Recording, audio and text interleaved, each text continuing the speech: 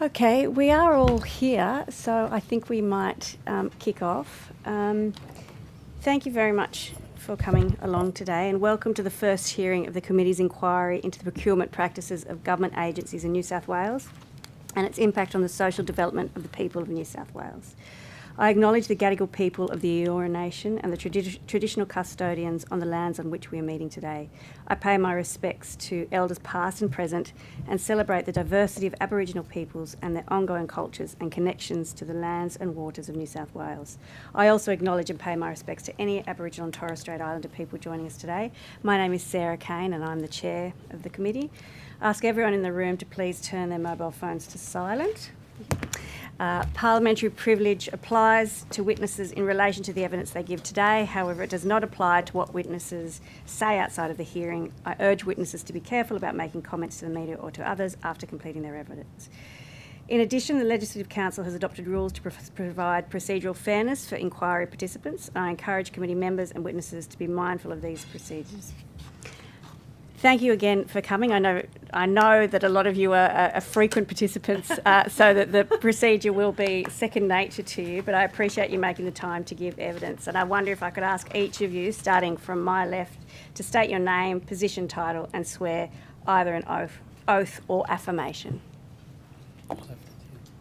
Nigel Bailey, I'm Executive Director, New South Wales Procurement Operations and Governance. I swear that the evidence now about to be given by me shall be the truth, the whole truth, and nothing but the truth, so help me God. Thank you. My name is Rudy Percher. I'm the Director for Treasury Procurement, the CPO. I solemnly, sincerely and truly declare and affirm that the evidence now about to be given by me shall be the truth, the whole truth, and nothing but the truth. Good morning, my name is Sonia Campbell. I'm the Deputy Secretary Commercial in New South Wales Treasury. I swear that the evidence now about to be given by me shall be the truth, the whole truth, and nothing but the truth, so help me God. Good morning. My name is Song Hong. Although profession I go by Song Hong, my legal name is Song Soo Hong. I swear at my position is Executive Director, New South Wales Procurement, Policy, Analytics and Advisory. I swear that the evidence now about to be given by me shall be the truth, the whole truth, and nothing but the truth, so help me God. Thank you very much. And would any of you like to start by making a short statement? Thank you, Chair. I will make a short opening statement. Thank you, Ms Campbell. So thank you for the opportunity to participate as witnesses in this hearing today. My name is Sonia Campbell, Deputy Secretary Commercial in New South Wales Treasury, and I'm joined by my colleagues, Mr Song Hong, who is our Executive Director for Policy, Analytics and Advisory, Mr Nigel Bailey, our Executive Director for Operations and Governance, and Mr Rudy Percher, who is our Chief Procurement Officer at New South Wales Treasury. We've provided the Standing Committee on Social Issues with a New South Wales Government submission prepared in response to the inquiry's terms of reference. We thank the committee for the opportunity to make this submission. The whole of government submission was a coordinated effort led by New South Wales Procurement, comprising of submissions from New South Wales Government accredited agencies who have a central procurement function and accredited agencies who procure only for their agencies. The submission does not cover procurement practices or policies administered by unaccredited agencies. The submission describes the New South Wales Government's procurement operating framework, including the roles and responsibilities of the Minister for Domestic Manufacturing and Government Procurement and the Procurement Board, and the authorising environment in the current devolved model and how this impacts procurement legislation, regulations and policy. Being one of the largest procurers in the Southern Hemisphere, it is imperative that we have robust procurement practices for the financial and social well-being of the people of New South Wales. The Procurement Board has implemented several economic, social and environmental procurement policies and initiatives that aim to promote economic participation and help deliver social outcomes, and I'll touch briefly on the main ones. Firstly, the New South Wales Procurement Policy Framework is the agency buyer's comprehensive guide to what is expected of them throughout the procurement process. It defines the government's procurement objectives of value for money, fair and open competition, easy to do business, innovation and economic development, and social outcomes and sustainability, and provides guidance on how to achieve these objectives. The Aboriginal Procurement Policy focuses on increasing the participation of Aboriginal businesses in government procurement and to support employment opportunities for Aboriginal and Torres Strait Islander peoples. It supports the government's commitment to First Nations economic development. The current version of this policy was introduced in January 2021 after a review recommended it be consolidated with 2 previous Aboriginal procurement policies. And procurement spend by agencies with verified Aboriginal businesses under the APP has been meaningful to date. $479 million in FY 21-22 and $354 million in FY 22-23. The Small and Medium Enterprise and Regional Procurement Policy aims to increase SME participation in New South Wales government procurement opportunities, particularly in regional areas, by ensuring they have access to government procurement opportunities. It includes a requirement that suppliers provide an SME and local participation plan with all tenders for contracts valued $3 million or more that references SME and New South Wales specific content. In November last year, the Minister for Domestic Manufacturing and Government Procurement issued a ministerial direction to the Procurement Board to allow agencies to purchase goods and services, not including construction, valued up to $250,000 directly from an SME, which was an increase of the previous threshold of $150,000. The ministerial direction also required the board to ensure agencies only request SMEs provide confirmation of relevant insurance coverage at the time of contract award rather than during the tender submission process. Based on a number of assumptions, the government procurement spend totalled $37 billion in FY 21-22, with $8.7 billion spent with SMEs and $41.6 billion in FY 22-23, with $9.1 billion spent with SMEs. There are many other policies and programs in place managed by different agencies, including for ICT and construction procurement, and also other initiatives currently in development. And some of these include working with the Anti-Slavery Commissioner on the impacts of the Modern Slavery Act across government procurement, the Infrastructure Skills Legacy Program, the Small Business Shorter Payment Terms Policy, policies that encourage the use of social enterprises and disability employment organisations, and women's economic reform. On top of this, environmentally sustainable procurement and how to address the transition to net zero are addressed in a range of policies and strategies, including the Government Resource Efficiency Policy, the Waste and Sustainable Materials Strategy, the Net Zero Plan Stage 1 from 2020 to 2030, and the Decarbonising Infrastructure Delivery Roadmap. We must also mention international procurement obligations and the enforceable procurement provisions which form part of the New South Wales policy framework. Australia is a party to the Australia-New Zealand Government Procurement Agreement, the World Trade Organisation Agreement on Government Procurement, and 9 free trade agreements that contain government procurement provisions. Collectively known as international procurement agreements, they require New South Wales government agencies to comply with procurement procedures and conventions that guarantee equal treatment to suppliers from trade partner countries. While the Procurement Board develops, implements and reviews government-wide procurement policy, heads of departments and agencies are ultimately responsible for managing their agency's procurement in compliance with procurement law and policy and entering into contracts on behalf of their agency.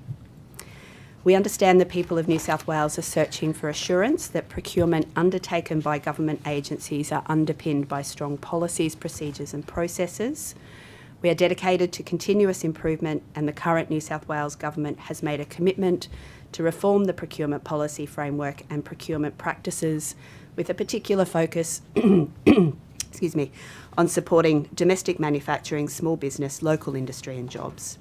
Recommendations from this inquiry will help inform that procurement reform agenda. Thank you for the opportunity to provide the committee with information about the procurement practices of government agencies and their impact on the social development of the people of New South Wales.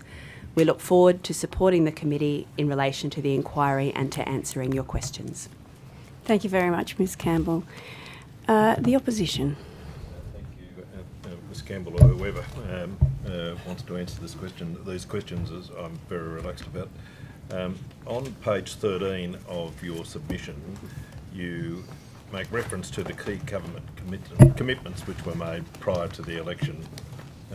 And in fact, the first of those is the establishment of a New South Wales Jobs Commission to rebuild domestic manufacturing and support the growth of local industries and jobs. Has Treasury done any modelling in relation to the establishment of the Jobs Commission? Thank you for the question, Mr Tudor-Hope. I think we talked about this at estimates recently. Yes, Treasury is doing some work around the Jobs First Commission and looking at the model to establish that, and there is a proposal that will be considered through the upcoming budget process. So there are some figures and personnel which clearly would be attached to that That's Jobs correct. Commission and the Yes. establishment of that Jobs Commission. How much does Treasury estimate the establishment of a Jobs Commission will cost the New South Wales government? The cost of it will obviously be a decision for government, and we've proposed a range of models depending on what the government seeks to achieve over time. I don't know that there is a specific number because no decision has been made around that. Is the modelling include the number of employees that you would in fact engage? Yes, there for the are purposes- assumptions. Thank you. There are assumptions around employee numbers. And what are those assumptions? I think off the top of my head, Mr Hong might be able to help me with that. There's a range. There is a Yeah. range. So again, the government ultimately needs to make a decision, but in terms of executives and as well as non-executive staff that will be part of that Jobs First Commission. But again, it will come down to the government to make its decision in terms of how it resources that commission. And the functions of the New South Wales Jobs Commission, how do you envisage those being articulated? Will it require legislation to establish? I would say at this stage, all options will be put to the government in terms of that decision, whether it's legislation. And So the actual functions have you outlined in terms of the proposal which is being established? What do you say that the functions ought to be? Because the actual description is there: support the growth of local industries and jobs. The Commission will monitor major procurements by New South Wales government agencies. So what do you say the functions of the New South Wales Jobs Commission will be? I can step in there.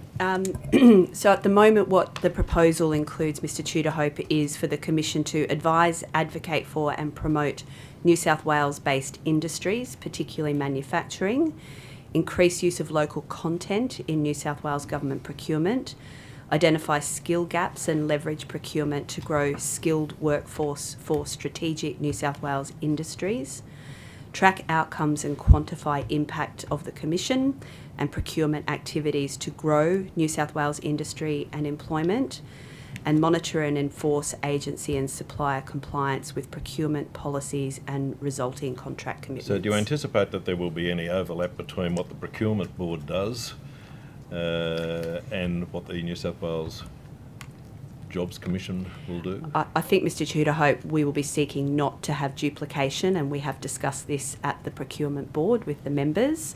The task at the moment is consultation to understand what is happening elsewhere across New South Wales government so that we're not duplicating and that we are supplementing skills where they're needed to support these outcomes. Thank you.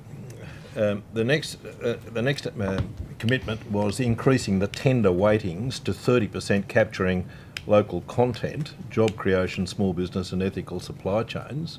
There's a number of questions I raised. Why haven't you done that already?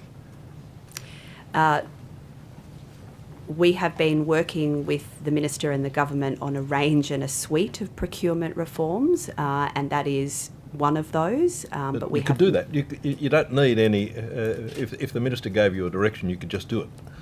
But it's the implementation of it, Yeah. Mr. Tudor-Hope, that would need to flow through into forms of contracts being used across government and tender documentation within the agencies.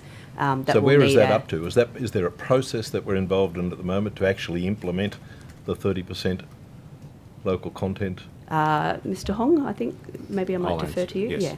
So the direction we have been given by the Minister's Office is that that particular election commitment will be fulfilled by the Job Service Commission once it has been set up. So let me understand that.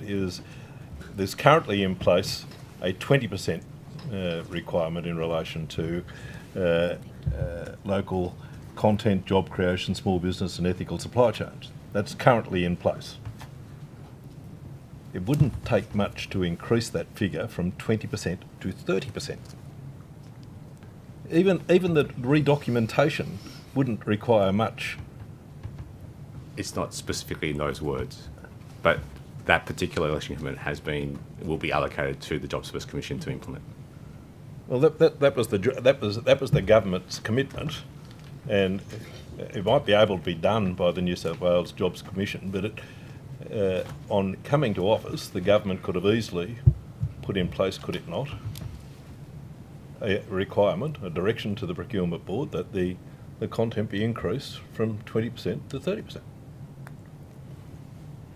I think, Mr. Tudor-Hope, we would agree with your point that it is not a difficult commitment to implement, Yep. and we're taking direction from the Minister around the suite of procurement reforms. So that one could have been done already. Would you agree with me on that? Well, we've taken the step, obviously, to fulfil the election commitment around the insurance requirements and increasing the threshold for small business, which was done at the end of last year. And we are working with the Minister, as I said, on a suite of reforms, which include both the one that you are asking about, as well as the Jobs First Commission, and looking at opportunities for strategic projects in the pipeline that will support the local jobs, local manufacturing commitments as well. I'm sure all that's right, but I just to harp on the point is that it wouldn't have been too difficult a decision. If it was the policy of the government when they came to office to increase that figure, it would not have been too difficult to in fact give a direction to the board, the week after you came into office, that figure be increased from 20% to 30%. Could have been done. Noted, Mr. Tudor-Hope. Yeah, Thank you. Of the balance, the 70%, what comprises the 70% of the procurement requirements? Your question, Mr. Tudor-Hope, is in terms of the tender evaluation criteria. So they would be aligned to the procurement objectives in the procurement policy framework around value for money, social enterprises, etc. I might step in, Yeah. Campbell. And again, there will be non-price and price criteria. And again, there are, again, Mr. Tudor-Hope, thresholds that agencies will abide by. But yet, again, there will be price and non-price criteria as part of that tender weightings. And they don't have any specific allocation of a percentage figure to them for those other factors, do they? In terms of, when you say other factors, could you clarify which other factors? I think, Mr. Tudor-Hope, your question is, are there weightings on tender evaluation criteria? Correct. I think the practice will differ across different parts of government. I don't think there is a mandated central position. There's a standard form contract for construction. We do have standard form contracts for goods and services with a suite of tender documentation that supports that. And I know that it is the practice of some agencies to use tender weightings and the practice of others, particularly on major projects, not to apply tender weightings, which allows a balance in terms of assessing the overall value for money, particularly in response to the fact that, lowest price does not equal best value for money. Well, you and I can agree on that. In terms of what local content means for the purposes of evaluation, does that mean local content in New South Wales?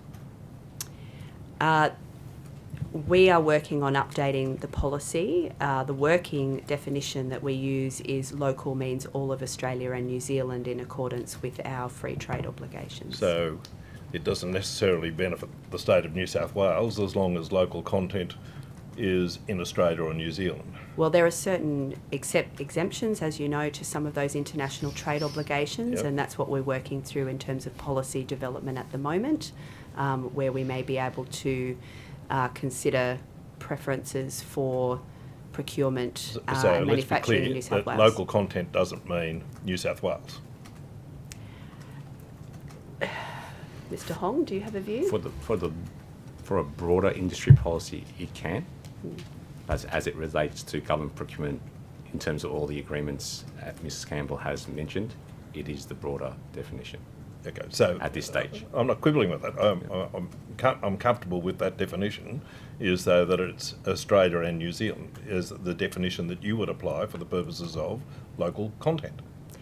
For procurement policy, for- but as for procurement Mr. policy. Song said, there is industry policy that goes along with that. Yeah. Yeah, there may be. And in terms of the New South Wales jobs only policy, is that the creation of jobs only in New South Wales, or does it apply to, again, Australia-wide creation of jobs? Is it? I must admit I'm not aware of a jobs-only policy, Well, Mr. Tudorhope. Well, in terms of job creation as part of the government commitment, is it looking specifically at job creation in New South Wales, or is it looking at job creation in Australia and New Zealand? I understand the question. It's a good question, but we are obviously in the policy consultation and development, so I don't think we can answer that question at this time. So, have we developed any notion around what job creation will look like? I mean, measuring job creation is something that the government has sought to do through policy levers for some time now, and it's Yep, it's I'm often aware. difficult to measure. It's not necessarily within the remit or our remit in Treasury to be doing that, but working alongside other parts of government with that responsibility. But we would be looking, I would expect, as part of the policy development, to how we would assess the number of jobs that a particular procurement would deliver in New South Wales. The time is so short. Thank you, It is so short. I have. Thank you, Mr. Tudor. We may get another allocation. Ms. Boyd. Thank you, Chair, and good morning to all of you, and it's good to see you all again. I wanted to talk about this tension between trying to encourage certain types of procurement with higher thresholds and other sort of cutting of red tape, I guess, while also managing the potential for there to be sort of gaming of the system or corruption or something else coming out of those categories where exemptions have been allowed. Have you seen, presumably you've read the ICAC submission to the inquiry. Of particular note is this sort of reference to there being a higher potential for corrupt practices when it comes to smaller entities and local businesses, which is incredibly interesting.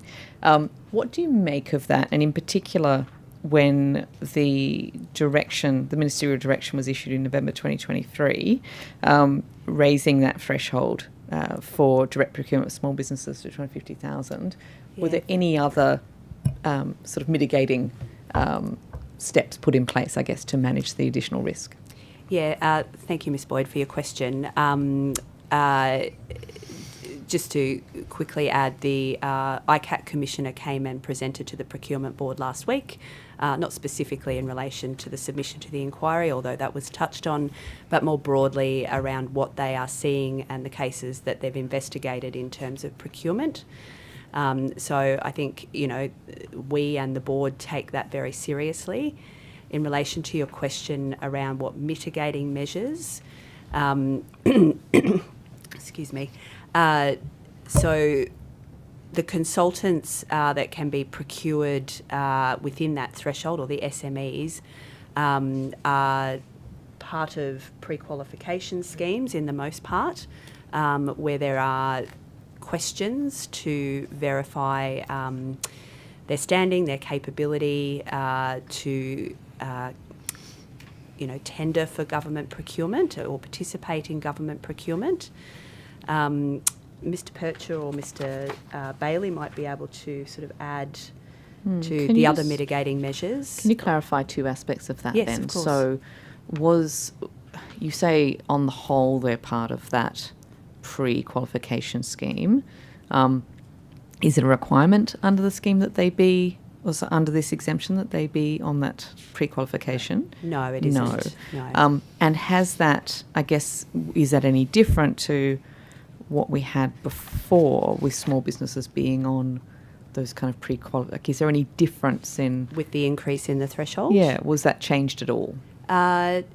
I think it's a little early to tell. We did track some expenditure data in preparation for estimates and did see an increase across the agencies that responded, although that was variable and it was a small data set to be able to understand the impact of the policy change at this point in time.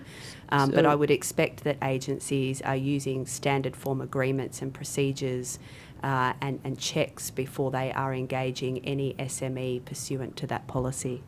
If you could, because it sounds like there's no mitigating I factors. think there. Mr. Percher might have Thank something you. to add. Yeah. It does open the door for agencies to find suppliers that are not on a pre-qual scheme. So there's a whole bunch of categories where we don't have schemes, and to be able to find a supplier up to 250 in another category, this policy enables that.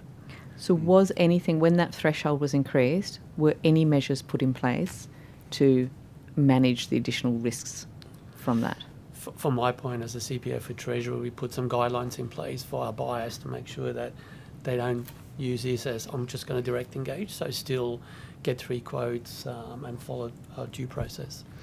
But each agency... May I add maybe one comment? Again, the procurement policy framework sets out in lots of detail the rules by which all agencies must procure, and just because the threshold increased from 150 to 250 does not preclude them from ignoring the procurement policy framework. They must still comply with the procurement policy framework and all the protections underneath it. Which includes the conflicts of interests, supplier code of conduct requirements. One of the major themes from our consultants' inquiry that came out of our sort of examination of the procurement board and its processes is that there wasn't, although it's all good and well to have a set of guidelines and policies and other things people need to comply with, when it came to actually enforcing or monitoring that compliance, it appeared to be, pretty much absent. That was also picked up by ICAC in their submission to this inquiry, and they suggest that they don't make this direct suggestion. What they say is, given Procurement New South Wales' lack of monitoring and enforcement, or not having sufficient resources to monitor and enforce compliance with procurement guidelines, they then go on to sort of suggest a bunch of other things. But do you think really it's time that we just gave Procurement New South Wales the resources and the power to properly monitor and enforce compliance with the guidelines? I think that's asking for a personal opinion, but what I will tell you is what we are doing in response to that, because you're correct, Ms. Boyd, we have discussed that in the context of the consultants' inquiry. And as I mentioned, we did discuss this with the ICAC Commissioner present at the Procurement Board meeting last week. We are looking at this in the context of the accreditation program and the self-attestation. We have established a risk and compliance subcommittee of the board to be specifically looking at these risks. That was established at the end of last year. We've had, I think, 3 or 4 meetings since then, and it is a very rich conversation about what we can do to better monitor and call out compliance issues across the sector.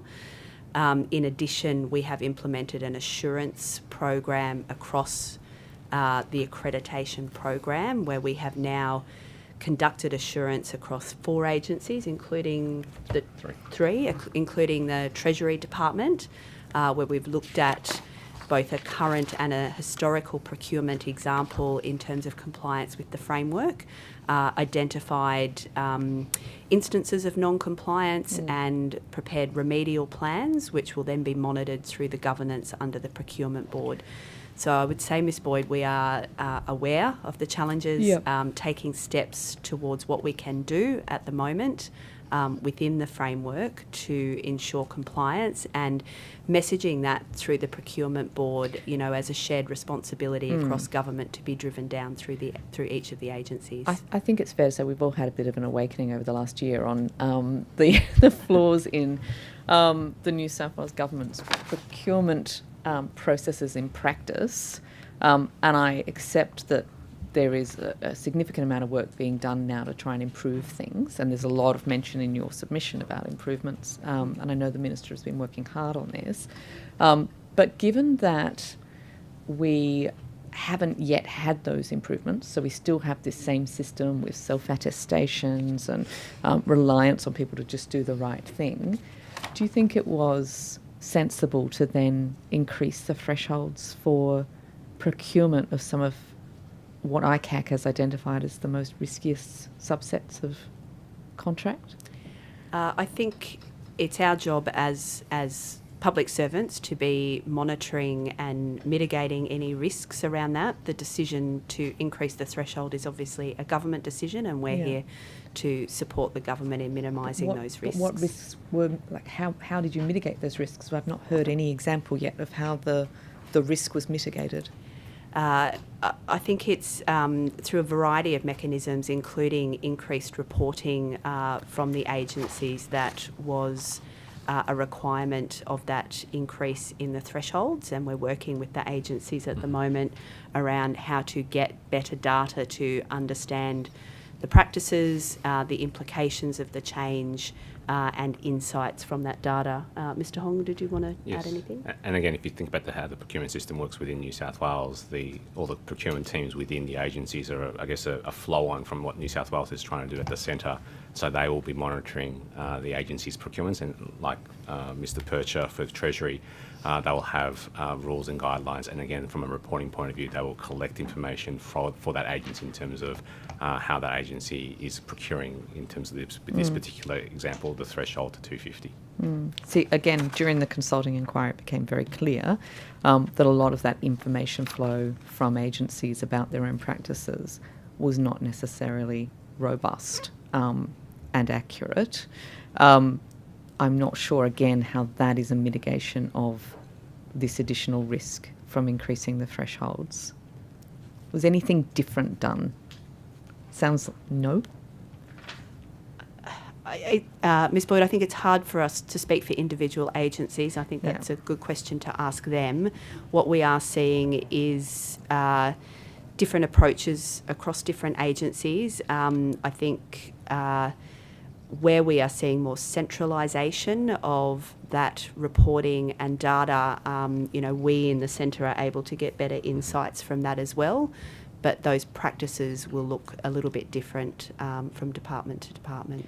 This devolved procurement model that the New South Wales government has seems to be rife with issues. What's the history of it, and is there any, I guess, appetite, or has there been any work done on re-centralising, or sort of bringing some of the risk management more directly in control? I might make a few comments and then I might hand over to Mr Hong. We provided advice to the Minister shortly after the election on the history of the model in New South Wales. The government shifted from a very centralised model under a state contracts board where all procurement was run through the centre, which had its own challenges around the timeframes and capacity to be able to procure, and obviously as population has grown, procurement spend has grown. It would be very challenging, I think, to bring everything back to the centre. So I think it's a question of where the pendulum swings, and has it been too decentralised under the current operating framework? The conversations and advice that we are thinking about is around what is appropriate to be in the centre from a data analytics, insights, reporting and monitoring perspective, versus, what is appropriate for agencies to have responsibility for as the budget owners. Mr. Hong, did you want to add anything? Quickly add, and maybe one clarification. I think agencies have always procured in the past, when I say past, 12, 40 years ago, there was more centralisation of the whole of government arrangements.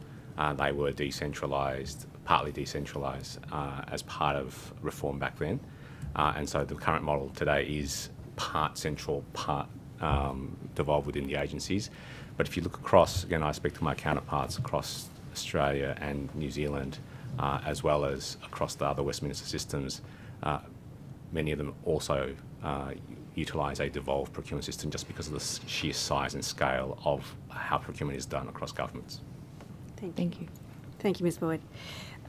And thank you for asking some of the questions I was going to get to. So very helpful.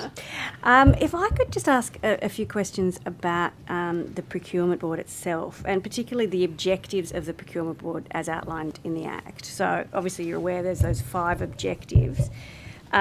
In the interest of time, I won't read them out to you, but I wondered what specific actions or action plan the Procurement Board has or takes in each of those areas, and how does it monitor progress? So the tasks with these objectives, the Procurement Board, how does it go about implementing those? Thank you for the question, Chair. So I would probably just start by saying we've had a significant number of new members to the Procurement Board at our last meeting. So I think 5 new delegated members. So we're working with them to provide an induction at the moment. But in answer to your question, we hold a board strategy offsite annually. We are in the process of planning for one now that we have our new membership in place.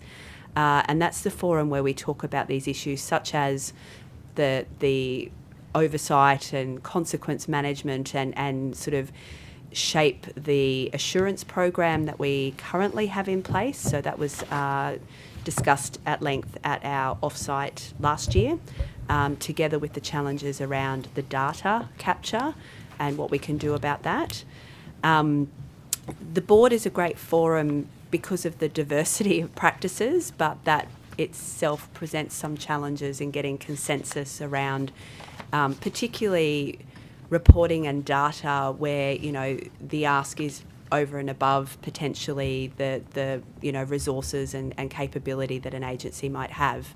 But I would say there's an acceptance that, that's where we need to get to in terms of better data and insights around procurement expenditure, and a commitment from the board to work on ways that we can do that within the means that we have.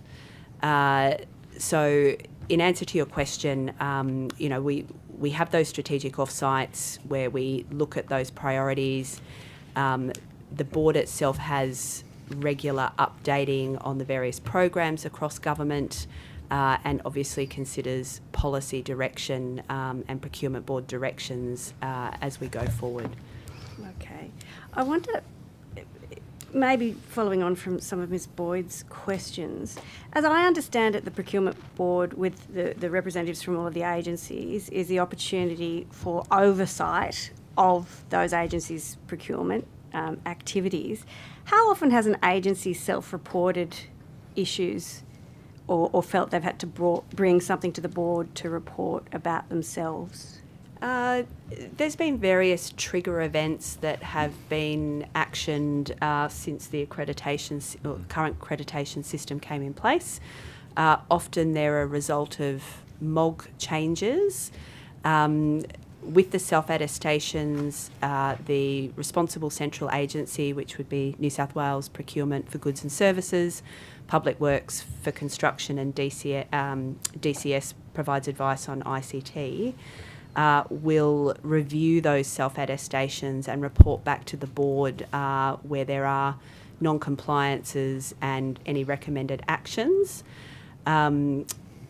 I think that there is opportunity to continue to improve that process with the insights for the board, and we'll be working with the relevant agencies on that. Okay. So self-attestations, which again Ms Boyd referred to, there's slightly problematic, but you say there's a review process. There is. So how often has that review process has resulted in a finding of non-compliance and some kind of sanction applied to either the agency or the contractor involved? I'm not aware of sanctions being applied to the agency, but it is a question that I am currently asking in response to the most recent round of self-attestations and having a conversation through the Risk and Compliance Committee and the board around what those consequences should be. I think the most extreme is a suspension of an accreditation for non-compliance, but a prompt remedial plan and action as a minimum should be required for identified instances of non-compliance. So just to confirm, the Procurement Board, which has ultimate oversight via the secretaries of the accredited departments, has never to date... Not You're that not I that you're wouldn't aware say of. never, Okay, not that sorry. I'm aware of. I don't I'm wanna put happy to words in your take it on notice Sure. and check for you, Chair, Thank you, I appreciate unless that. any of my colleagues are aware. If I could then go to the issue of accreditation, and this might be to Mr Hong, I'm not sure. Has accreditation ever been refused an agency? What does it mean when you're accredited? What do you got to do to show that you're going to be an accredited agency, that you've got the goods to be accredited? I can talk about current process, and then again, I think as Ms Campbell has alluded to, we need to look at it in terms of continuous improvement. And so the current process is that the agency needs to be able to show that it can procure based on a set number of criteria. Typically, we require an external review of that particular agency, and then we'll give them feedback in terms of what we believe that they may be short in terms of the thresholds by which we would expect them to get accreditation. And so there is a process by which it needs to be followed that involves the agency that's seeking accreditation, a third party that reviews how they are doing their procurements. It still requires endorsement from the secretary of that agency group, and then it will come then to the procurement board for final approval. Now, you may ask, is there a review? At the moment, it is in perpetuity. And hence the reason why one of the things that we have implemented more recently is that assurance program of going and looking at agencies and how they've procured in the past, and also a current procurement. Noting that I would say before my time, I think it was about maybe 5 or 6 years ago, there was a 3-yearly cycle where an external party came in and did review agencies from an accreditation perspective. Chair, if I can just add to that, please. Yes. I can give you 2 examples. So one is in relation to an agency that applied last year for construction procurement accreditation. The review supported it. The board did not endorse it in the first instance because the agency's procurement capability was aligned to smaller procurements, and since the review had been done, they had a very large procurement in their pipeline where we discussed the capability of that agency to actually be able to procure a project of that size and scale. So the board went back to the agency, requested further information, and at the next board meeting endorsed accreditation with a condition that that agency could not procure projects over $20 million and would need to seek concurrence from an accredited agency with that capability. The construction procurement accreditation does not have thresholds in the way that the goods and services does, and that's something that we can look at in due course. There is another example of an agency that has been seeking goods and services accreditation for quite some time now, where we have been working with them on a suite of agreed capability requirements that need to be demonstrated before we would be able to support their accreditation application going to the procurement board. So yes, there are active recent examples of that being administered. Excellent, thank you very much.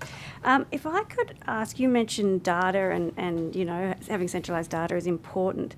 Can you describe what gaps currently exist in the collection of data across agencies? But also, I do remember, and I think it might have been Mr Hung that we asked during the consultant's inquiry, where because the Auditor General's report noted that there was a vendor management system which Treasury was going to put in, and I just wondered if we could also get an update. So what data don't we have, and where are we in terms of this centralised vendor management system? That's a very good question, Dr. Kane. I'll try to summarise. Again, I think last time at the consultant's inquiry, I talked about sort of financial data and operational data. I will focus on operational data, noting that the Auditor General tried to reconcile the financial account data versus the operational data. I'll tell you what we have, and then I guess by default that's what we don't have. And so what we do have within New South Wales Procurement is we do a sweep of all the ERP systems across agencies that fall within the remit of the Public Works and Procurement Act, and we collect all the invoice data that is being paid by agencies. But like any data system, the data is only as good as the source. And so to your point, that where is the first potential gap? It is the data collection at the agencies in terms of how they collect the data. But at a macro level, we do a sweep and we get all the invoice data from agencies. It is all the invoice data, and so if things are paid outside of invoices, and so at this stage, again, a team that's within Ms Campbell's remit, the banking team, looks at the P card data, so it's effectively card data. That's not included at this stage. We are looking at figuring out how do we combine these together to have a more holistic picture, but invoices are typically the bigger spend. And if you look at invoice data, again, the way that, again, from now I'm going to switch to financials, financial accounting. If you look how people look at financial accounts, there's the CapEx and the OpEx. And so at this stage, within the system that we have within New South Wales Procurement, we don't do a split between CapEx and OpEx. Right. It is just all spend data. And so as a result, you will, and the Auditor General picked it out in her report, there will be a slight mismatch because, again, financial accounts, budget-wise, typically is OpEx or the operating capital, so operating expenditure, whereas the CapEx is done separately. And so at a macro level, if you sort of look outside of that, that's where all the missing data, and then in terms of the reconciliation, will be a very difficult task to be able to reconcile financial data with operational data. But again, we are trying to get more granular information on the procurement data so that we can do better reconciliation with the financial accounts, again, which are the official records of the state. So just more explicitly, I guess, so you're doing that work, and I appreciate that. So is there an intent for there to be that centralised system to gather that? Or was it, as Ms Campbell suggested, an issue because Procurement Board members are a bit all over the place about what they're prepared to, provide? I'm not sure I quite put it in those terms, Chair. I concede that, Ms Campbell. Thank you, Chair. Well, that's the SPENQ. That Yes. invoice data is SPENQ. I think to Mr Hong's point and the Chair's question, it is all about how the agencies are inputting that data. So some agencies across government have implemented the VMS systems, I think, Mr Hong, where that data is more complete, and we are actively in discussions around how we code that data up front from agencies to support the data and insights. Yeah, just on the VMS, that was always only intended for consultant use. So, okay. So at this stage, and so the key focus of that particular initiative, and hence the reason why it was raised in the consultant's inquiry, the key focus at the centre is just data sets. We don't mind where the data comes from as long as it is consistent and accurate from agencies. That is what we are seeking to get from agencies, and that's the ask of agencies. Thank you very much, and I find myself empathising with Mr Tudorhope about the lack of time. We do have lots of questions, but we will provide those to you on notice. Thank you very much for appearing today, and I think, I'm just thinking how long, you probably know better than me how long we usually give you for replying to questions on notice. 21 days. There we go, it's been confirmed. So thank you very much again for appearing again at one of these hearings. Thank you. Thank you.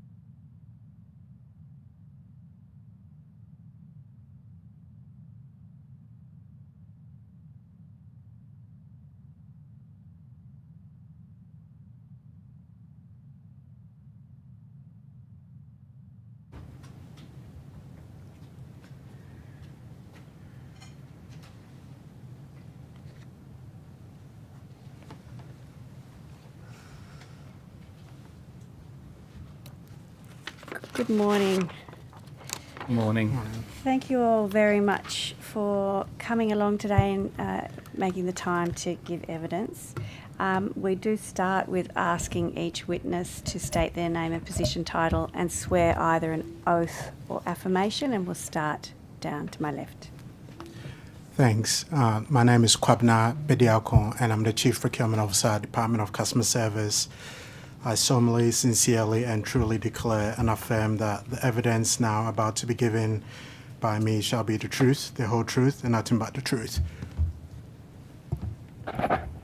Hello, I'm Laura Christie, Deputy Secretary, Digital New South Wales and the Government Chief Information and Digital Officer. I solemnly, sincerely and truly declare and affirm that the evidence now about to be given by me shall be the truth, the whole truth and nothing but the truth. Hi, I'm Mandy Young. I am the Deputy Secretary and Chief Operating Officer for the Department of Customer Service. I solemnly, sincerely and truly declare and affirm that the evidence now about to be given by me shall be the truth, the whole truth and nothing but the truth. Thank you. Good morning. My name is Mark Lenzner. I'm the Executive Director of ICT and Digital Sourcing. And I solemnly, sincerely and truly declare and affirm that the evidence now about to be given by me shall be the truth, the whole truth and nothing but the truth. Thank you very much. And we're going to start with the opposition. Mr. Lenzer, is there a difference between the Chief Procurement Officer and ICT sourcing that you do? There is, Mr. Tudhope. Mr. Bediako looks after procurement in DCS, Yep. the portfolio. But We you look have a after specialised function. a specialised all the government function for ICT For and digital ICT. procurement. And that that's your responsibility. Correct. And you very capably put together an ICT round table in the last during the period of the last government, and that mandated, in fact, did it not, 25% of ICT procurement go to Australian small businesses? The small business SME targets that were set by the ICT and Digital Sovereign Procurement Task Force, there were two targets, a direct spend target of 30%. Yep. And an indirect target of 25% for contracts greater than 3 million.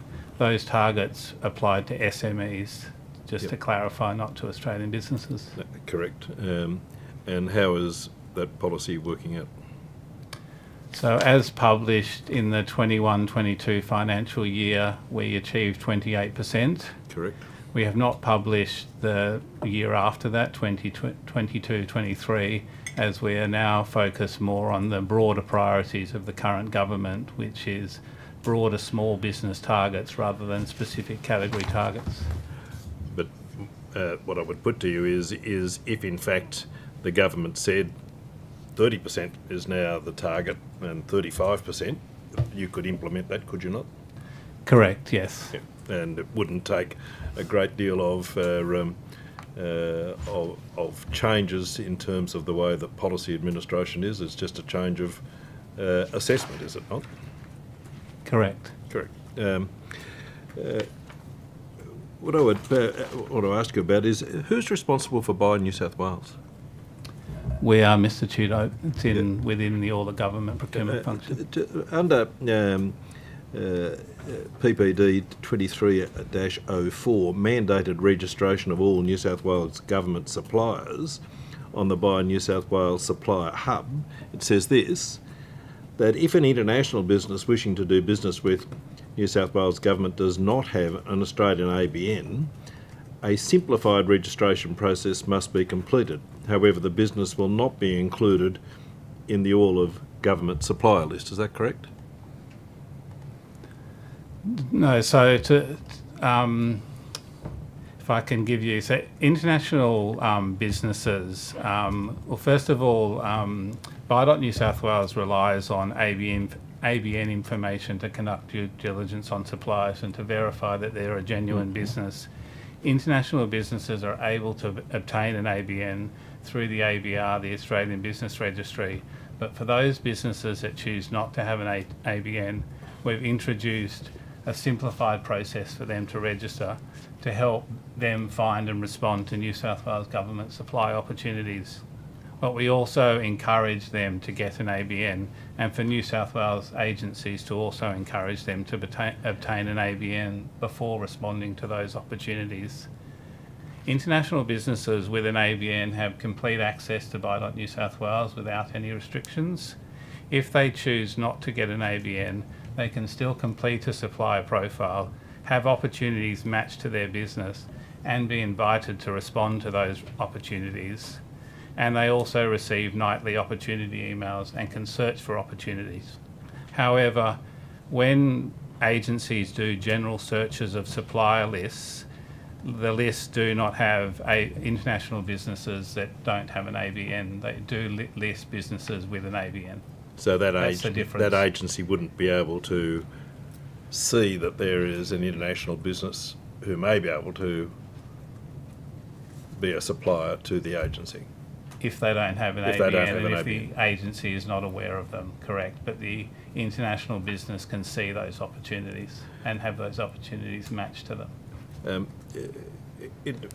One of the criticisms which has arisen in relation to the implementation of policy is that there is no standardisation of contracts for the purposes of making sure that across government we have a standard contract that suppliers and agencies work within for the purposes of procurement. Does customer service have a standardised contract that it uses in relation to the provision of, in relation to procurement services? Mr. Chair, I can only speak to ICT, the procurement of ICT. So we have a standard contract framework, the ICT purchasing framework, which is mandatory for all ICT procurement, both low risk, low value, high risk, high value. That contract template is designed specifically to work with the complexities of ICT procurement. And for the purposes of establishing the targets which have been set, who does that? Who actually oversees the meeting of targets which ICT has set? Are you referring to the SME procurement targets? Correct. Our team oversees them and works with agencies to establish their performance against those targets. Well, in terms of actually how that actually operates, an agency engages in a contract for the purchase of new technology or new software or whatever that they are purchasing. How does that play out in terms of the oversight about making sure that we are meeting targets? Who does that? So the agencies themselves, under a devolved model, are responsible for their own procurement under the policies that we set centrally. For that first financial year that those targets were in place, we reached out to each agency and worked with New South Wales Procurement and the Spend Cube team to analyse the spend data for that financial year, the 21-22 To in fact financial verify year. that those figures were accurate. We verify those figures with the agencies, ensuring that the spend is on valid SMEs, and then work with those agencies. So that's how we got to the original number of 28% for the first financial year. And what's it going to be, did you say earlier, that what's it going to be for the 20, we've got the 20, what you have for the 22-23 year? As I said earlier, we haven't published that result as we... Do you have the data? We haven't published it as we are now working on the broader targets being set by the current government. But do you have the data to establish where you are in terms of the current spend on SMEs? We could establish the data if requested, yes. When you're saying, when you're looking at local procurement, is that New South Wales only? No, the targets were set specifically for SMEs. So SMEs under the definition of any business with less than 200 people, regardless of their locality. So it's not constrained to New South Wales. It's Australia or New Zealand. Is that how you see it? Correct. And is that how you would see local content as also being? Is Australia and New Zealand? That's a question more for the government and the policies that they set through New South Wales Procurement, working with ourselves and other procurement teams. So that's to be determined, I believe. Mr. Bedako, similar sort of questions in relation to procurement on behalf of DCS. Do you have a standardised contract that you use in relation to procurement on behalf of DCS? Thanks, Mr. Tudor, for the question. So it really depends on the scheme that we buy from. So as an example, the ICT services scheme that Mr. Lenza spoke about, there's the core end or ictamicta that is mandatory that if we're buying from that scheme, we're meant to be using those particular contractual arrangements versus the performance and management scheme, which is managed by New South Wales Procurement. They've also got a standardized contractual framework that we also use if we're buying from that scheme. So it really depends on the scheme that we're buying from, and then within that scheme there are contractual frameworks that we use to engage with that particular supplier. You're the Chief Procurement Officer? Yes. What training did you have in relation to obtaining that position? Great question. So I started off my career in consulting. So I worked in a procurement supply chain operations consulting firm for 10 years. Then I moved over to Endeavour Energy, headed up the strategic procurement team, and then moved over to DCS. So I've been... So you've worked within the procurement Correct. framework for a long period of time. Yeah. But in terms of working for the New South Wales government, do you get specific induction and training in relation to the manner in which you have to implement the procurement policy framework? Yeah. I wouldn't say there's an induction as such. However, the whole procurement process around plan, source, manage, is pretty standard across wherever you're doing procurement, whether it's private or public. The nuances around particular policies, yes, I had to read up on that when I joined DCS. That being said, New South Wales Procurement also, they've got a training system called Compario that, for example, any new member that joins my team, we get them to go and complete the courses to familiarize themselves with key government policies and how we do procurement within government. The ICAC have identified various issues relating to potential invoicing and the like for procurement, and some of the issues which they have raised, in fact, relate specifically to ICT procurement.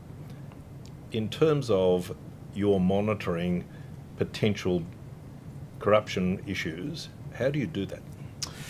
Great question. So there's a couple of ways. So we conduct a bi-monthly kind of random audit within DCS where we pick up contracts to see whether they've been conducted in compliance to the DCS procurement manual, and then we then publish the results to the department so that people learn from, okay, if there are some non-compliances that we've picked up, we're publishing the results so that people learn from that.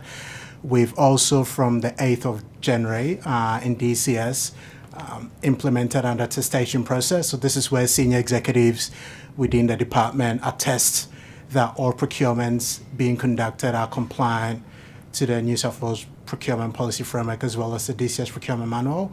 And if they do a test and we do an audit and they haven't been compliant, then there are some consequences that those individuals might be subjected to, which is based on the DCS Code of Ethics and Conduct.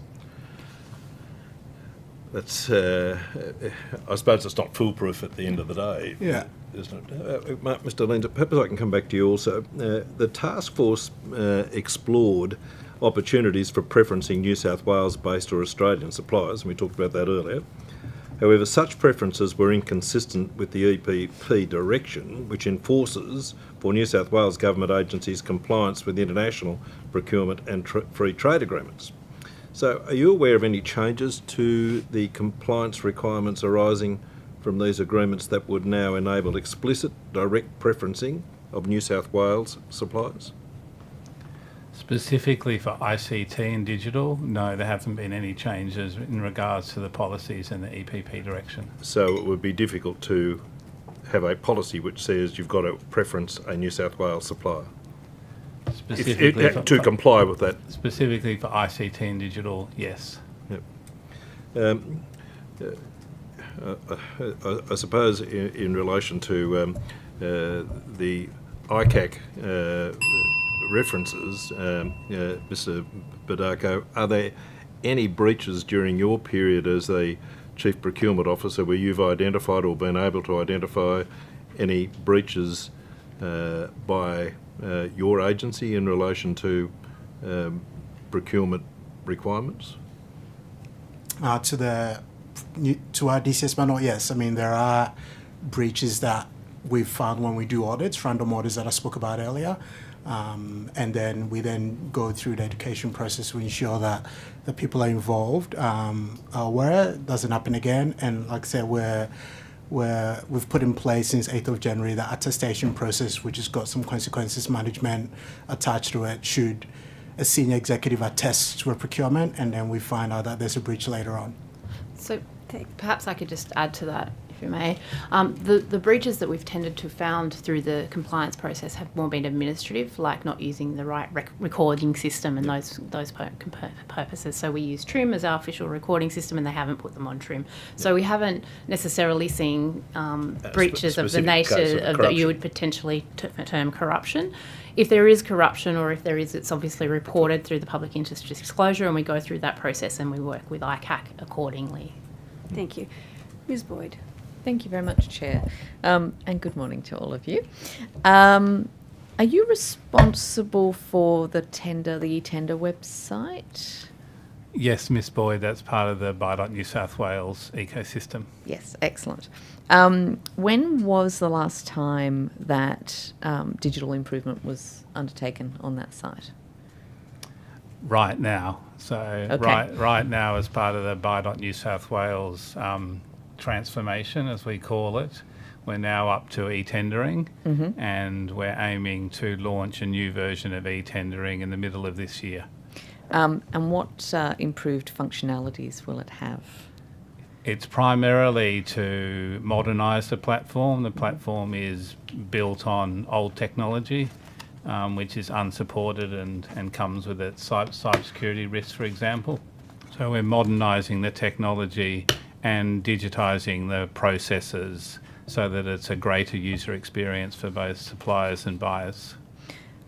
Will the new system be able to cope with, for example, having all contracts put on there? So at the moment we have only contracts over a certain level, over a certain dollar amount put on there for 3 months. And it's a little bit random as to some of them seem to stick around longer than that. Will it have the capacity to hold more data? Yes, it will. It'll be designed specifically for the current policies of government. So Okay. it'll have a more robust, more modern database that will be capable of holding more contracts. And if the government choose to disclose more, it will be capable of supporting that as well. And is that 3 month on the tender system under a policy document or under? Actually, should know the answer to that. But I Yeah, don't. that I'm not sure of. Can I take that question on notice? Yeah. We have disclosure obligations, but I'm not aware of the 3 month obligations. So if I 'Cause may take that question on notice. I'm sure you're aware the federal one doesn't have that time limit, and it's really handy to be able to look back and see a bunch of things. Will it be able to link to sort of associated tenders? And, for example, where we've seen sort of massive variations in contracts, will it have a sort of a way to be able to link back to the original so that we can see other associated documents? I'll also take that on question on notice, but the intent is to have a more transparent end-to-end picture of procurement from the time the opportunity is advertised to the time the opportunity is disclosed. So I think the answer to your question is the intent is yes, but I'll furnish further detail if I may. Thank you. But if the government was to make the decision through whatever form it needs to do it, to have to remove that time limit, that 3 month time limit, and also perhaps to lower the threshold so we ended up with a lot more data on the website, the new system could cope with that. Correct. Okay, that's great to know. In terms of IT consultants and contractors, we've heard a lot in the consulting inquiry, but also through estimates, that there is quite a lot of difficulty in being able to basically directly employ IT consultants within the public sector because of the high wages that they can get elsewhere, etc. But it seems to be a bit of a cyclical sort of feature. I know that back in 2021, the former Minister Dominello was very keen on insourcing some of that functionality. What happened to that, and what have you been doing to try and insource? I might take that question. So in my capacity as Government Chief Information and Digital Officer, I chair an ICT and digital leadership group with the CIOs across the New South Wales government sector. And this is absolutely a challenge that government faces. As you say, a struggle to hire permanent ICT staff within the New South Wales public sector. Well-documented skill shortages in that space, and I think probably, the context of government not necessarily being the most attractive digital place to work, although we are working on that proposition. So in saying that, while we have struggled to attract permanent staff, we do have a very large capability in the Department of Customer Service, engineering capability. So in Digital New South Wales, we have the Government Technology Platforms team, which has a large number of engineers that sit within the department that do kind of back-end platforms for all New South Wales government. And Service New South Wales also has a large engineering capability in-house, and other New South Wales government agencies do have capability within-house. So it's a constant juggle between in-house resourcing, external procurement of resources, and contractors. And as part of the IDLG that I chair, we've been doing some work to really think about what is the optimal model for government in terms of the resourcing mix, given that particularly in ICT and digital transformation, we don't always need permanent resources as well. So the buy.nsw as an example, we will finish that work in due course, and so we won't need, the level of engineering resources or particular specific software engineering resources on a permanent basis. So there's a real kind of juggle between the resourcing mix for ICT and digital capability in government. The former minister talked a lot about having basically sufficient in-house resources for there to be an effective partnership formed with external resources. Correct, yep. Excuse me. I'm just wondering, in terms of, it's quite a specific project, but the sort of ill-fated upgrade of the COPS system to IPOS, whether anyone in Digital New South Wales has been involved in that project, because as we've gone from contractor to contractor, we appear to have lost a lot of the base work and keep having to start again. Is that something that you've been involved in? Yeah, I'll just clarify the role of Digital New South Wales. We have two jobs. We assure ICT and digital projects across the sector. So we do that with an independent assurance function that we are delegated by New South Wales Treasury to do that. So we have been involved in the COPS projects as an independent assurer to say, this is working, this is not working, and giving assessments of the health of that project. The specific project, so it's to our engineering capability that I talked about, government technology platforms, no, we have not been contracted to do that work per se. The engineering capability in government technology platforms, we focus on what we call all of government platforms, so customer payment platform, the government data centre, Licence New South Wales, the licensing system for the government. These are core platforms that we engineer and run in Digital New South Wales. We don't. We do some kind of contract work on behalf of other agencies, but we don't, as a rule, kind of have an engineering squad that would go off and do the COPS IPOS upgrade, for example. But we do advise upon, the best way to kind of step into some of those projects. Yeah, okay. So it's not a current capability, but I guess it could be if we ended up sort of bolstering the group or the team to be able to provide that sort of work. Yeah, it happens in some shape or form with some of the platforms we provide, because we provide them to a number of government agencies. So we often, for example, it'll be the customer payments platform will be one component of a broader digital transformation that another agency is doing. Yeah. As an example. Yeah. Okay. So given the relatively high numbers of consultants that we see in the IT space, and given the ICAC comments around the potential for conflicts of interest and behaviour that is potentially corrupt, and we did see some examples of or concerns during the consulting inquiry with contractors as well. What steps have you taken, I guess, to try and minimise the risk of, for example, do you have contractors on recruitment panels and that sort of thing? So ICT and digital sourcing run the consultancy scheme, the ICT consultancy scheme.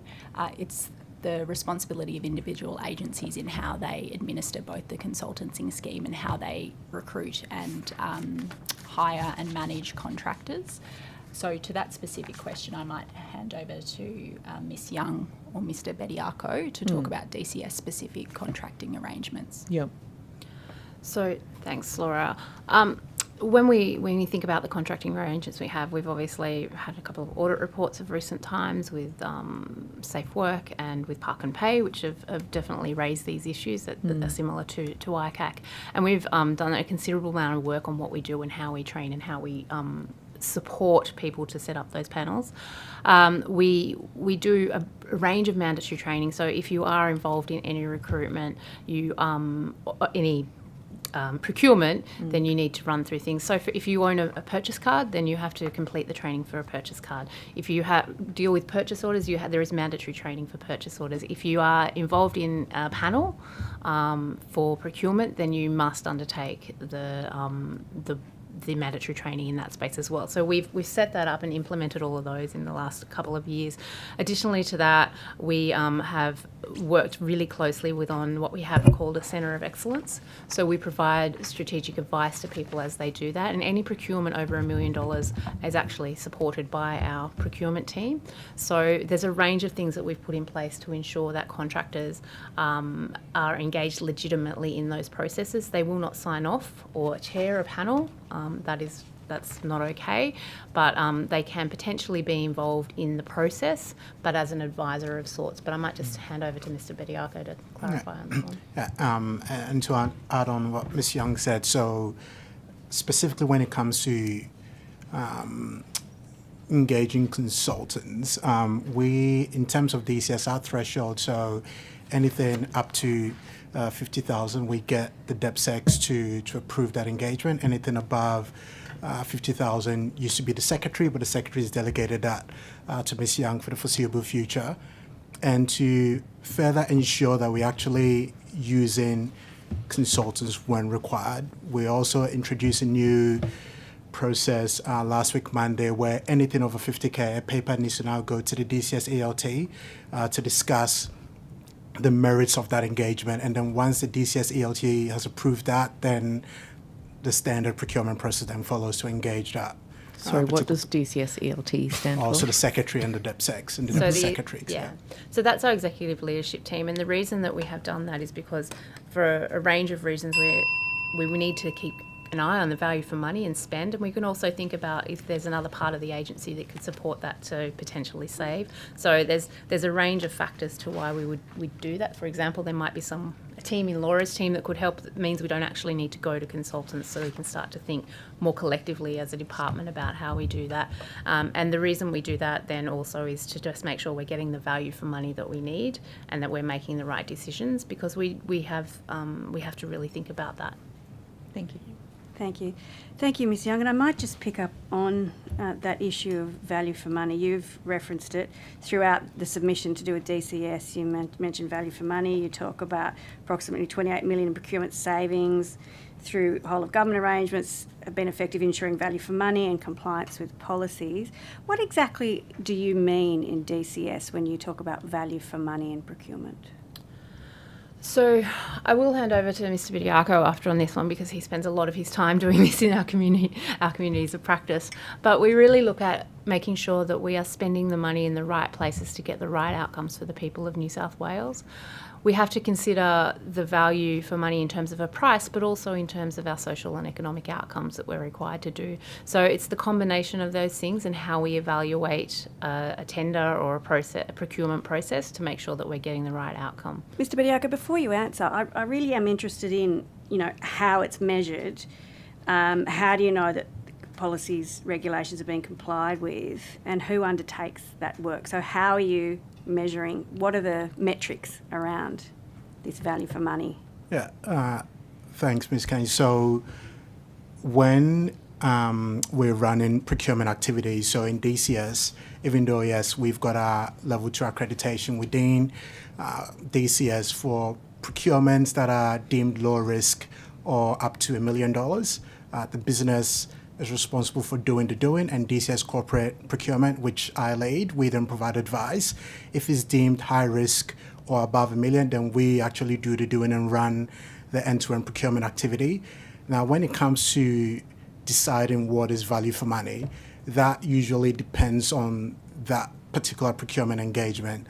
So as an example, if we're going to market to get a professional services firm to come in and help us implement a particular strategy, within the tender, we'll then call, what percentage of the weighting is dedicated to price and then non-price. And then the non-price, we're then looking at things like experience of the firm, the people that they'll be putting forward, how they're going to meet the requirements that we've set within the tender. So going through that pricing, non-pricing, scoring the tender responses, then we come up with a ranking system, and then whoever plays first would be the person that we engage. And that's how we know that, we've actually assessed the value for money from both a pricing and non-pricing perspective. But how do you measure that post that you've actually got what you thought you were going to get in value for money? And it also appears that there might be a bit of interpretation about what value for money means. If it's a question of contract to contract and whether you're doing the procurement or it's devolved. So is there some level of interpretation of what that means? The weighting that is being assigned to the criteria, that would differ from contract to contract, right? So there's not a prescriptive rule to say for each particular procurement engagement that we go to tender, 50% should be pricing, 50% should not be pricing. We've set some minimum guidelines around, for example, pricing should at a minimum always be 30%. Whilst in the past, there used to be a lot of weight in place on non-pricing. So, for example, 90% non-pricing, 10% pricing. We've tried to work with our customers to move the dial a bit on that. Now, when it comes to once the contract has been executed and doing the contract management to ensure that we're holding suppliers accountable to what they promise we're going to deliver within the procurement process. So that responsibility lies with the business or the budget holder. So as part of our process, before you submit a briefing note to award a particular contract to supplier, you also need to develop what we call a contract management plan, which goes through, over the next 3 years, how do we manage the supplier? How do we ensure they're delivering what they said we're going to deliver? And if they don't, what are the remedies in place that we're going to take to ensure that we bring it back on board? But that responsibility sits with the business, and then they then engage my team from time to time if they need our advice on specific areas. Okay, so if I could just go back then. So value for money, different weightings depending on contracts. Yeah. So who, for those different contracts, who decides that? Because that's not uniform. Yeah. So that, how do you know there's any, you can't really say value for money across DCS because it means different things depending on the contract. So who is the person that decides contract to contract what value for money is going to mean in that circumstance? Good question. So each procurement, there's an evaluation committee that is set up. So for contracts that is above $1 million, usually the chair of that evaluation committee needs to be an SAB1, so a director and above. And if it's low risk or less than $1 million, then it's a grade 9, 10 and above can chair that evaluation committee. But essentially, it's a responsibility of the evaluation committee to decide for that particular tender what. So essentially, a non-executive can decide what value for money for the New South Wales taxpayer is in a contract. They chair the evaluation committee, but that's just them. The evaluation committee is made up of 3 or more members for each particular tender that we run. Right, okay. And if I could ask, maybe, you mentioned your team. There's a table in the submission that looks at your procurement staff. Yeah. And there's 2 questions that I have about that. One is there, obviously there's the ICT aspect, which is quite different, but within the rest of the team, are there specialists or are they teams of generalists? I know you've got different groupings here, but even with those groupings. And the other question is, I think there's a footnote on that page which says this includes contractors and temporary employees. Could you give us a breakdown of how of the arrangements of the staff in terms of contractors? Yeah. Etc. So your second question, Yep. I might take that on notice because within my team, we've only got 1 contractor, which at the moment we're going through a recruitment process to change that to an ongoing position. For the other divisions within DCS, I might take that on notice and come back to you on the breakdown between permanent versus contracting staff. Mm-hmm. And then what's your first question again, sorry? It was about specialisations even within those teams. Yeah, so the numbers that you see on our tables are people that are dedicated to conduct An area. procurement activities within DCS. Mm-hmm. So they're specialised procurement professionals within those divisions. Okay. So I think, sorry, if I yes, might just add yes, on to Ms. that, there's a range of things that sit within that. So within our legal team, we have people who specifically work on procurement in that space as well. So it might not just be the team of Mr. Bediakos that are working on that, but for specialist expertise, we will go to the broader of DCS to get that advice. Okay, thank you. That's helpful. Thank you both for that. We had Treasury in here early this morning. Who do you, I'm not sure who this is to, but who do you deal with in Treasury or New South Wales Procurement? One of you mentioned dealing with New South Wales Procurement. I can't remember who it was. Yeah. So who do you deal with it? And is there any, I know we've got a devolved system, but is there any oversight or any working together with New South Wales Procurement in Treasury? Yeah, so in my role, I deal with New South Wales Procurement a lot. So we've got our monthly POG, which I'm a member of, so POG Procurement Leadership Group, and it's made up of all the chief procurement officers of the various departments. So we meet once a month to talk all things procurement. As part of the assurance work that Ms. Campbell alluded to earlier this morning, so we've also been working with New South Wales Procurement a lot on that. So we had a team from New South Wales Procurement embedded within DCS as an example to run a procurement process for us for our printers. So yeah, we do work hand in hand on all things procurement matters. Okay. So at a more senior level, obviously we've got the procurement board and the setup, and in Treasury I've given you that advice within the submission. But I sit on the procurement board as a representative for the department along with the secretary, and we are constantly working with procurement. I think there's not a week that goes by that I wouldn't have a conversation with Sonia, and I suspect my colleagues around the table are also having similar conversations. So we do work very closely. I think when Mr. Bediako was referring to the work that we did on printers, that was a specific piece to make sure that we worked closely with the procurement board so that they could understand our process and assure our process, which was a fantastic way for us to think about actually are we doing the right thing and are we completing all the rules and what does the policy. So that's a new process that we've been kind of working through. And can I just confirm, so my understanding about who is on the procurement board is that it's secretaries or their delegated representatives. Am I to actually believe that it's bigger than that? So it's secretaries or the delegated representatives, and recently Minister Hughes signed that a number of the delegated representatives could now sit within the legislation on the procurement board. So I think that happened last week. Okay. Well, I don't feel So, too far behind then. You're not behind at all. Excellent. It was just to clarify that, and it was also to bring in those other agencies, given that we've had a number of machinery of government changes over the last while, to make sure that setting is right. Thank you for that clarification. I appreciate it. Can I ask, and this might be to Mr. Lenzner, but correct me if I'm wrong, whole of government schemes, do they ever close? I've had anecdotally people suggest that they do close and that might, limit competition, and there's a group of suppliers that get locked in for a period of time. Is that how it works? So I can answer the question specifically for the ICT services scheme. Yep. That's always open. So we're admitting I think it's about 100 suppliers a month to that scheme. It's continually growing. It now has just under 5,000 suppliers, and it's always open. The intent is not to close that scheme. We've just extended that scheme for a further 5 years. Excellent, thank you. And just in answer to your previous question, New South Wales Procurement and our team have a very close relationship at all levels. I also sit on as an observer on the procurement board to cover ICT matters, a member of the procurement leadership group. New South Wales Procurement co-sponsor the Buy New South Wales program, and our policy teams work very closely so that any policies we put in place for ICT procurement are aligned to the broader New South Wales procurement policy framework. Okay, except, yeah, I mean, we've heard of some that have fallen foul of that recently.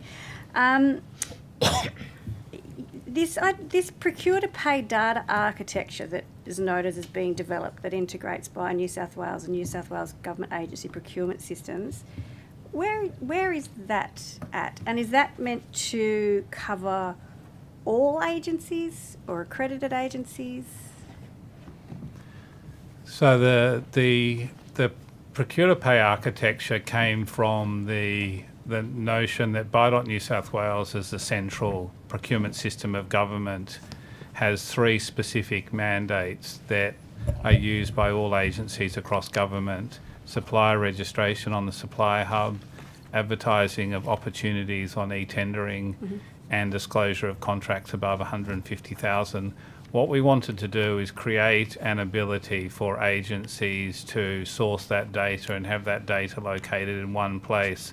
So the procure-to-pay architecture is all about creating interfaces between Buy New South Wales and those agencies that have their own agency procurement systems, so that we can share supplier registration information, share advertised opportunities, and share disclosures.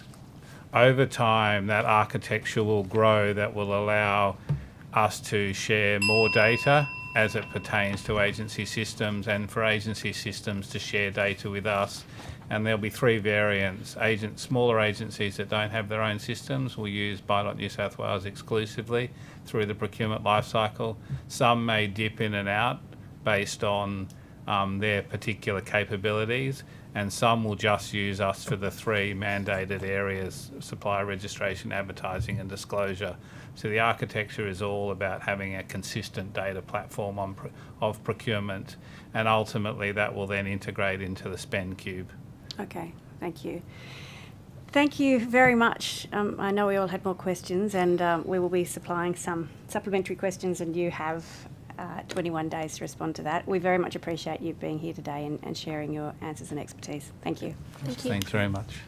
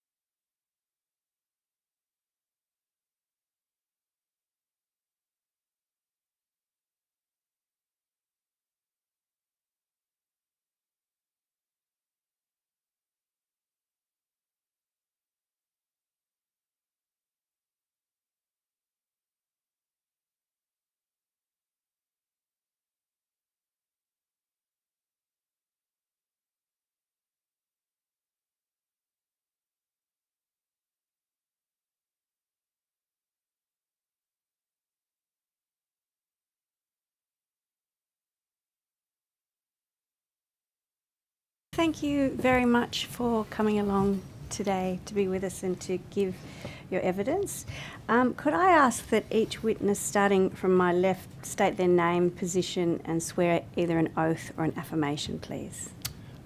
I, Angus Begg, solemnly and sincerely and truly declare and affirm that the evidence now about to be given by me shall be the truth, the whole truth, and nothing but the truth.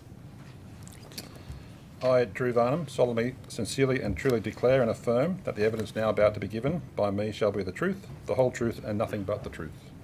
I, Saeed Haj, solemnly and sincerely and truly declare and affirm that the evidence now about to be given by me shall be the truth, the whole truth, and nothing but the truth. Thank you.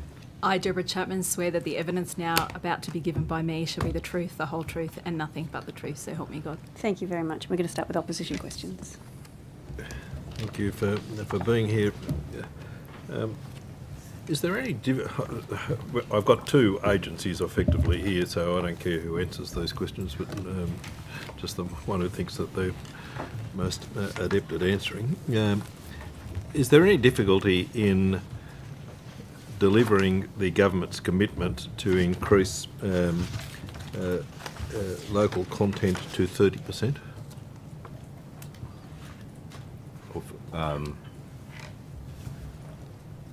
Is it? Is there any difficulty? Yeah, what's the difficulty in relation? It's 20% at the moment. Is there any difficulty in going to 30%? Not necessarily in terms of construction procurement, at least if we talk about construction procurement. Yeah, construction procurement. Not necessarily, so when the direction comes down on the agencies to... So if the procure. Minister gave a direction tomorrow to make that the local content was going to be 30%, there wouldn't be any difficulty in acting on that in terms of construction procurement, would there? Not necessarily, no. I believe we would look at the detail and advise the agencies accordingly. But in terms of construction procurement, quite a lot of trades and non-trades and other kind of subcontracting and other activities within construction projects are procured locally in any case. Yeah, they are. That's right. Yep.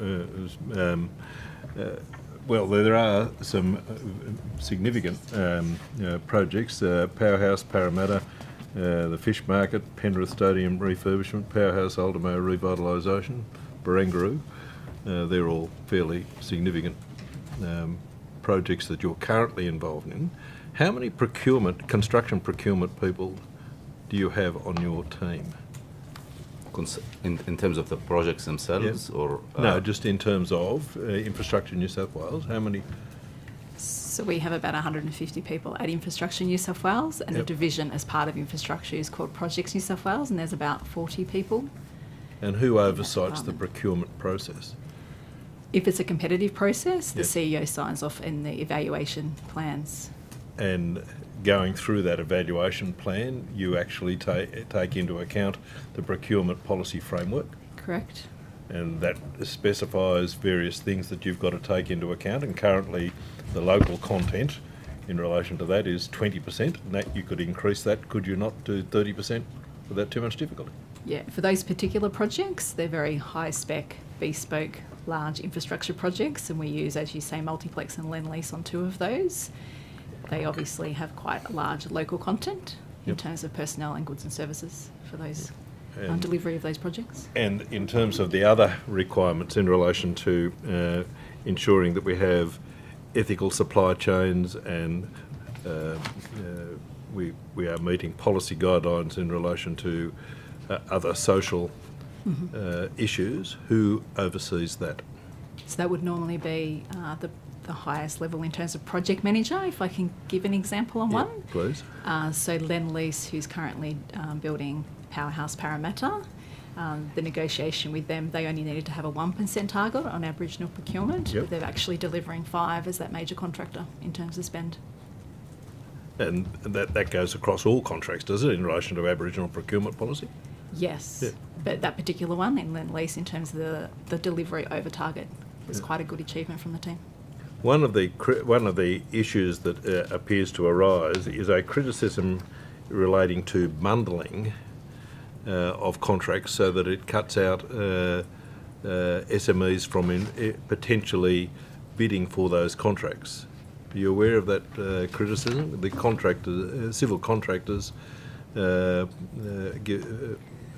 effectively in their submission say that that's one of the issues that they face in relation to competing for government work, is that the contracts are bundled so that they effectively are outside of their opportunity to tender?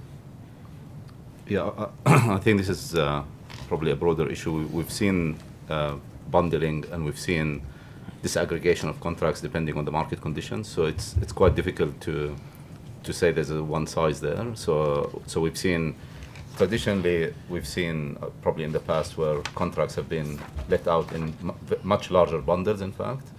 But since the market got a bit more difficult, there's been kind of smaller packages being let out. So it does change depending on the risk, the profile of the project itself, but also on the conditions of the market and its ability to actually tender for very large packages.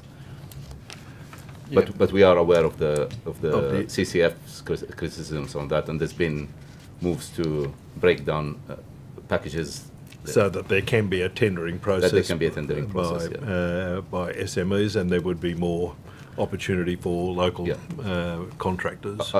Yeah, but potentially it is still a challenge for government to actually be able to kind of take the risk and manage the interfaces on where you might have significantly large number of packages, so it's still difficult to say that it's happening to the extent that some of the industry partners would like to see, because there's still reluctance over how much interface government agencies can manage with very large contracts like a metro contract, or so they still rely on risk being on the large tier 1 contractor and how they subcontract their packages. So there's no perfect position, and it will be depending on the project, its risk characteristics, and what they can actually manage as a government agency. So risk is a big issue in relation to awarding contracts, is it not?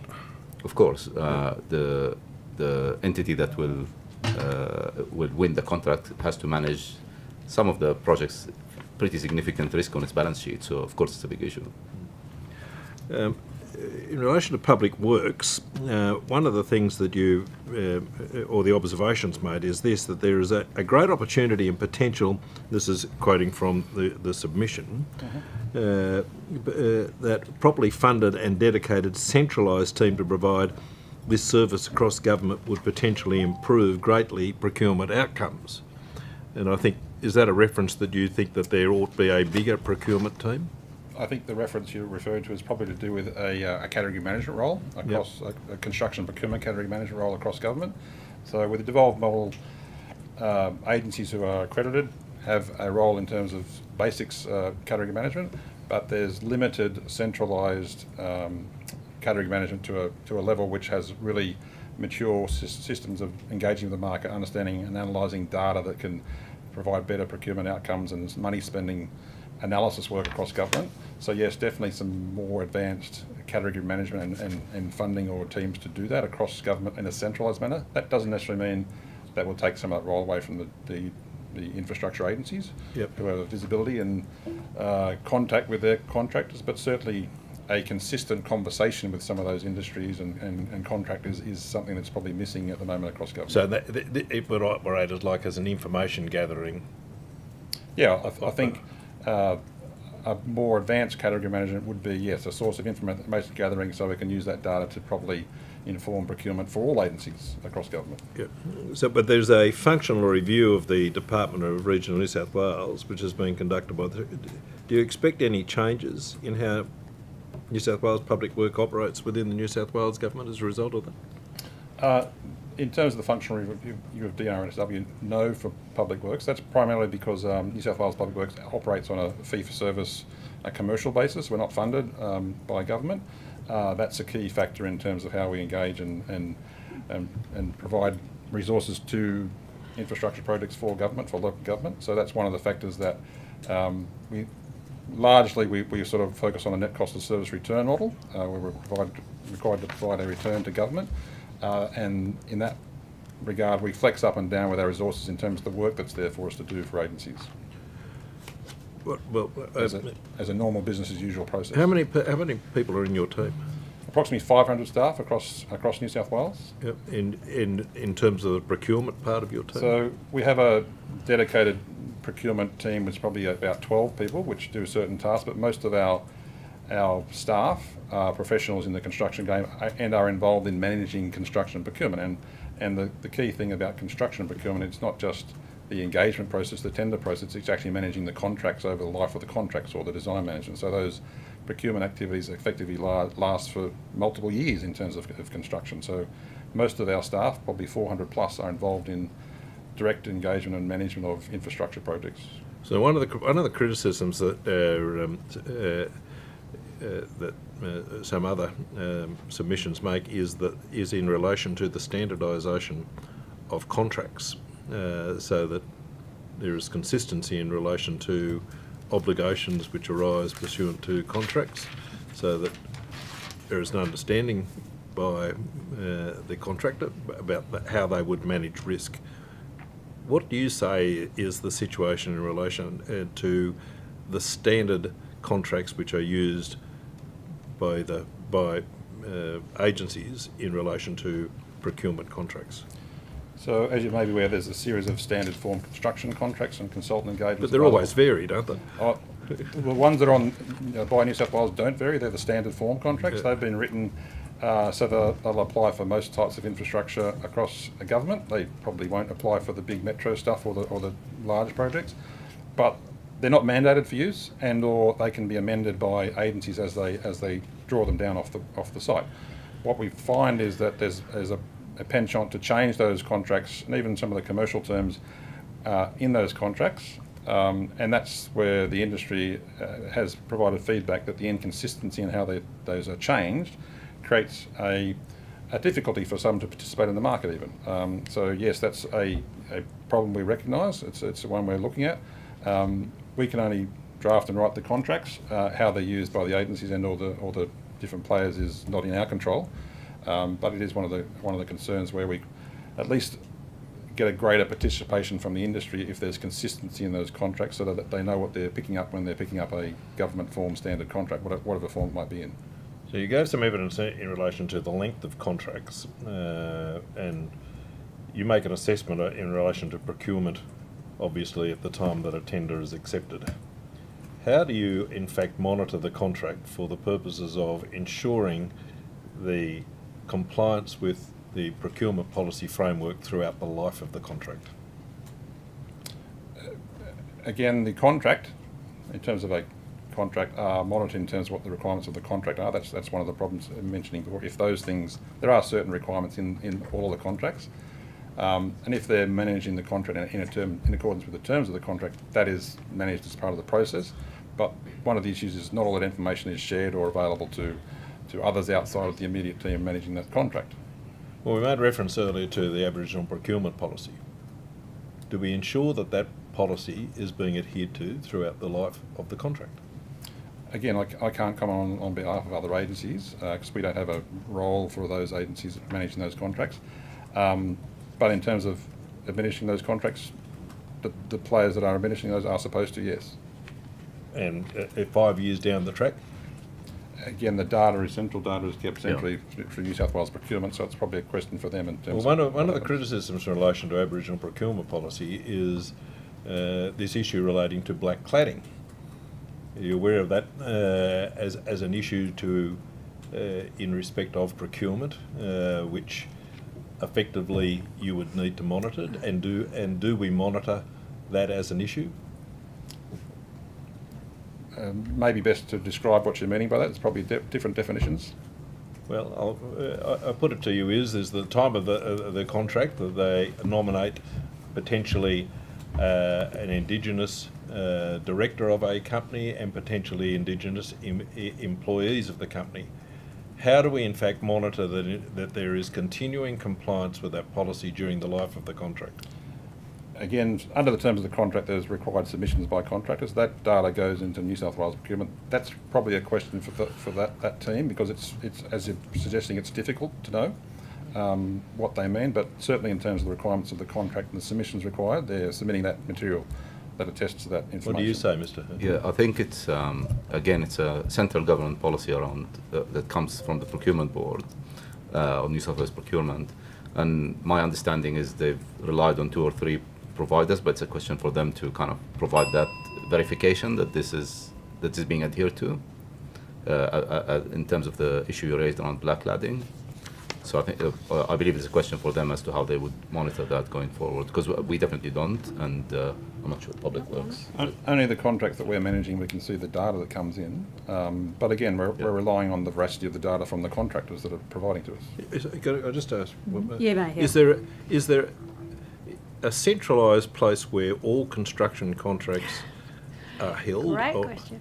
Or My that there is some transparency in relation to the contracts, like rather than having to issue some government information applications, can I go and see what a contract which is being delivered to a particular tenderer? Not necessarily. There is a requirement to post information about the contracts you do to New South Wales procurement sites, but it doesn't necessarily mean the agencies post all their contracts, particularly lower level. So the answer is it's a New South Wales procurement question, but for our perspective, we have visibility on the contracts we engage. New South Wales would have the same, and the other agencies do. It's just about them transferring the information to a source, which is New South Wales procurement. But I'll perhaps let the chair ask some more questions about that. I will get to that after Ms Boyd, I will, yes. Thank you, Chair, and good morning to all of you. Can we just take a step back to your submission on page 52 of the government submission, talking about this category management capacity. I just needed to understand a little bit. You said, Mr. Barnum, that the government doesn't fund public works. Presumably, then you are getting your funding from client agencies. Is that correct? Yep. Is that? So yeah. most of our work is done for both state agencies and local governments. So we're a fee-for-service business. We win a tender or win an award, and that is our main source of revenue. So when the administration of the construction pre-qualification schemes were transferred to Public Works in 2017, did the government enter into contract? Did someone enter into contract with Public Works in order to fund that, or are you funding that from your own operations? When that was transferred to Public Works, that was a very small amount of money. It was transferred with a couple of staff, nowhere near the staff cohort that could do a vastly bigger job in category management. But largely, our main source of revenue is by our fee. If there's any remaining ability to do that as part of our fee revenue, we do, but we're very limited in that capacity. So we have a very closed requirement about what we do in a category management sense. So you would require more funding from New South Wales Procurement or whoever in order to beef up that team? Well, there's great opportunity to get some great gains out of a much more advanced category management process across government, whether it sits with us or wherever in government. Yeah. That would potentially provide some great results for construction procurement, industry development across New South Wales. So you say that the activity then in relation to that category management capacity is limited to basic administrative tasks.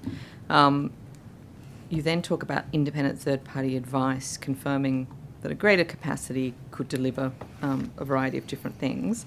Firstly, that independent third-party advice, who was that? That was a consultant called Grosvenor. And is there, when you talk about only having capacity for the basic administrative tasks, does that impact on, I guess, the robustness of overseeing and monitoring compliance aspects of the scheme as well? Again, we have no role or capacity to oversee the compliance of those schemes. It's not really our role. Okay.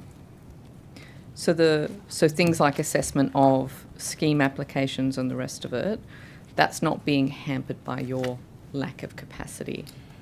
The key aspects that we do under our role within category management is assessing and updating and administering those schemes, but that's basically a high-level administration. There's no greater level of detail about managing interaction with suppliers, etc. Okay. And another aspect is actually the custodians of some of those standard form contracts, but that's sort of limited to what we do. Okay, so is there any difference then from a public works perspective as to whether or not works are above or below the $50 million mark? Does that make a difference in terms of the amount of oversight? No. Okay. Again, we don't oversight any of the activities below $50 million in a general. We certainly the projects that Public Works are involved in for agencies, we have some visibility on those, obviously. Okay. But in terms of the monitoring of the use of schemes or whatever, it's done largely by the agencies who deliver that. Yeah. We have some information passed on to New South Wales above $50 million, but generally the answer is no to that question, both either or. Okay, so that's not a magic No. figure. You say in your submission a large majority of the contracts within the construction category scheme are for works below $50 million. I was wondering if there was a sort of a significance to that figure there. From our perspective, our major activity, Public Works, with the number and scale of the number and locations of the works we work on are largely under $50 million. 80% of our contracts are probably under $50 million. Mm-hmm. We work on bigger ones, but that's probably where our focus and our expertise is on those contracts, and they're largely in regional New South Wales as well. Yep. So that's where we provide some insights into CLG in a more generic whole of government perspective than some other agencies do. But and we provide insights from a local government perspective as well, and a lot of those projects are under that banner. But we work with New South Wales in terms of their collation of data and information above $50 million across agencies as well. When you're providing services from Public Works to client agencies and local councils, etc., who are you competing with? So two things. We are allowed to be engaged as a government body. Sometimes we are direct invited or single invited, but we are effectively competing with other private sector commercial project management firms largely. We have a design engineering firm, so similarly we'll compete with design firms to do that. So that's largely project management, some advisory, construction advisory services, but the private sector. So we work on a commercial market basis, so our rates are consistent with that sort of number. So what do you do then to, I guess, beat the competition? How do you attract more business? So again, one of our requirements is we work under competitive neutrality principles. One of our goals is to not undercut. We can't undercut or buy jobs. One of our key things is to enable the development of the industry and market. So although we compete with them, that's about winning work, but we also about how we not undercut the market. So it's important that the market has capacity. We are, in large part, fill the gaps that are there in the market. Certainly in regional New South Wales, that's pretty regularly the case across more remote parts of New South Wales, but certainly in Sydney as well in terms of times of big spend, which is significant in recent times. Okay, that's interesting. So that, because I was going to ask how that competitive neutrality principle perhaps holds you back, but from what you're saying, the reason for being of Public Works is not to necessarily gobble up that work, but only to be there when the private market is not filling the need. Is that what I'm hearing? And there's lots more reasons, but in large part that's a good summation. Okay. I think the answer is going to be no. I'm not going to ask. Or maybe you could tell me where this sits then, sort of the oversight of contractors and subcontractors on these works. In particular, things like ensuring that they are providing, appropriate terms and conditions for workers and that kind of thing. Who has oversight of that? Where does that sit? Again, it doesn't sit with Public Works. It doesn't necessarily sit with each of the agencies administering the contracts. Generally, most of the construction contracts refer to common law, fair trade, working practices, but it doesn't sit with the infrastructure delivery agencies per se.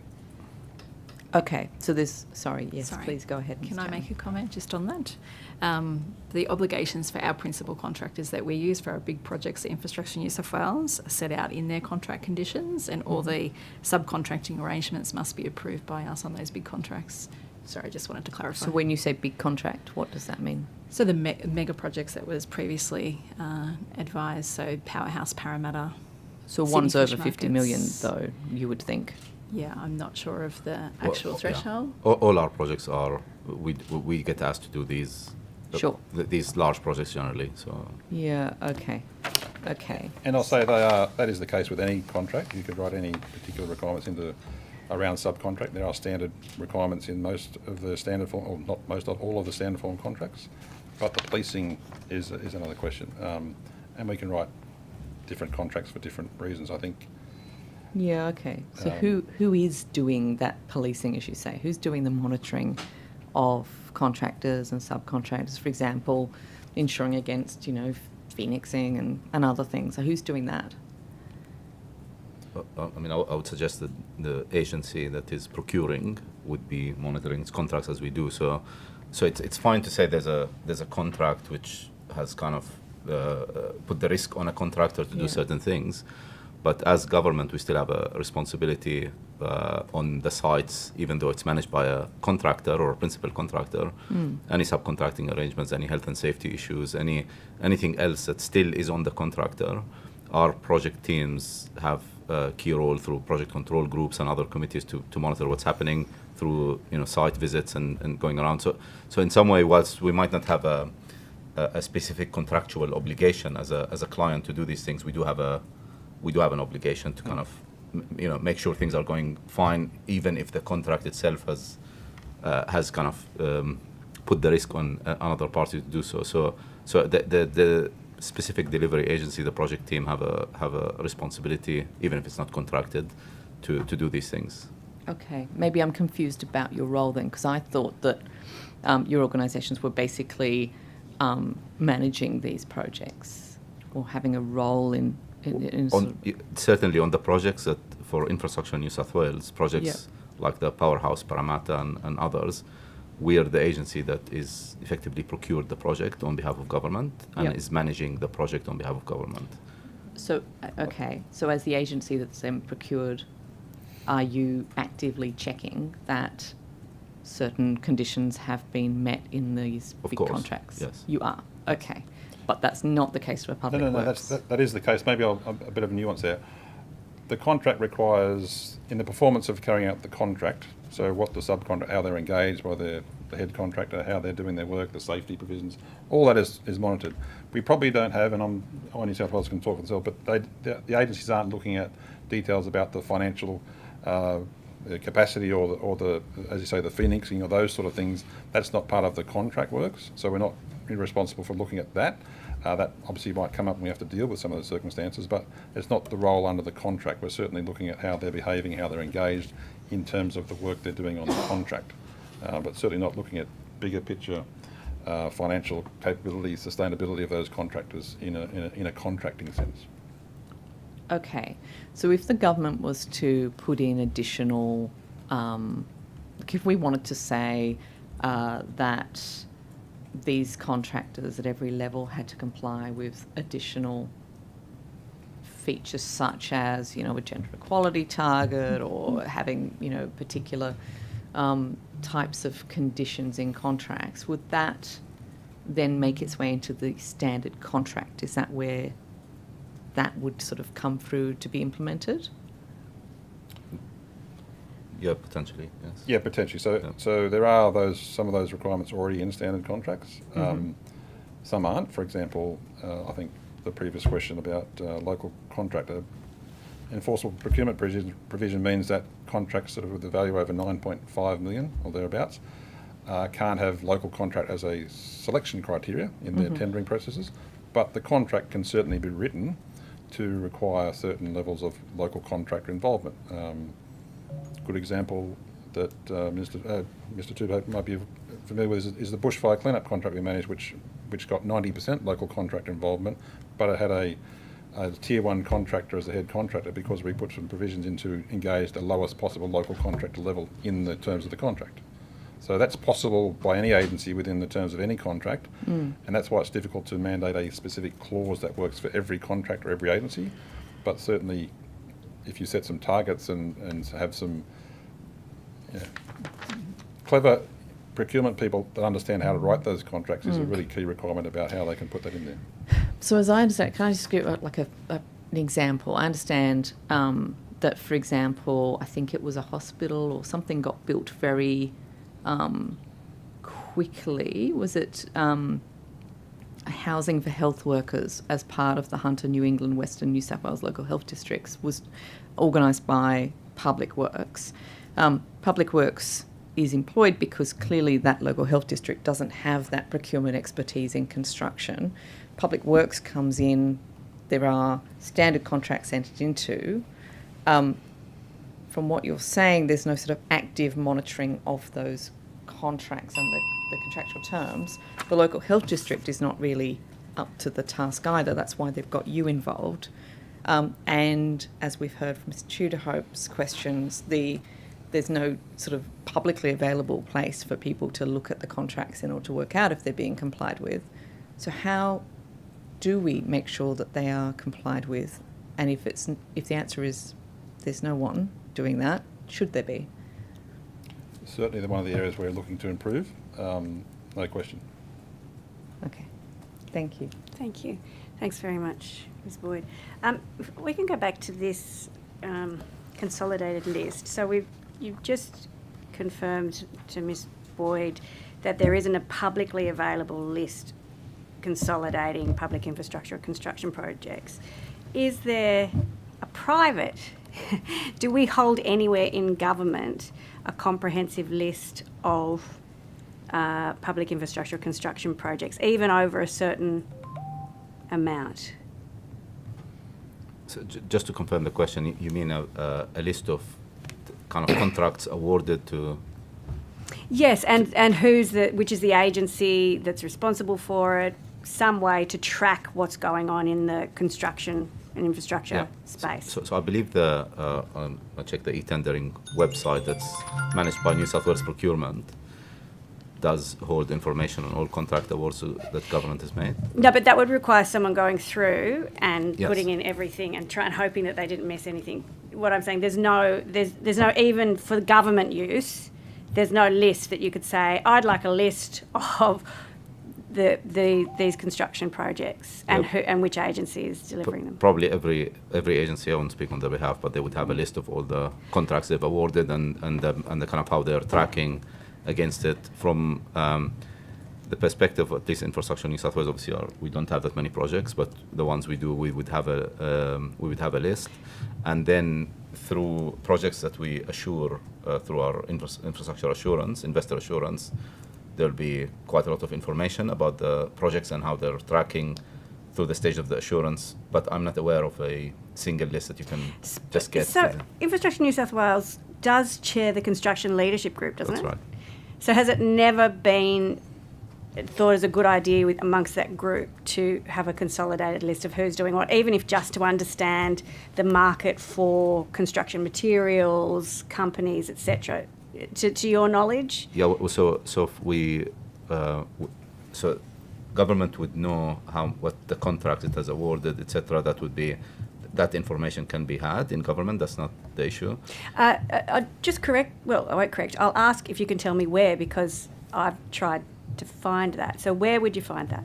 So I would probably defer to the New South Wales Procurement and e-tendering around all the contract awards, and it's the only entity that looks across the entire kind of systems across agencies to collect information around. So again, it's not a list, it's you go in and you hope that you find everything. Yes, but I mean, for the use of work that it happens through a construction leadership group and other things, there is a lot of information that comes. Obviously, a lot of it comes privately, but in terms of analyzing things like supply chains, market, industry, and so on, it's not just the current issue that we look at, but the forward pipeline of activity which we collect information on. Okay, so there's two follow-up questions. One is potentially the construction leadership group could decide that it could create a consolidated list of activities.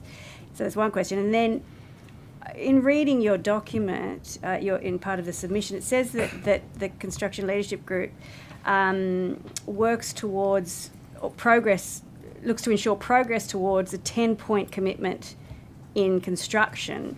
When was that 10-point plan determined and by whom? So the previous government in 2018 Right, has a 10-point commitment to the construction industry, Mm-hmm. and the construction leadership group was set up to effectively implement that commitment Right. and tracks its progress on an annual basis. Okay.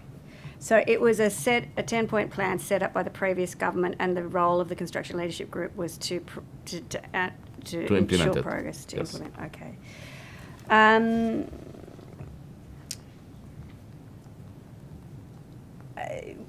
In your submission, you also note that, sorry, this is for New South Wales Public Works. I think it's in your submission, you note that you've identified to the construction leadership group opportunities for improvement of the construction accreditation program. Is that correct? And could you talk us through those recommendations? That is correct. Just give me 1 sec. So yes, so when we implemented the construction procurement accreditation system, I think back in 2018 or 19, again, I think it was based on a self-attestation process largely. There are certain recommendations we've made to CLG on that regard, and they would include things like the way it's set up at the moment is it's a one-size-fits-all. Certainly, if different agencies have different pipelines of procurement coming up, there's particularly no particular need for a small agency, if they seek accreditation, to have the same requirements as a Sydney Metro or a bigger agency. That's how it's set up at the moment. There's also the questions of whether that small agency actually needs accreditation in terms of the pipeline. Things around a strategic position from a policy perspective, how the portfolios or the clusters have several agencies with accreditation. There's a question there about whether that's appropriate or otherwise. A lot of the questions were thinking how we can develop it further and or repair it. Even some of the potential downstream delivery risks due to construction, pre-construction works under $1.3 million, not requiring no accreditation. Mm-hmm. Sometimes in construction, there's where a lot of the risk lies in the construction spend, which is the big dollar value one. So just some requirements about how we amend and repair that accreditation. We're also looking at things like how we might centralise some more activities, again working with New South Wales Procurement and other agencies on what that might look like. And what was the response to that from the construction leadership group? So again, all that work requires funding and commitment. We don't have that funding. There's a small amount of money that construction leadership have to do certain activities. At this point in time, that's one that's probably been on the agenda. Still not a no-go. It's just probably stopped in terms of some recent, well, this inquiry for one thing, in terms of what might be coming out of this. But certainly, it's still not. It's on the agenda for activity. Thank you for that. Can I ask? So, Public Works, I understand, manages whole of government contracts for cleaning, facilities management and security. Is that correct? We manage some, yes. Some. These areas, these industries, sort of top the list of sectors that are characterised by vulnerable workforces, and particularly exploitation through contracting supply chains. Does Public Works do anything, or is that whole of government arrangement set up to mitigate the particular risks in those industries? So short answer is yes. We don't manage all of the cleaning, facility management and security contracts across New South Wales. Yep. We manage a multi-agency facilities management contract, Yep. small one now. The current whole of government cleaning contract, but there are other cleaning contracts, and the security contract. So in each of those contracts, there are those provisions built into those contracts, social procurement targets, lots of requirements around cleaning, for example, in terms of working with children. All those requirements are built into those contracts. So the answer is yes in the ones that we manage, but there are many that we don't manage or are involved with.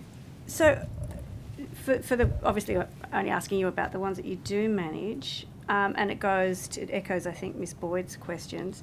So how do you, to get to be on a panel or pre-qualified as a contractor, as a supplier, how do you demonstrate, or how do they demonstrate compliance with labour law down their contractor chain, given that we know that this is a particular risk in those industries? And how is that, verified? So within the, again, the current facilities maintenance contracts that we run is very small value, so it's probably not relevant, but the cleaning and security contracts are still rather large.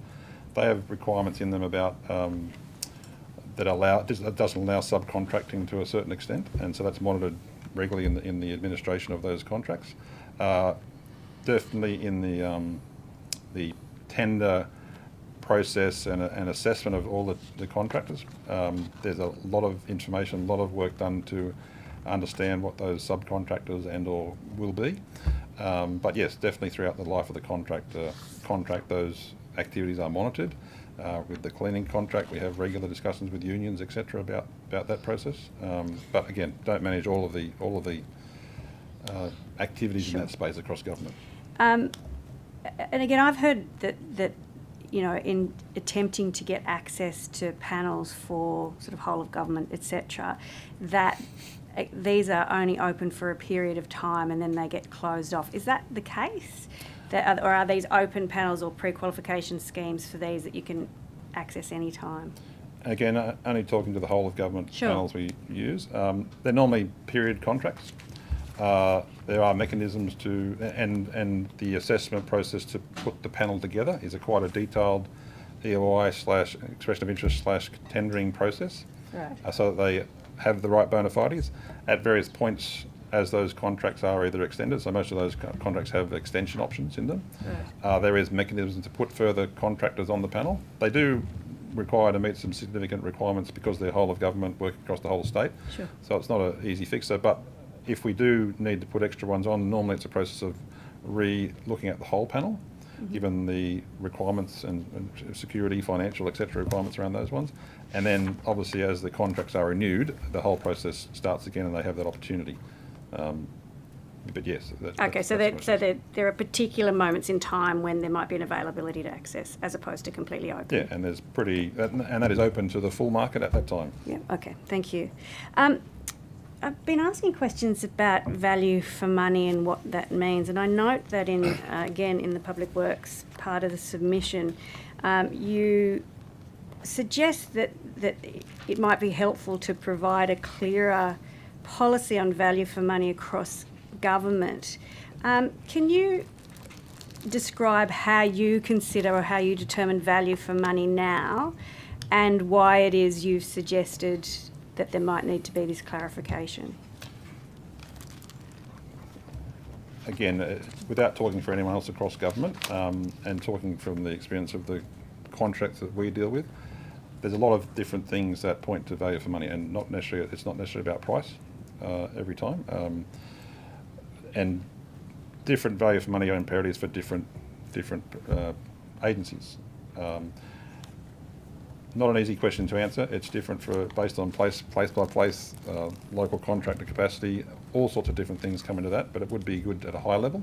Again, part of the procurement policy reform. Not sure if that's answering your question.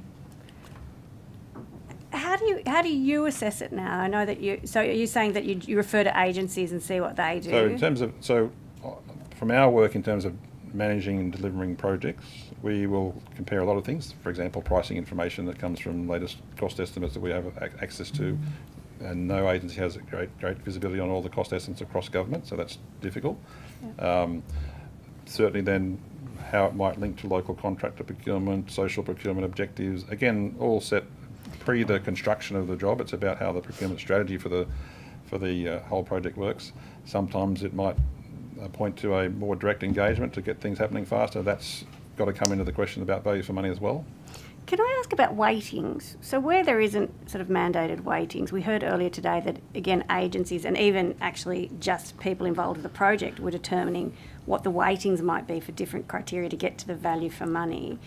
Is that how you work in Public Works? Do you have that devolved, that level of devolved activity where people down the chain are determining the weightings? Again, I make the point that we're working for other agencies and local government. They're the clients, and they are involved in establishing some of those non-price /price weightings.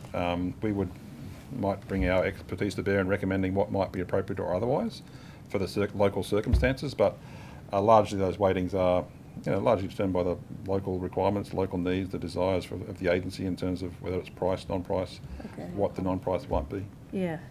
So a common formula across the sector. There is some recommendations within New South Wales documentation, but that's just recommendations. There's no common formula. No common. I think what part of the challenge is when we talk about procurement and contracts, we for a lot of infrastructure construction is talking about a point in time in the life cycle that has happened because of a lot of decisions over from the time that the project was a thought till the time that it's actually contracted. It's quite a lot of things that happen that determine things like what is the value for money, what's the delivery and procurement strategy that works, and then you're coming at the procurement and really there's a contract that is trying to accomplish or achieve all of those objectives and outcomes that happened over time. So it's very difficult to talk about one specific part of the life cycle without understanding how the planning, how the design managers have got a project to a certain state once it went to market to be procured. I guess the point I think we're getting at is value for money is an extremely subjective term, and if it's being interpreted by any number of people across any number of agencies, then the likelihood is that we're going to get very, very different interpretations. I mean, there are probably common themes. I think the challenge becomes when you're trying to implement one value for money for all types of projects, which are government procures and manages assets of all kinds, and trying to have one set of rules that applies to all of them is very difficult. And and that's probably why we have the model we have, which is not perfect, but it's because it's trying to achieve value for money for quite different asset classes, different delivery risks, and it's very difficult to have just one size that just applies to all of them equally. But you could consider asset classes, couldn't you? You could, and that's why the agencies that are responsible for the procurement are responsible for implementing government policy and having their procurement frameworks effectively fit with that broader policy, because they are managing different asset classes effectively. They're required to publish those, like the criteria that they apply in terms of how they I think the value for money. I think that's been one of our criticisms from contractors recently, that they don't have visibility clearly how the agencies are actually assessing and what criteria they use. And that's something we're definitely working towards and something to improve, that the market is bidding for work that it understands what it's being measured against. So that's right, yeah. Thank you. Thank you very much. That is the end of our time here. We very much appreciate you coming along today. We appreciate your parts of the government submission. It's been very helpful, and we may send you some supplementary questions, which you'll have 21 days to provide the answer. So thank you very much. Thank you. Thank you. Thank you.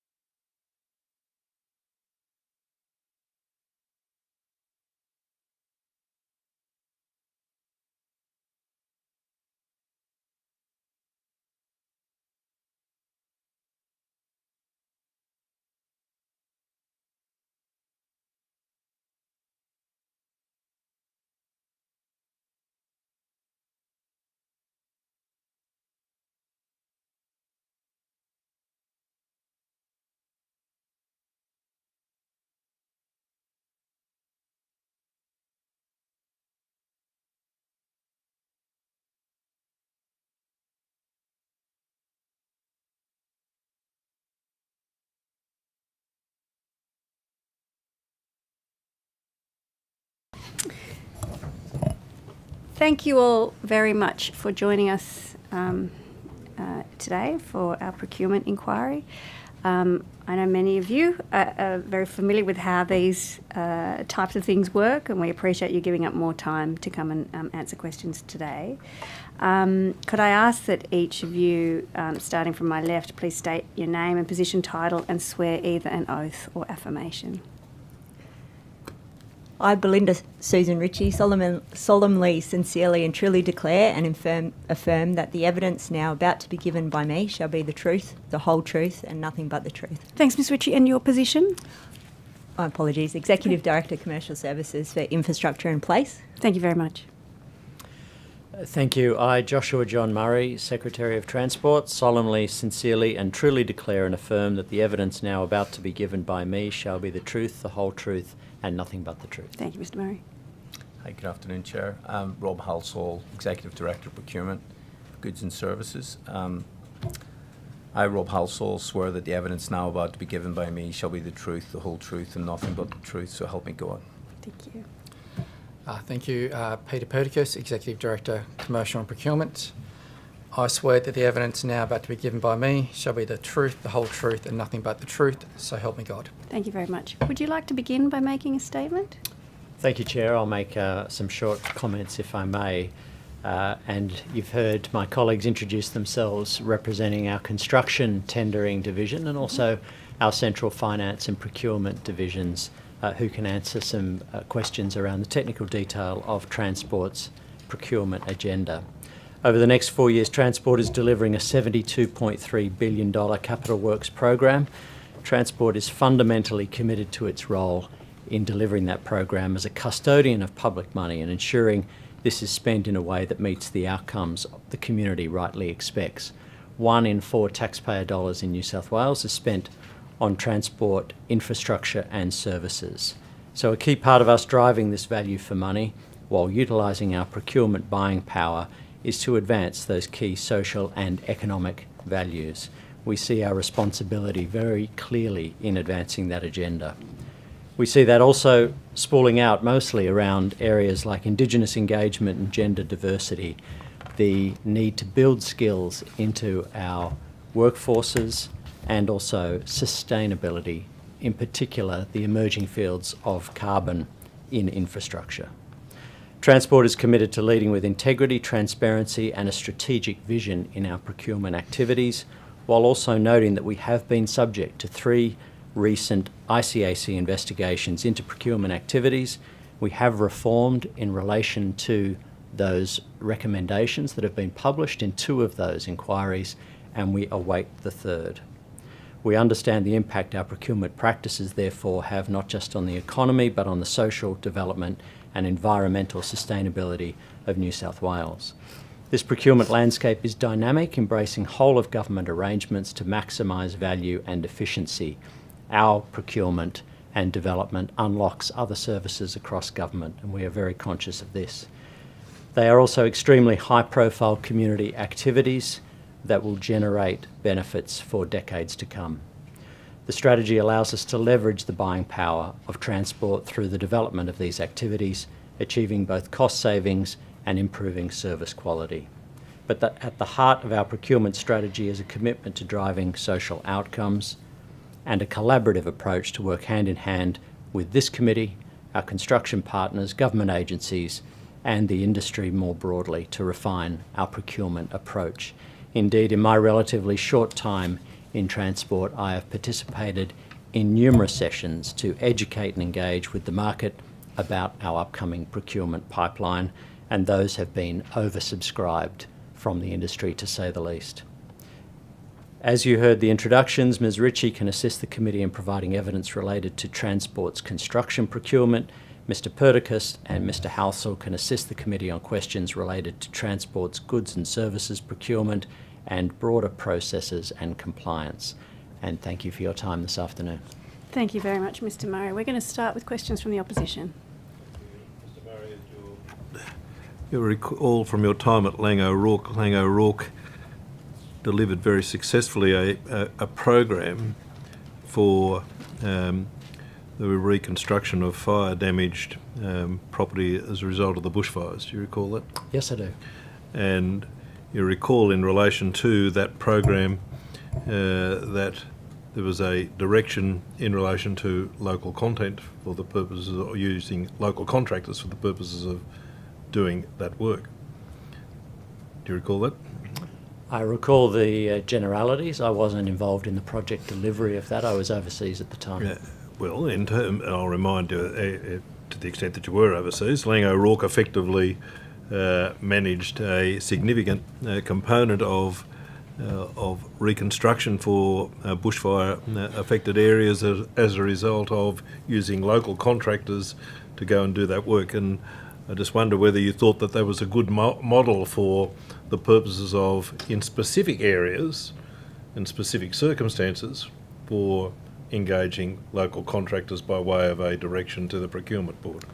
Indeed, and thank you for your question, Mr. Chitterhope. I am aware of the immense gains that were made throughout that process, and the rigour and regard it was held within Lang O'Rourke. And while not wanting to speak on behalf of my former employer, I certainly know and have seen the communities that benefited from having people on the ground very quickly and mobilised very quickly, and then engaging with local providers to get to the heart of the issue. In terms of the organisational approach, the way that government was able to also unlock certain avenues to ensure that the commerciality around that contract, in terms of the time taken to make approvals on insurers and the like, was prioritised, and that brought a lot of relief to the homeowners. Thank you. Now, one of the election commitments that the government has is, in fact, to set a target of 50% minimum for local content for future rolling stock contracts to be reached by March 2027. How do you understand the concept of local content? We adopt the Treasury rules around local content, and in regards to the future fleet rolling stock, as you've said, we are aiming for 50% local content to be... Well, what does the Treasury rule do you say in relation to local content? Well, I understand you've had the Treasury here earlier today. What do you understand? We are going through a process at the moment of market testing with the Industry Capability Network, and we are gathering further intelligence that will enable us to put together the future fleet rolling stock provisions, and we will bring that back to the market as we go. Well, Mr. Hassel, do you have a concept of what local content is? Thank you, Mr. Chitterhope. Yeah, absolutely. It's aligned with probably what Treasury shared earlier today, and that's Australia and New Zealand at the moment, but we realise that that's being worked on currently, and that may evolve. So if there was to be 50% local content, that would in fact be potentially someone in Western Australia or Victoria would provide that local content. Within the current definition, that's correct. And would that create jobs in New South Wales? Actually, our understanding is that and speaking with my interstate colleagues around this, and also the National Rail Advocate, the benefits for all states in having a vibrant local manufacturing economy would flow. Now, that might be windscreens being created in regional towns or cities across Australia. It might be bogies or other elements of rolling stock. But I think it is difficult to assume that everything has to be being built out of one specific regional centre in New South Wales. We have to, as we rebuild manufacturing, as the government has instructed its delivery agencies to do, to look at places where we can increase sustainable procurement through those areas. So let's look at current rolling stock, or train rolling stock, which was purchased from Korea, say. What amount or a component of that rolling stock was manufactured in New South Wales? I'd have to get the... Well, are there the same opportunities if it came from Korea to benefit by virtue of installing components in New South Wales? Well, each of the past rolling stock contracts has had different elements of local content or local supplier provisions that have been attached to those contracts. And generally, what's the percentage? I'd have to take that Mr. on notice Hassel, in do you know terms of what exact percentage of generally? I would have to take that on Is- notice, i- Mr. i- Chido. It's not, unless Miss Ritchie may have an No, answer to Mr. that. Judo, we could take that on notice. So, yep. I would say, perhaps to add to what the Secretary has said, in relation to the future fleet, there's an intensive exercise going on at the moment to actually map local industry capability nationally and in New Zealand. And part of that includes breaking up work packages. At the moment, we've got 65 businesses in New South Wales who have registered an expression of interest for the Future Fleet program. And we're working with the Industry Capability Network to understand what the supply chain capability is, both in New South Wales and nationally. But in respect of previous contracts, there was that same opportunity, was there not, for local industry to be involved in the fit-out or whatever it is of train rolling stock when it arrived in New South Wales? I can't speak to the arrangements in place for the previous contracts. Well, is that information available? I think we'd have to look specifically at the At different contracts, elements. to the extent to which, in relation to previous contracts, work had been done by local contractors for the purposes of either a component of the manufacture or delivery of those train systems. That information would be available, would it not? Yes. You can take that on notice to provide us We with. can. In relation to the buses, in your submission, you say the first term of the zero emission bus program between 2024 and 2028 will create opportunities for local growth in buses with a target of 50% local content. Manufacturers will be required to confirm claimed local content percentages, materially consistent method of measuring local content. So again, is that local content in Australia and New Zealand or in New South Wales? That's by the previous definition, which is in Australia and New Zealand.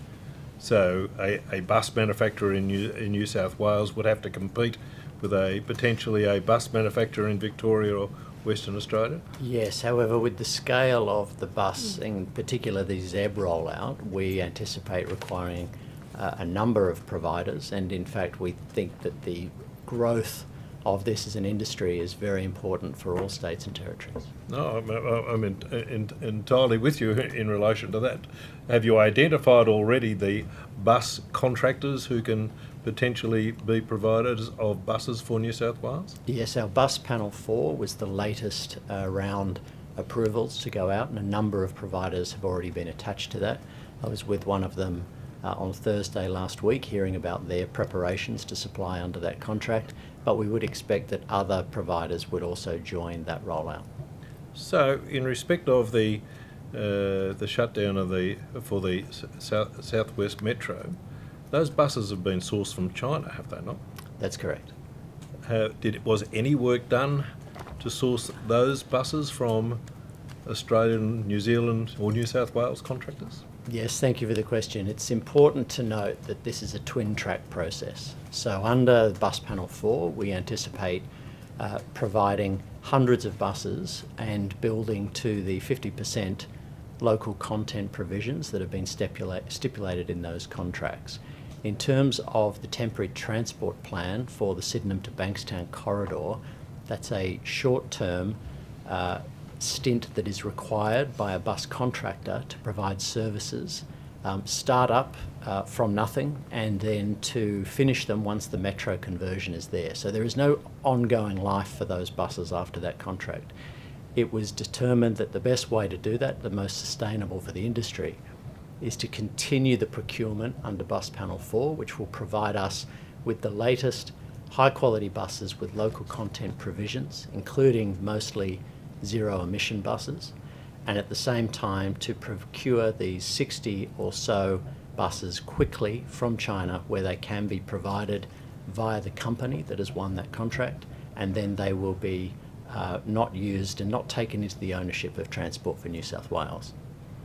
So on the completion of the contract, what happens to those buses? They are owned by the contractor that is providing the temporary transport plan. Well, so the only thing which really specifies the purchase of these buses from China was the speed with which they were required. Is that right? That's correct. That's part of the requirement that we ask the industry to respond to us to be able to meet our timeline around provision of the metro service. How long have we known that this metro was going to shut down? Well, we've been working on it all the way through, but we have also been developing the bus panel 4 to provide hundreds of buses under that contract.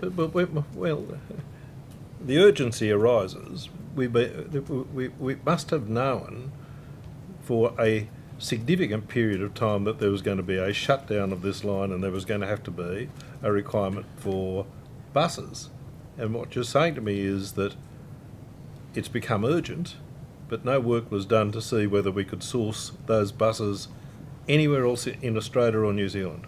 No, my advice is that the best, most efficient use under this contract, reminder that we have our private bus operators in New South Wales and in Sydney in particular providing these services. We need to provide that service. We need to procure hundreds of new buses under bus panel 4, No.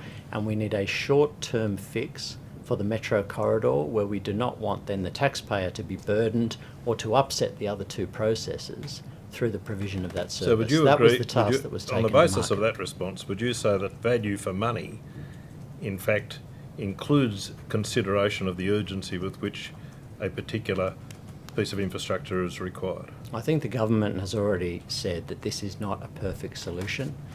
That is why the New South Wales government, the taxpayer, are not taking these buses into their own ownership as we have with the rest of the New South Wales bus fleet that is provided through private contract. What we are doing is we are contracting out this service to the provider because it is required for this short stint service provision, and then the provider will dispose of those buses afterwards. Well, I understand exactly what you're trying to tell us, but what effectively you have suggested is that there are contract conditions which may arise which in fact dictate that value for money would involve contract terms of the sort that you've identified for the purposes of getting the best value for money, and that is including not taking them on as part of the fleet, sourcing them from China as part of the consideration for that contract. So that represents, for this contract, value for money. The primary consideration was the speed of provision of wheelchair accessible, OBIL enabled buses. And it could not be done in Australia or New Zealand. And it could not be done, is my advice, without upsetting the other procurement processes where we're attempting to build a sustainable long-term supply of particular zero emissions buses rather than taking on additional diesel buses. Thank you. Ms. Boyd. Thank you very much, Chair, and good afternoon to all of you. Can we just start, I guess, with ICAC's submission to this inquiry? Have you read that submission, Mr. Murray? Yes, I'm aware of the particulars. I haven't read every element of it, but Yeah. I've gone through it, yes.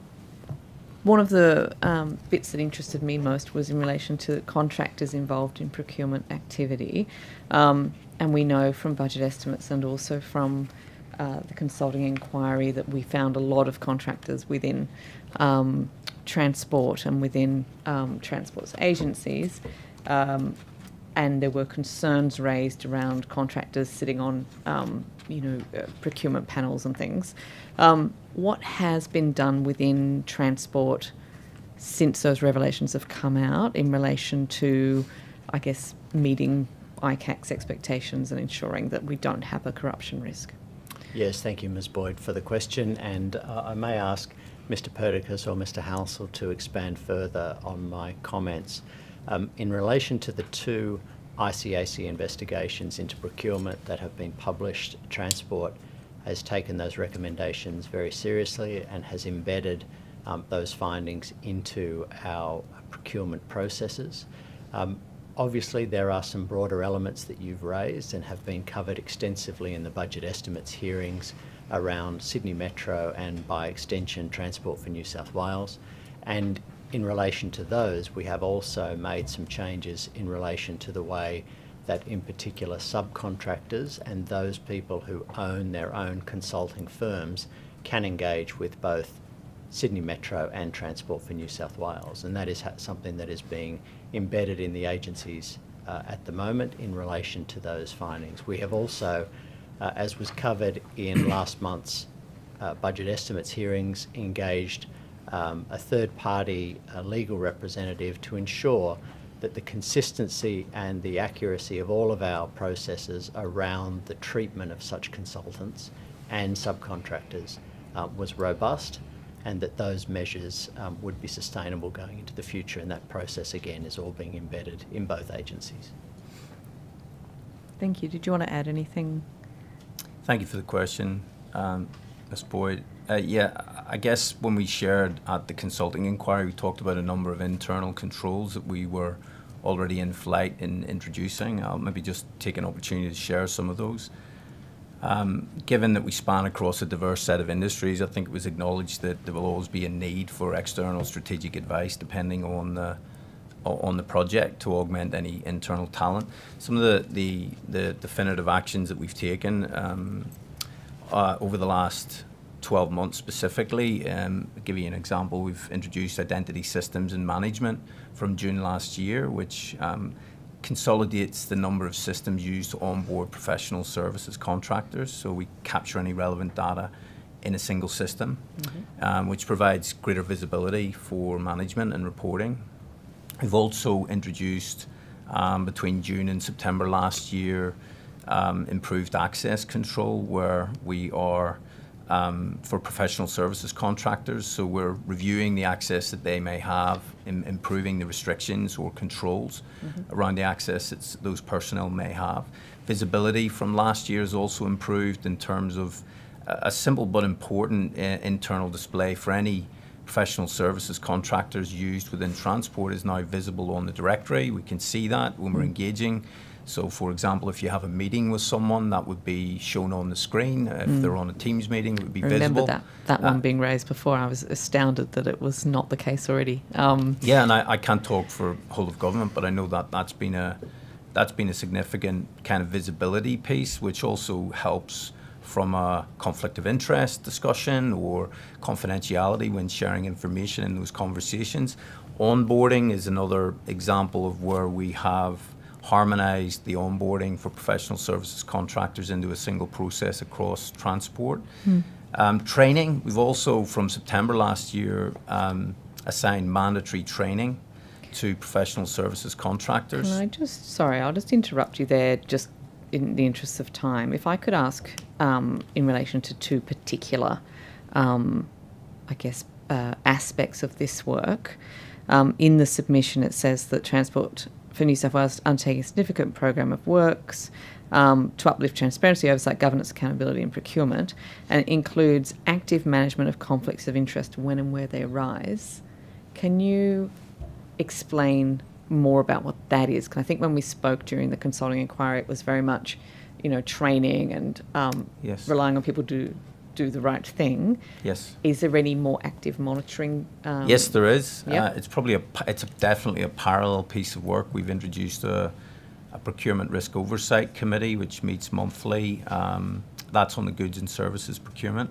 And what that looks at a number of performance metrics in the plan, source and manage part of the life cycle. So, for example, it would be COIs, conflicts of interest being declared by the Tender Evaluation Committee. Would also ensure that those Tender Evaluation Committee members have completed probity and ethics training before becoming part of a Tender Evaluation Committee. And are there circumstances in which people are just simply excluded on the basis of their conflict of interest? Absolutely. The Tender Evaluation Committee chair would be responsible for reviewing those conflicts of interest and then making a decision as to the configuration of that Tender Evaluation Committee itself. So if there's deemed to be a conflict and that's been declared and disclosed, then it's the role of the Tender Evaluation Chair to manage that process. Have there been examples of people being excluded by the Tender Evaluation Chair from activities based on a conflict of interest? I'd need to take that question on notice, Ms. Boyd. We definitely track that as a metric. We can show over the last period of time, roughly 12 months to 18 months since we've implemented this risk oversight committee, the samples that we check each month and what the percentage completion conflicts of interest declarations are. So we're actively tracking that and playing that back into the relevant division owners.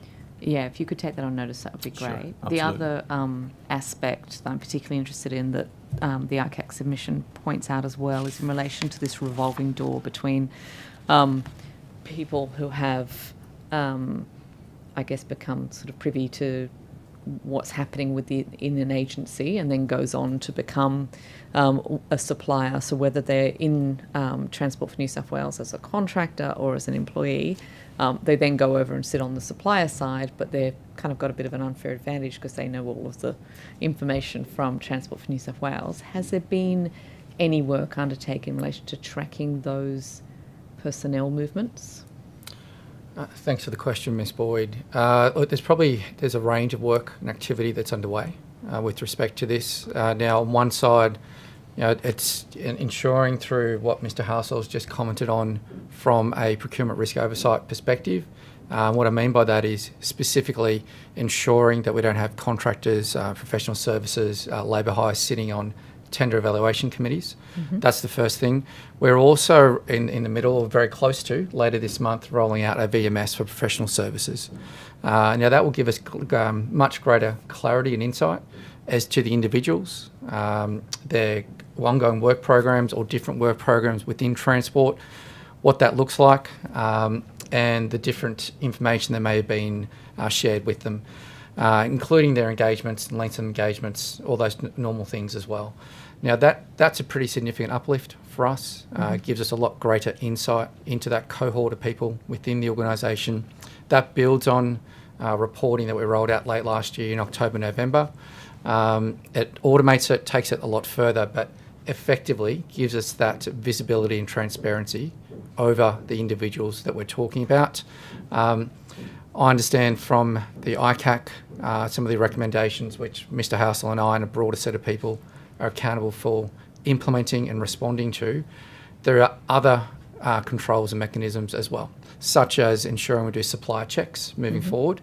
Now, as part of that, we do have, through Mr. Halsall's team and other parts of transport, through our sourcing teams, we have activity that has a role in that, ensuring that we do check suppliers, the validity of those suppliers and so forth. So if we look at in totality, that's what, individual side, supplier side, together with what we're doing from a procurement risk oversight committee perspective, we're in a much better position than what we were even 24 months ago. So it seems that from everything you've been saying, both in this hearing and in previous hearings in other contexts, there's very much a piece of work being done and some improvements being made, but you're still sort of in progress, or there's a bit of a journey. When do you expect to be able to sit here at a hearing and say, yes, we believe that what we've done now is the most robust? Well, Mr. Halsall started with us just over 2 years ago now, probably 2.5 years ago, and we went through a reform whereby we invested quite heavily into the procurement function just over 2 years ago. Towards the back end of 2021, we stood that up. Now, if I think about the journey we've been on since that time, it's been significant. Now, that includes not just in risk and compliance and assurance, but also in value for money in the fiscal aspects, driving some of the financial sustainability outcomes across the function of procurement. So this is an ongoing process. Yep. But when will we reach a point where we can have a look at where you're at and give more pointers as opposed to being told, yes, we're still kind of working? Yeah, I think it's a great question. Look, as Mr. Purdick said, there's a range of activities. I think if you look at every one in isolation, we can show progress against each of those themes. We've introduced guidelines, we've introduced better reporting, we've changed the delegations of authority already. So, all engagements of this nature need to be approved by deputy secretaries. So there's a number of controls that we can already show the kind of RAG status against those. Yeah. I think the VMS, the vendor management system, which, as you recall, when we met last in the consulting inquiry, we committed to a timeline of April 2024, and we're in April 2024, and we're we're in user acceptance testing currently on that's digitizing some of the workflow which we referred to previously. which gives us much greater visibility, much greater control, the ability to report automatically on statements of work, on engagement. So I would say we can already give you a very clear progress status against the commitments that we've made internally. I don't think there's ever an end point, but I do believe post VMS we will go live. We will add to our labour hire controls that are already in place. We will add Scheme 5, which is the PMS scheme.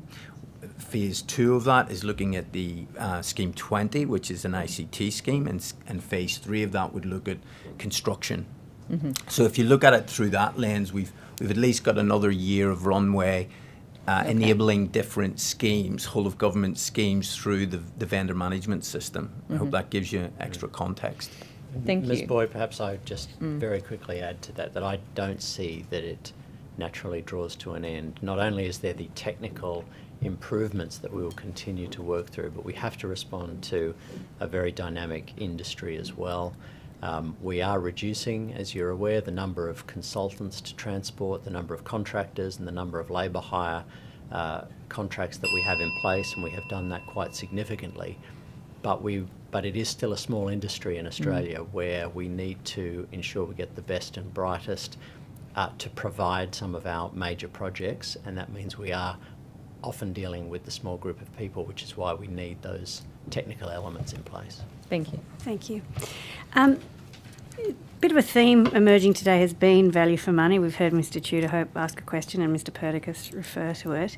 And I note that in the submission, you're part of the government submission, you talk about Transport for New South Wales incorporating socially responsible procurement practice, considering factors such as ethical sourcing, local content and manufacturing, fair labour practices and environmental sustainability in assessing value for money.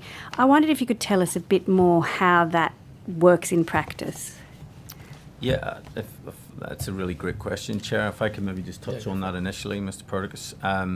One of the pre-sourcing elements that we have introduced recently, and that is also a theme within the ICAC report around supplier due diligence. We've introduced a risk navigation tool which essentially looks at 11 key risks, including WHS risk, modern slavery risk, operational risk, privacy risk, cybersecurity risk, subcontracting risk, sustainability risk, etc., and country risk. And depending on the inherent risk that's been determined in that pre-sourcing, so this is essentially before we run a market engagement, we're assessing the needs against these inherent risk profiles. Depending on how that pans out for each individual procurement activity, we also then run a more deeper supplier assessment questionnaire. So when we engage the market, we're sending very tailored questions to the market specific to one of those 11 risks. We've also introduced contract management frameworks, which looks at fair work practice. We've introduced that into our subcontractor guidelines as well. That is heavily mentioned in there, and we are just about to introduce an assurance program, which will systematically work with the contract management groups across the whole of transport to assure against the numerous obligations that are in there, including fair work practice at a subcontractor level. Could I ask two quick follow-up questions? Is there any chance of us, and we may be able to get it elsewhere, but it'd be lovely if you could supply it, that fair labour practice aspect, if we could have a look at that on notice, that would be great. And I might redirect perhaps to Mr. Murray. Thank you for that, Mr. Halsall. That spoke very much about the risks and making sure that they're identified. I wanted, Mr. Murray, if you could talk about, I guess for me it seems like an opportunity that, you know, there's a large infrastructure spend in transport, significant buying power. You've identified that there's this broader way of assessing value for money. I just wonder if you see opportunities for leveraging that purchasing power to deliver particular outcomes, you know, that against those broader areas of value for money. Thank you for the question, Dr. Kane. And yes, I think it, as Mr. Tudor-Hope did, it draws on what I saw on the other side of the fence in the Tier 1 delivery side of government procurement, in that we have very willing major international organisations and Australian organisations waiting to partner with government, and in fact the social outcomes for the staff of those organisations are as important as they are for government departments and for the communities involved. And I guess if I could draw out a couple of elements. When I spoke to our industry partners at our last pipeline event, 500 industry partners, we had 325 individual projects in delivery, large and small, city and regional. And so that, I think, speaks to the ability to influence that you referenced in your question about if we set clear parameters on delivery there, then we can deliver against them. So to leverage our partners in the communities in which they operate and they have boots on the ground, and to assist government is a key example that we want to set and that we want to ensure that those buying gains are available for. One example, a clear one, would be around sustainability, and I would just call out that Parramatta Light Rail Stage 1, for example, was awarded the highest ever as-built rating by the Infrastructure Sustainability Council. And as we go into procurement for Parramatta Light Rail Stage 2, that's something that we'll not just be looking to emulate, but ensure that the learnings over the last couple of years from the industry can be brought to bear on that project. To do this, we set up joint workshops with our key stakeholders, in particular the Australian Constructors Association and Consult Australia. The latest of those was held just last month. And the work with those member organisations is to collaborate on our processes like design reviews, personnel requirements and culture, so that when they show up to tender, they're not doing so in just this blind acceptance of paperwork passed across the gap, but they're telling us where our procurement methods don't work or don't deliver on those elements that we expect to turn up in the field. So one of the elements that we've picked up is 360-degree health checks on projects, not so that we just rate the construction delivery partner on their performance, but they can give us very clear feedback on where what we're doing isn't getting the most benefit in the field. Another element is the Construction Industry Culture Task Force, chaired by Gabrielle Traynor, which also has created a culture standard, and that provides a framework for clients and contractors to work together on what we see as the biggest issue in transport infrastructure, and that is, where are the skills for the future going to come from? The construction industry, by most guesses, is 250,000 people short of new entrants every year in Australia. So we have to do more in New South Wales to ensure that our transport infrastructure is attractive, it provides the right working environment for people, and it builds the skills that we're going to need around digitisation, off-site manufacture, and other critical construction elements that we see playing out in transport in the next few years. So that culture standard is being trialled on around about 6 projects nationally at the moment. In New South Wales, in transport, it's being trialled on the Mulgoa Road Stage 1 project. It involves a range of initiatives around working hours, flexibility, diversity and inclusion, and just the way people need to be treated when they're on site at work. It's more than just a feel-good, though, or targeting those personnel elements. We've got an economics provider who is lining up around the contract as well, who will give us a full update on the productivity benefits of working on a culture standard alongside major infrastructure improvements. And that's something that we not only would expect to see in all of our major transport procurement going forward, but we would hope to share that with the industry more broadly. Thank you very much. And again, if there are documents that you could share regarding the 360-degree sort of health check, I can't remember what, health checks? Yes, that's right. And the culture standard, that would be most useful. And that leads me to a question, I guess, perhaps for Mr. Halsall and Mr. Perdiccas, about, you obviously had to do some work arising from ICAC reports, Auditor General reports, etc., which you've described how that's going. Was there any, or is there any best practice in the public sector or in other agencies? Where were you going, aside from, getting together and thinking about sensible options? Where else did you go to get information or best practice or guidance on what might work? Yeah, I'm happy to jump in, and Mr. Halsall might provide some further information. But the key part for transport is that transport is a large organisation. We have capability through which we tap internally. We work through these aspects. Really importantly, though, our relationship with New South Wales Procurement is critical. Now, for example, working with them across issues such as consultants and professional services, working really closely, collaboratively with them around definitions, guidelines, fact sheets, which we then publish and communicate back internally in transport. Those aspects are really critical. Now, that relationship's broad and deep. Now, what I mean by that is Mr. Halsell sits on the Procurement Leadership Group. We have representatives from the Infrastructure and Place Division and Sydney Metro that sit in the Construction Leadership Group. We have a Transport Procurement Board.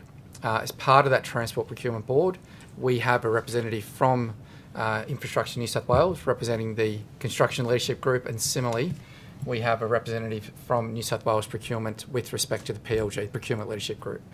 So there is a very clear, they have complete insight and transparency on what both our opportunities and challenges are. We work with them closely on a day-to-day basis, but also through formal governance forums. But I think that's the really critical relationship for us from a whole of government perspective. Okay, and could I ask, it's not, I don't think it's related, but it could be. There was a discussion paper released in 2022 about productivity packaging. And I note on the website there's still some information there.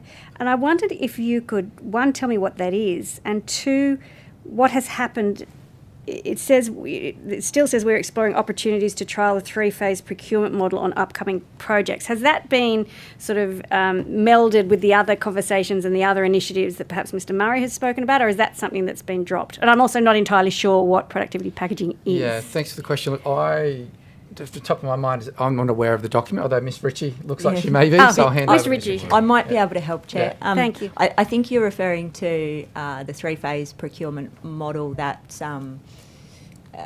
we've been in consultation with industry around, particularly in relation to the Princes Highway upgrade. Right. And that is part of addressing industry capacity, right, and efficiency in procurement. Okay. And it's absolutely still under consideration. Okay. So it says it's a 3-phase model. Could you very briefly, or provide me, if it's too much? Sure, I can provide you with more information. That'd be great. Afterwards, yeah. But just very briefly, it involves essentially early contractor engagement. It's a form of early contractor engagement, and it involves engaging design companies to support through the whole procurement phase, and essentially reducing the burden on industry and completing the transfer of knowledge in a more efficient way to reduce risk and ultimately reduce cost is the aim. Okay, thank you very much. And I have another question about a previous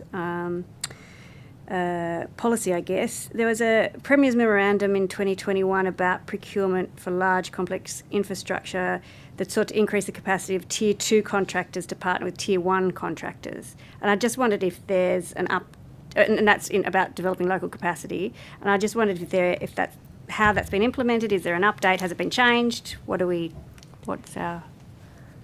that again you, Ms. Ritchie? It probably is, Chair. I might need to take that on notice in terms of the current status of that document. I would say, though, that there's ongoing work in terms of packaging strategies to engage with Tier 2 contractors. So we actively, as part of developing a delivery strategy for a project, we look at how the project can be packaged to efficiently engage with industry. Okay. And thank you. Yeah. Chair, I might add, we've been very clear with industry that we would expect in the next 12 months around about 16 contracts to come to market that will be below the $500 million mark, which opens the door for more contracting for Tiers 2 and 3. Excellent. And Mr. Murray, if I could just ask as a final question, you were talking about local content, and I just wondered if you could describe a bit more. You were talking about we were talking about Australia and New Zealand and local content, and I think you were beginning to talk about benefits that flow to New South Wales by potentially specialising in components, even if other parts are manufactured elsewhere in Australia. Is there anything more that you'd like to add about that? I felt that we didn't get quite the time there. Well, perhaps I could call out a very recent example, which is the provision of the new Parramatta River-class ferry fleet. Much has been discussed about the fact that they are manufactured in Hobart on the Derwent, but they are designed very much by an established New South Wales and Sydney-based shipbuilder. And I think that's an example of using the best talents from where they are available. The shipyard in Hobart is a 40-year-old family business that is extremely well credentialed in terms of the sorts of vessels and the local supply chain links that they have. At the same time, the designer is one of the leading lights in terms of digital twins and digital design of the craft, which gives us not just the benefit in the speed of delivery and of packaging and the certainty of the delivery, but also the ongoing maintenance and future-proofing of that fleet, which we hope will one day be an electric-powered ferry fleet. So I think they're the benefits that I would see coming out through the use of Australia-wide and potentially New Zealand-wide providers, not just saying it must be a New South Wales-based procurement. Thank you all very much. We're out of time. I think we all have more questions. We will probably send those to you and you'll have the customary 21 days to reply, but we very much appreciate you taking the time to be with us today. Thank you. Thank you. Thank you.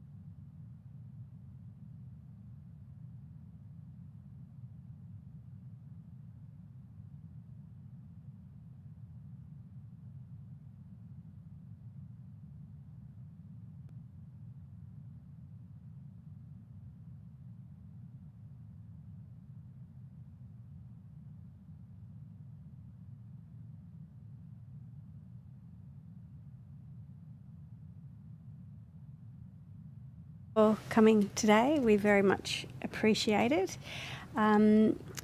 Before we begin, if we could get you to either swear an oath or an affirmation. We can start with Mr. Agar. Thank you. I solemnly and sincerely and truly declare and affirm that the evidence given now, about to be given by me, shall be the truth, the whole truth, and nothing but the truth. Thank you. Mr. Harding. I swear that the evidence now about to be given by me shall be the truth, the whole truth, and nothing but the truth. So help me God. Thank you. And would you like to start by making a short opening statement? Yes, I would, Chair. Thank you. Business New South Wales welcomes the opportunity to be here today and witness to the inquiry into government procurement. Business New South Wales is the state's peak business organisation with almost 50,000 member businesses across New South Wales. We work with businesses spanning all industry sectors, including small, medium and large enterprises. Operating through a network in metropolitan and regional New South Wales, Business New South Wales represents the needs of businesses at a local, state and a federal level. Business New South Wales sees small and medium-sized enterprises at the heart of our state's economy. A thriving SME sector enables economic growth, greater productivity, reduces monopolisation, community engagement, greater workforce participation and economic resilience, strengthening our social fabric too. Our advocacy has to date been focused on enabling greater participation of SMEs in all parts of our economy, including government procurement. For small business, the first government contract can be the most important.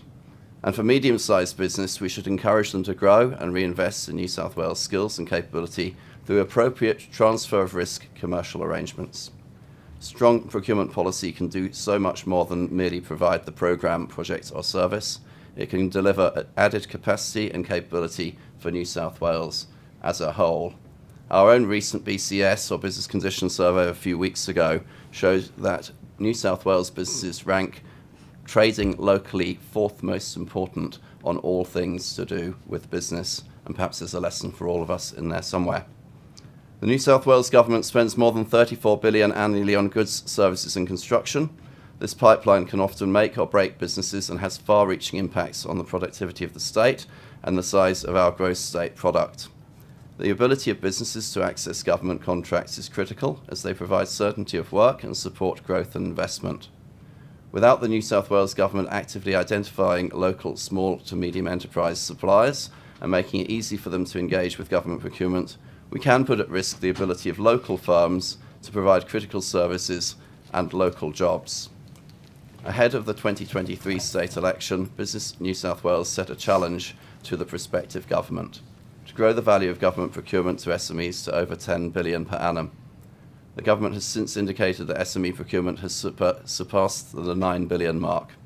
We acknowledge also that the focus on ease of government procurement has been a focus for successive governments in New South Wales. We will continue to advocate for the importance of building state capability and capacity through appropriate SME procurement pathways. Open and transparent dealings, as well as wider competitive market access across government procurement, help us become stronger, and in fact are the best antidote to procurement constraints, a lack of choice, and our good defence against bad procurement outcomes. There is still much more that can be done to continue to increase procurement departments and agencies' confidence and capability in dealing with SMEs.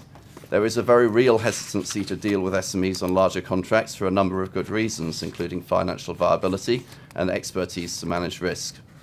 We've often seen a government announce their intent to engage more SMEs on key contracts, only to see those efforts hampered by commercial practices that drive contracts away from SMEs towards those who can more easily manage that risk transfer.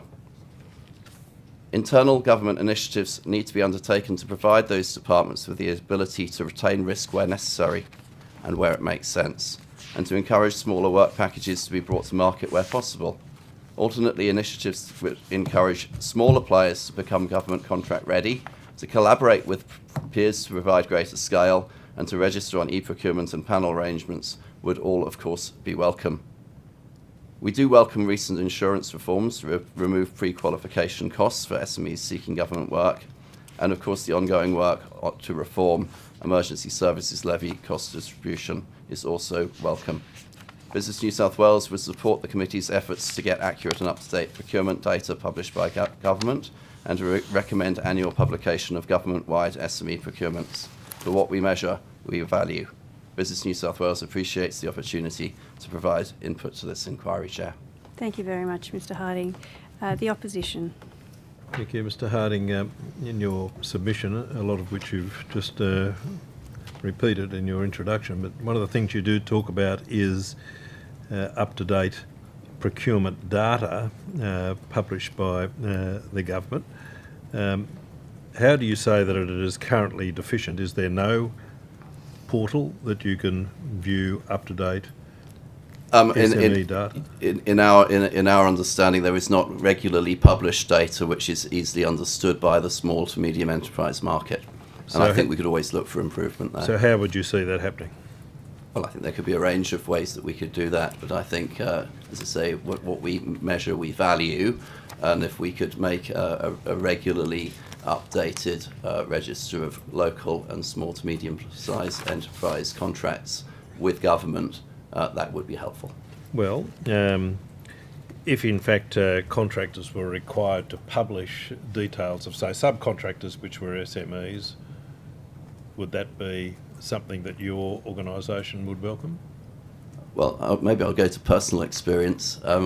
There are very few contracts which can be set in motion without subcontract and sub-consultant arrangements. It is, of course, relatively easy for that to be published, and I think where there are larger government programmes of work, projects or long-term service arrangements, then it would be very sensible in the same way as we measure other metrics such as Indigenous and apprenticeship levels. We could also quite easily measure how much is local procurement and how much is SME procurement. And in relation to SME procurement, there is currently the procurement framework, the government's that they are required to operate in. Do SMEs raise with you any issues relating to complying with the framework?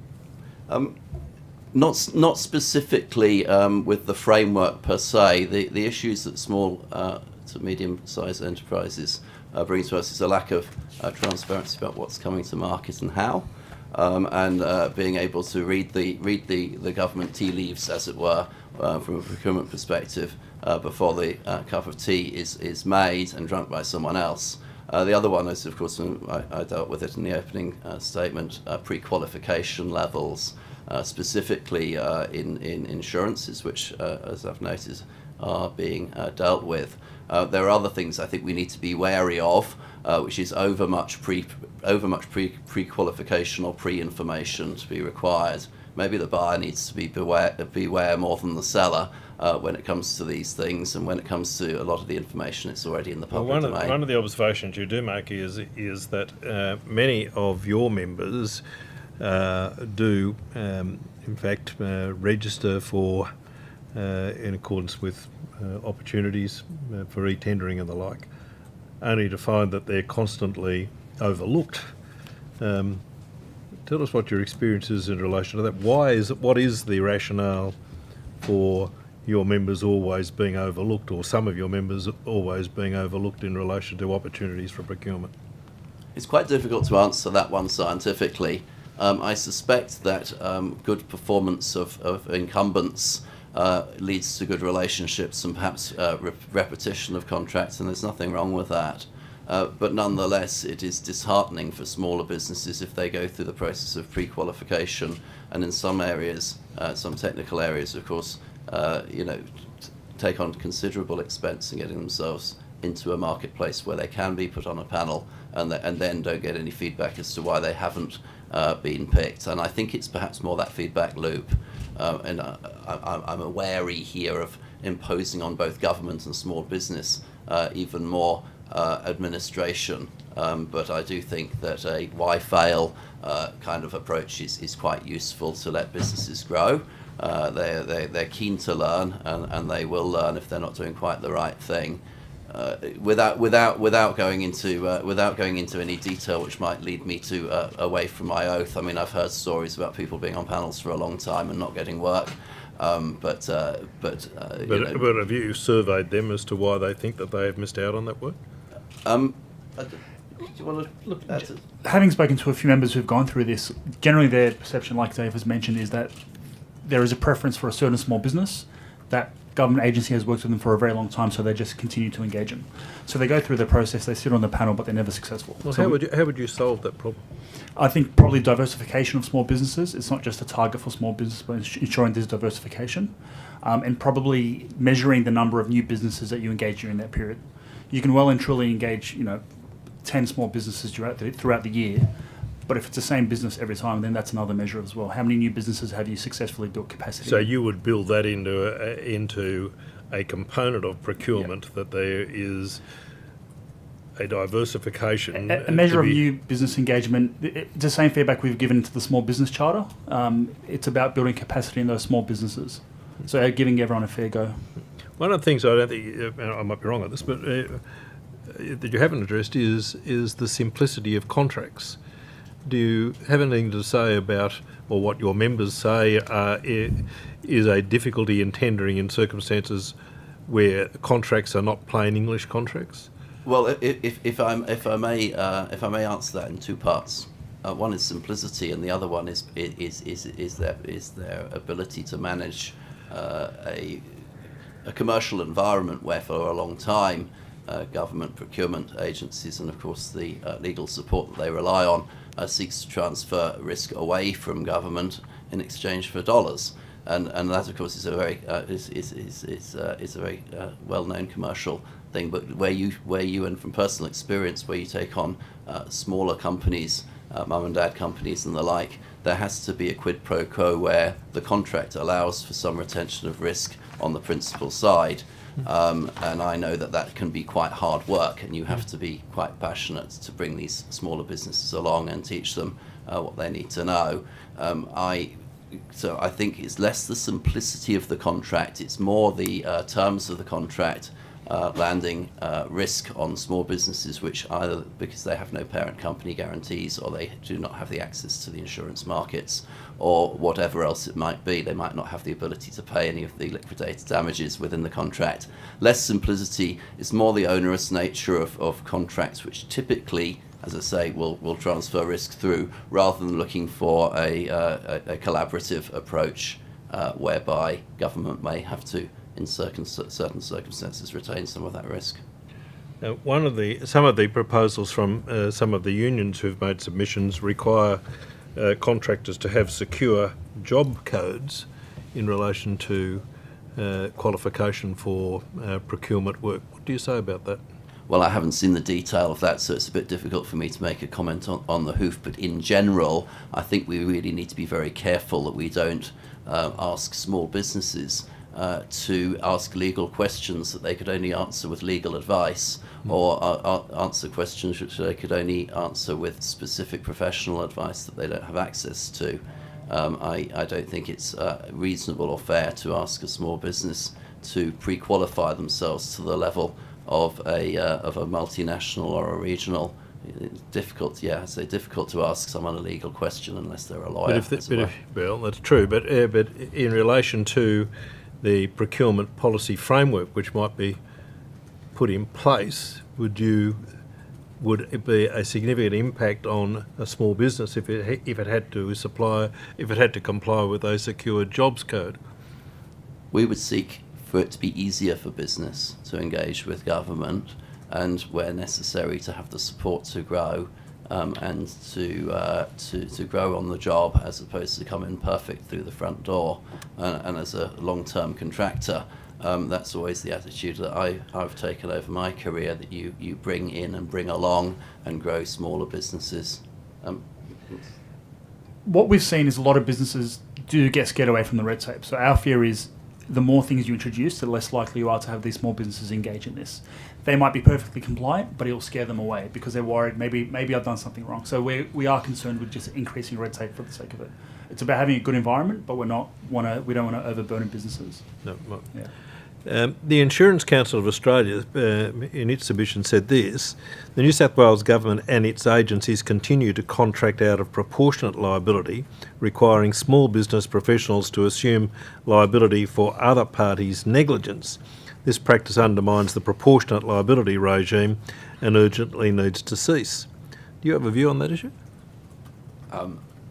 I think you've just had the Secretary for Transport in here, and I know from hard-won experience that small businesses on the railway network have to carry very large insurance burdens, which effectively does drive the work towards those who hold regional or global covers. And so that's a problem for even tendering, is that right? I would agree. So one of the things that the Small Business Commissioner also has set in place is a scheme for educating small business about how to tender for government work.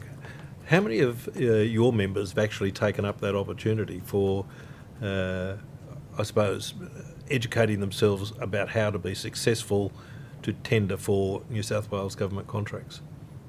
Well, over the years, there have been a number of initiatives which have been taken up in various levels around learning how to tender for government work. And in fact, Business New South Wales is in the process of negotiating again with a tender consultant to provide initial free advice to small businesses looking to get into government work. So I think the need is always there. I do wonder whether or not knowing how to engage with government pre-tender is perhaps as important as knowing how to tender itself. I think knowing what's coming down the line and gaining those human relationships with is as important as the tender work itself. Thank you. Ms Boyd. Thank you, Chair. Can I start by just picking up on that point about insurance? So I understand that the government has taken away the requirement for there to be insurance up front on certain contracts for tendering.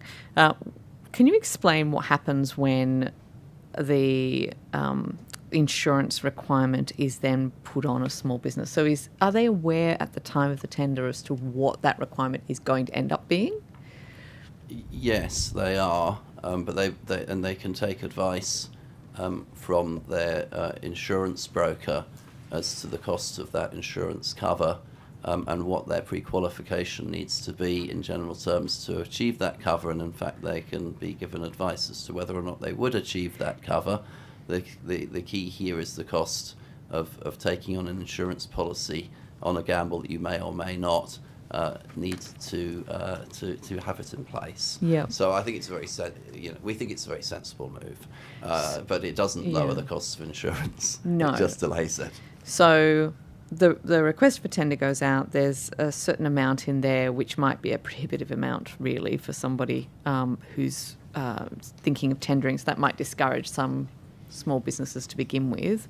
Can you give us examples of, I guess, where there's been, an amount put on liability insurance by a government requirement that is, quite sort of out of keeping with the type of work being contracted for? I come back to the marketing example where they've had to tender for it. This is before this new arrangement, but they required a public liability insurance of $10 million for a marketing contract. Right. So it's one of those ones where it's not proportionate to the work being taken. It's the same thing, it's the same level of liability for someone actually taking work on a work site with physical labour. So it's stuff like that where we see examples of it being disproportionate. And is that negotiable? Is there a point where... It's not negotiable. No. It's not negotiable. Unfortunately, yeah. No, So you can't point out to the government the error of their ways in that context? And if I can add to Mr. Argo, I mean, one of the things I think we've had in the past with very well-meaning procurement moves from government to make it easier is that you do actually need to get to the risk transfer area where government lawyers quite reasonably require as much transfer of risk through as they can get. Yeah. And even if that turns out to be 20 million for a small business doing relatively innocuous track maintenance work, for example, that's what it's been. And somebody, whatever we decide and whatever you decide in this room and is taken up and becomes legislated, we do need to tell the lawyers. So I don't know if you could, if you've got the evidence for this, but you would think that from the insurance company's perspective, you've got a sort of a captive audience here because you've got an entity that has won a contract on the basis that they will get insurance. Have you seen that sort of push up the prices of insurance premiums? Have you seen any research on that? Well, no is the short answer. Not seen any research or not seen any evidence either. of these being the factors that are pushing up insurance. Insurance globally is going up for a whole heap of reasons, and we don't have the time in the week to be able to talk through all of them.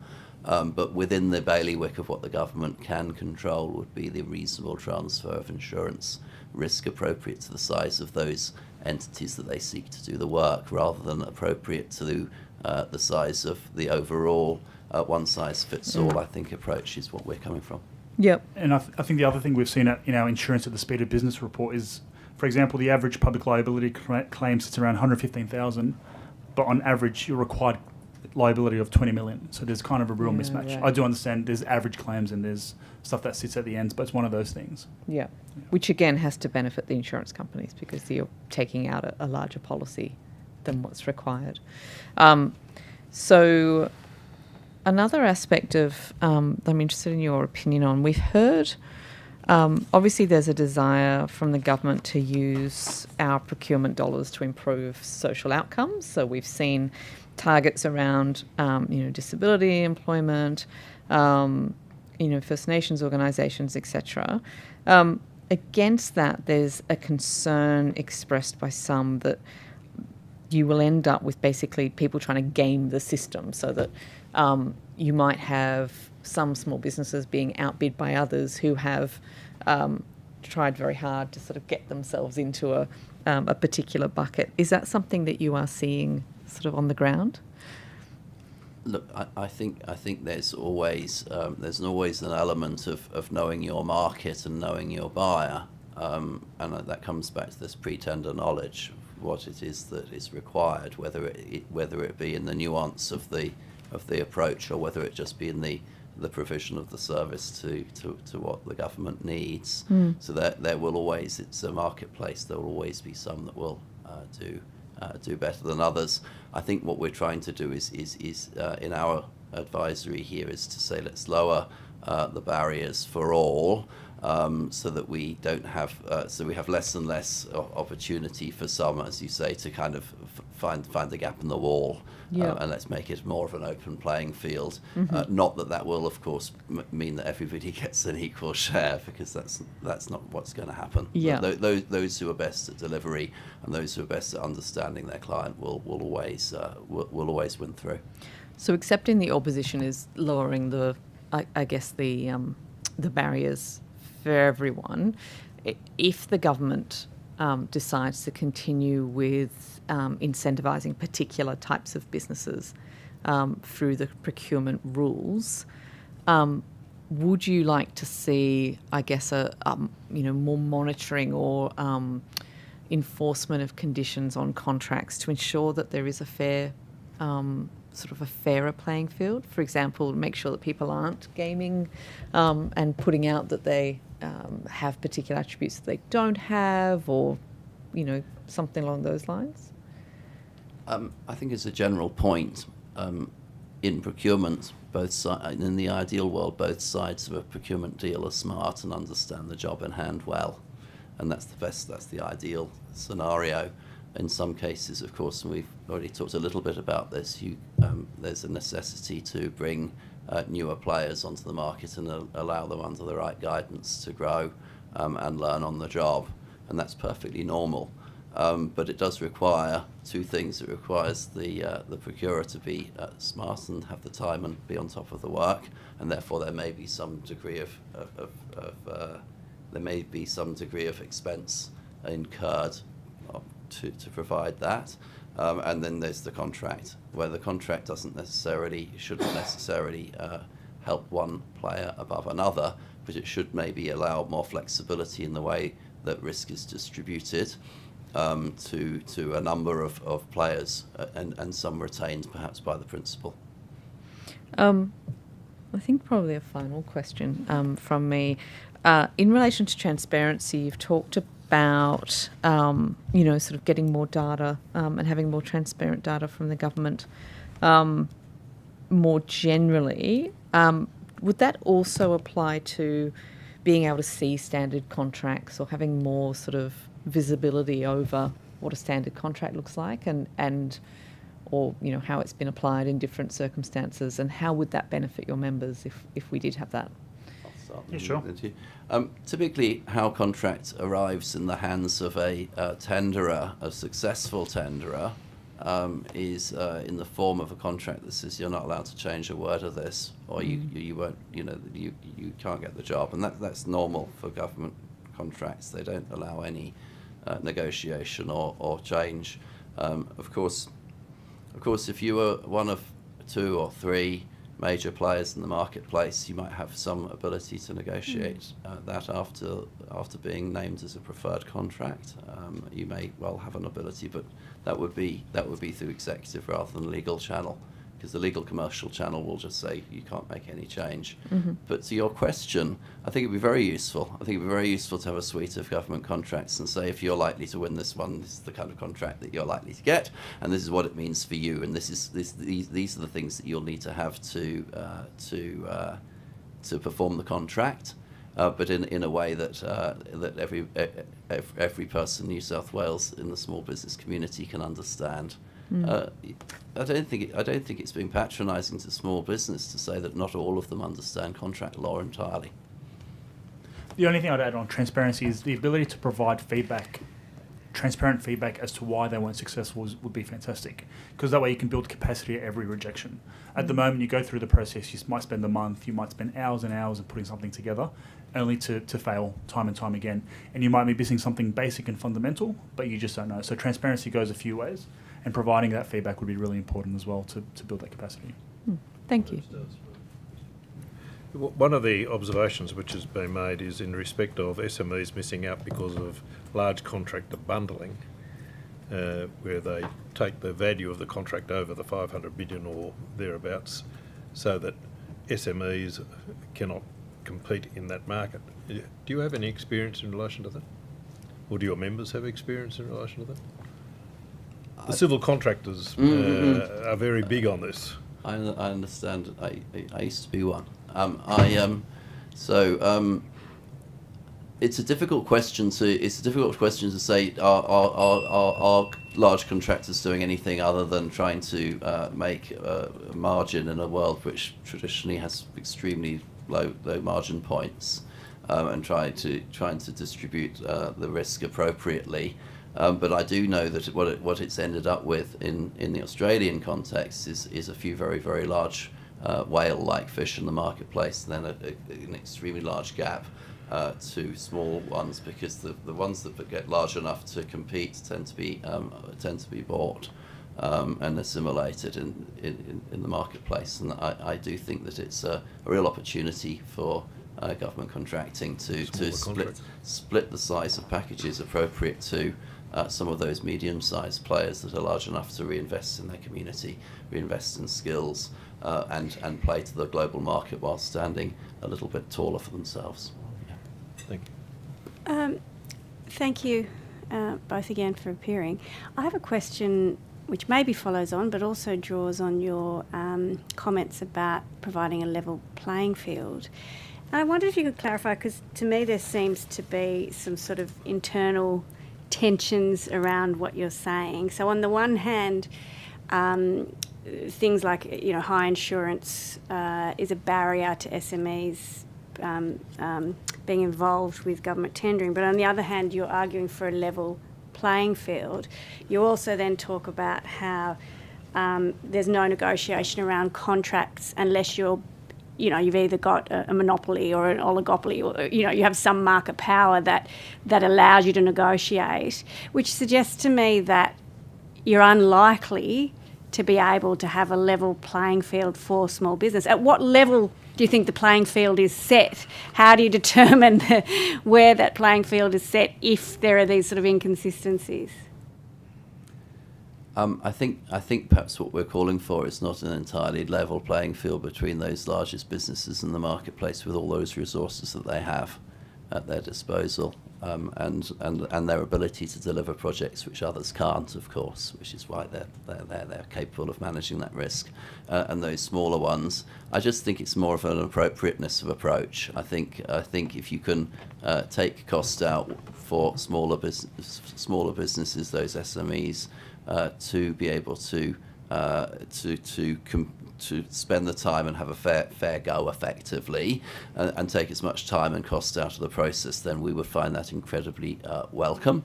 And then the point around negotiating on contracts, I don't think any government bureaucratic organisation would like to spend weeks in negotiation on every contract, but nonetheless finding the most appropriate risk point for small businesses to engage, so that they're not written out by not having the right parent company guarantees or whatever it is that's required. Okay, so if I'm hearing you correctly, and Mr. Agnew might want to say something, it's not about a level playing field, it's about creating appropriate access and risk points.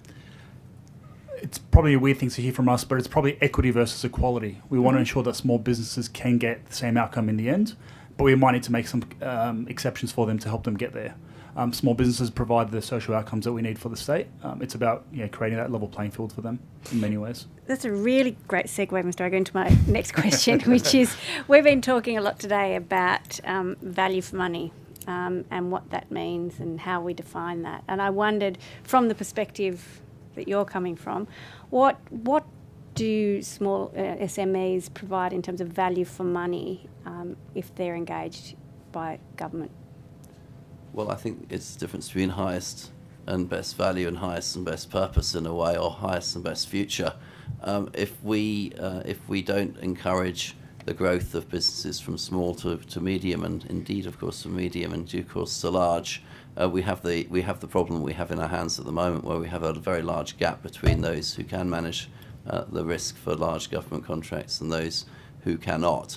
And perhaps through, as I think Mr. Arco has just said, perhaps we need to think about some different treatments to enable those smaller businesses to grow. They might not provide the, as you say, the best value for money within the bounds of the narrow treatment of that contract, but it's highly likely also that they won't be far off the mark. And from my personal experience, working with multiple small and medium enterprises as a prime contractor has been rewarding and highly efficient as well. You just need to get the engagement right and the contract right and the right supervisors on the job.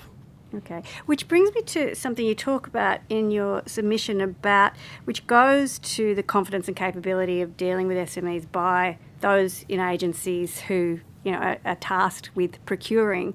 And I wondered if you could talk a little bit about, I think you talk about hesitancy and maybe internal capabilities and a lack of confidence. Could you speak about what might be done to overcome those factors?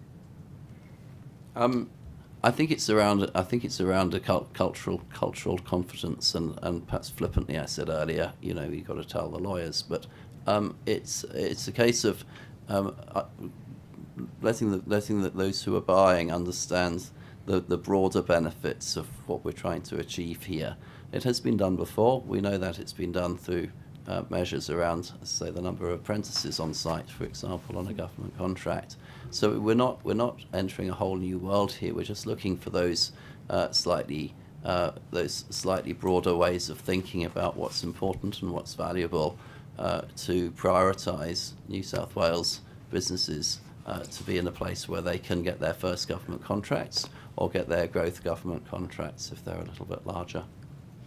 Yeah, the only other thing to add there is ensuring that there's appropriate training so that they're not just awarding sandwiches to small businesses locally, that they've got the confidence that they can award and manage the risk of small to medium-sized contracts as well. So that's kind of the thing that we're seeing there. Okay. And we've heard today that there are varying interpretations of value for money, that each different contract has a different understanding, interpretation, definition. Have you had any feedback from your members about anything to do with having to demonstrate that or having to include that or different weightings? I think perhaps that's the other side of the wall from our members. Right. We would have a fair understanding of where the where the business case sits and where wider economic benefits might come into that or not. But from our members' perspective, I suspect that they would probably not be up on that machination.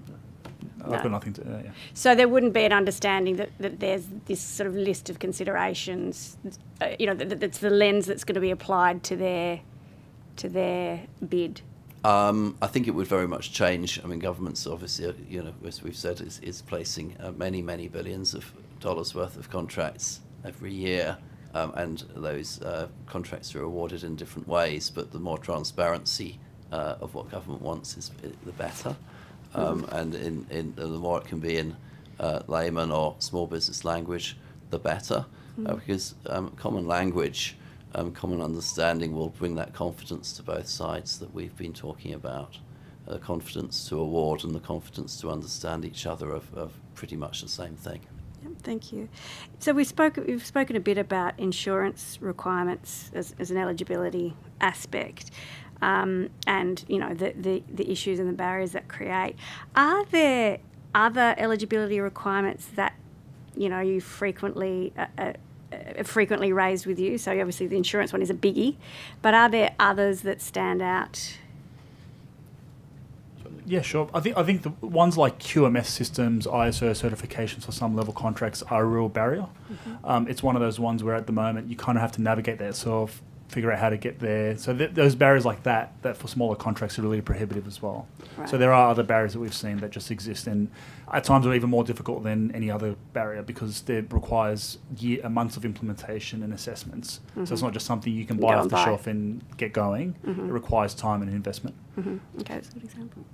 I would only add that, I mean, it's a much broader issue, and again, we won't have time to kind of get into it in detail today, but a lot of the foundational and technical skills are the same across sectors, but they are applied under separate qualifications and pre-qualifications. So if you're building a railway bridge, you might have to have a very different set of qualifications from building a road bridge, which is in fact the same design, just with a road on top and not a railway. Yeah. So I do have one more thing to add. The demonstration of references, I think, is probably the other one, because that's interesting. Where you go from a subcontractor to wanting to bid directly, it's sometimes difficult to prove that you were working on all these various projects across the state, and so that's a difficulty there. How do you then demonstrate your experience when you're limited to, having worked through one or two parties who may not want to give you references because they enjoy having you as a subcontractor doing that work? So there's a few barriers there as well. Well, that's an interesting one as well. Can you tell us more about, I think you mentioned in your submission about the industry capability network. Do you talk about are you able to talk about that? Yeah, look, Ian Hudson runs a great organisation. They're building capacity in manufacturing. So they run a series of events. You can kind of just call them up, speak to them, and get information on how you can build capacity.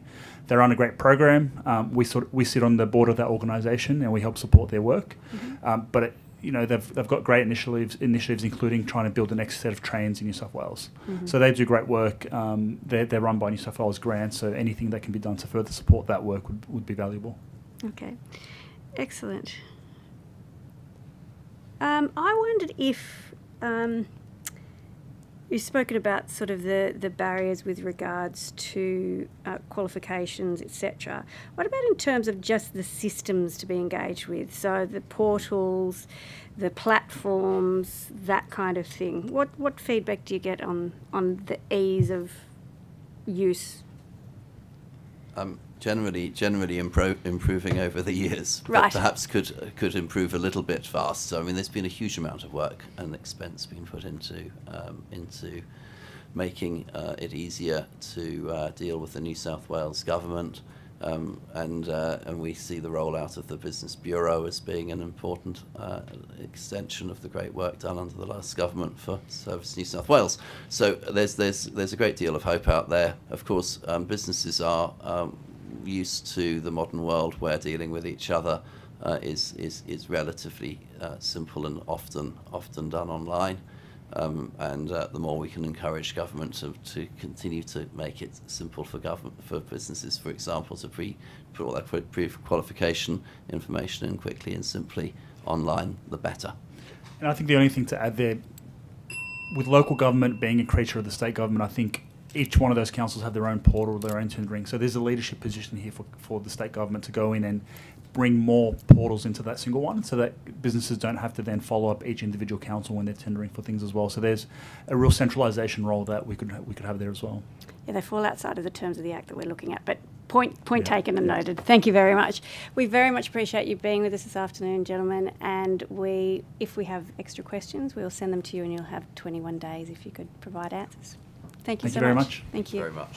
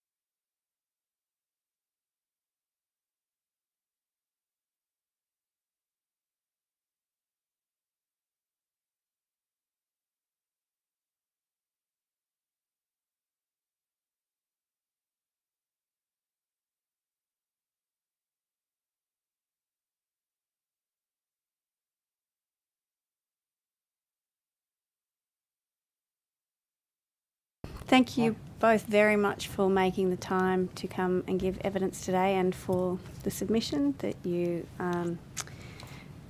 supplied for this inquiry. So if I could ask each of you to state your name, position, title, and swear either an oath or an affirmation. Mr. Classens. Okay, so Alex Classens, State Secretary of the Rail, Tram and Bus Union, New South Wales branch. I'm going to take an oath, and I swear that the evidence now about to be given by me shall be the truth, the whole truth, and nothing but the truth. So help me God. Thank you. Thank you. David Babineau, Tram and Bus Divisional Secretary of the Rail, Tram and Bus Union of New South Wales. I have an affirmation. I solemnly, sincerely and truly declare and affirm that the evidence now about to be given by me shall be the truth, the whole truth and nothing but the truth. Thank you very much. Would you like to start by making a short opening statement?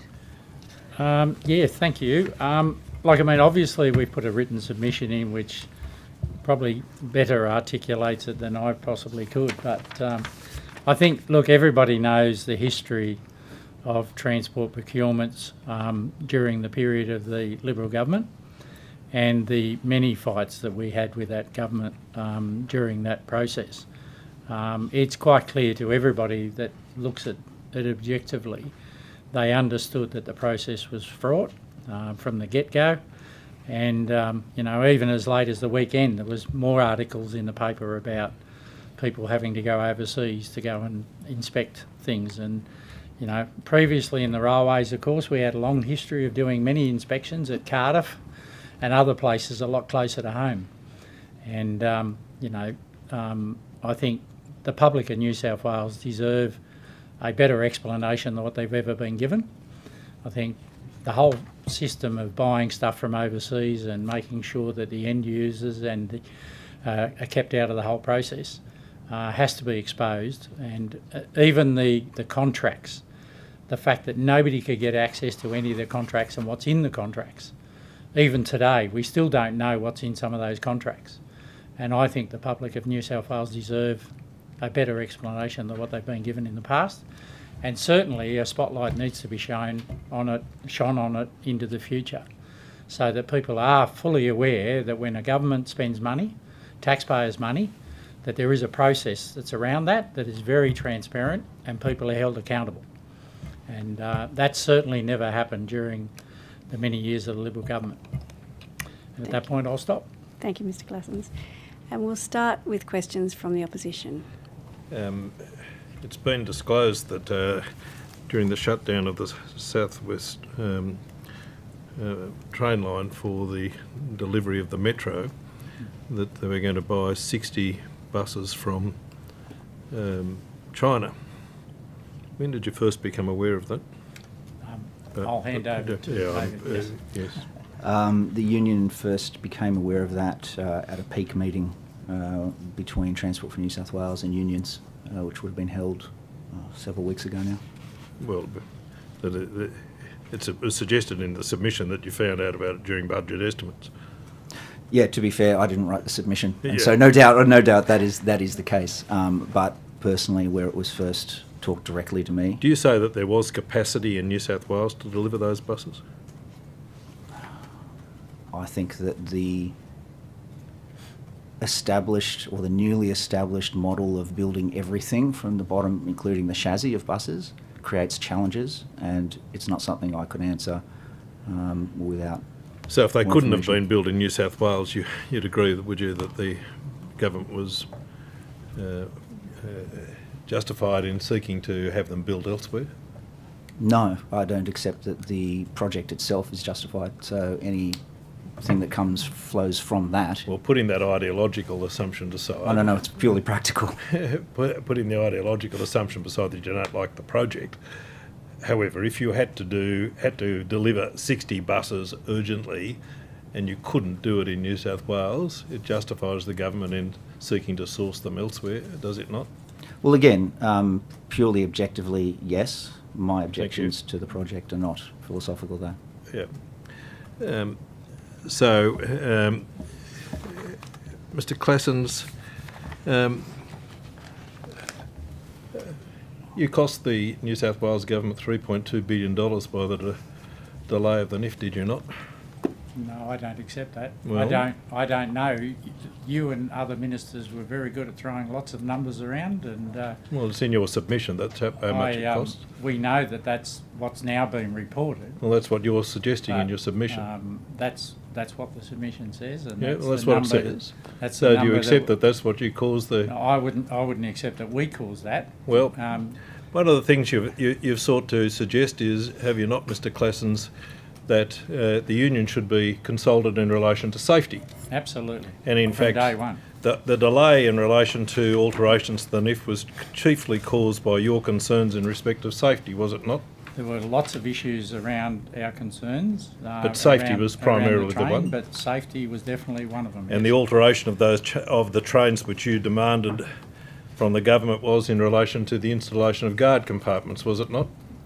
To have guards put back on the trains, absolutely. Yeah. We have 140 people a year, last reported, fall down between the train and the platform. And in fact, the would guards you are critical to would you agree ensuring their safety. would you agree with me that the technology on those trains was state of the art technology? No, I don't. Well, I've made. Do you agree with me, Mr. Claessens, that in fact those trains are operating in many other overseas jurisdictions? No, I don't. Without guards? No.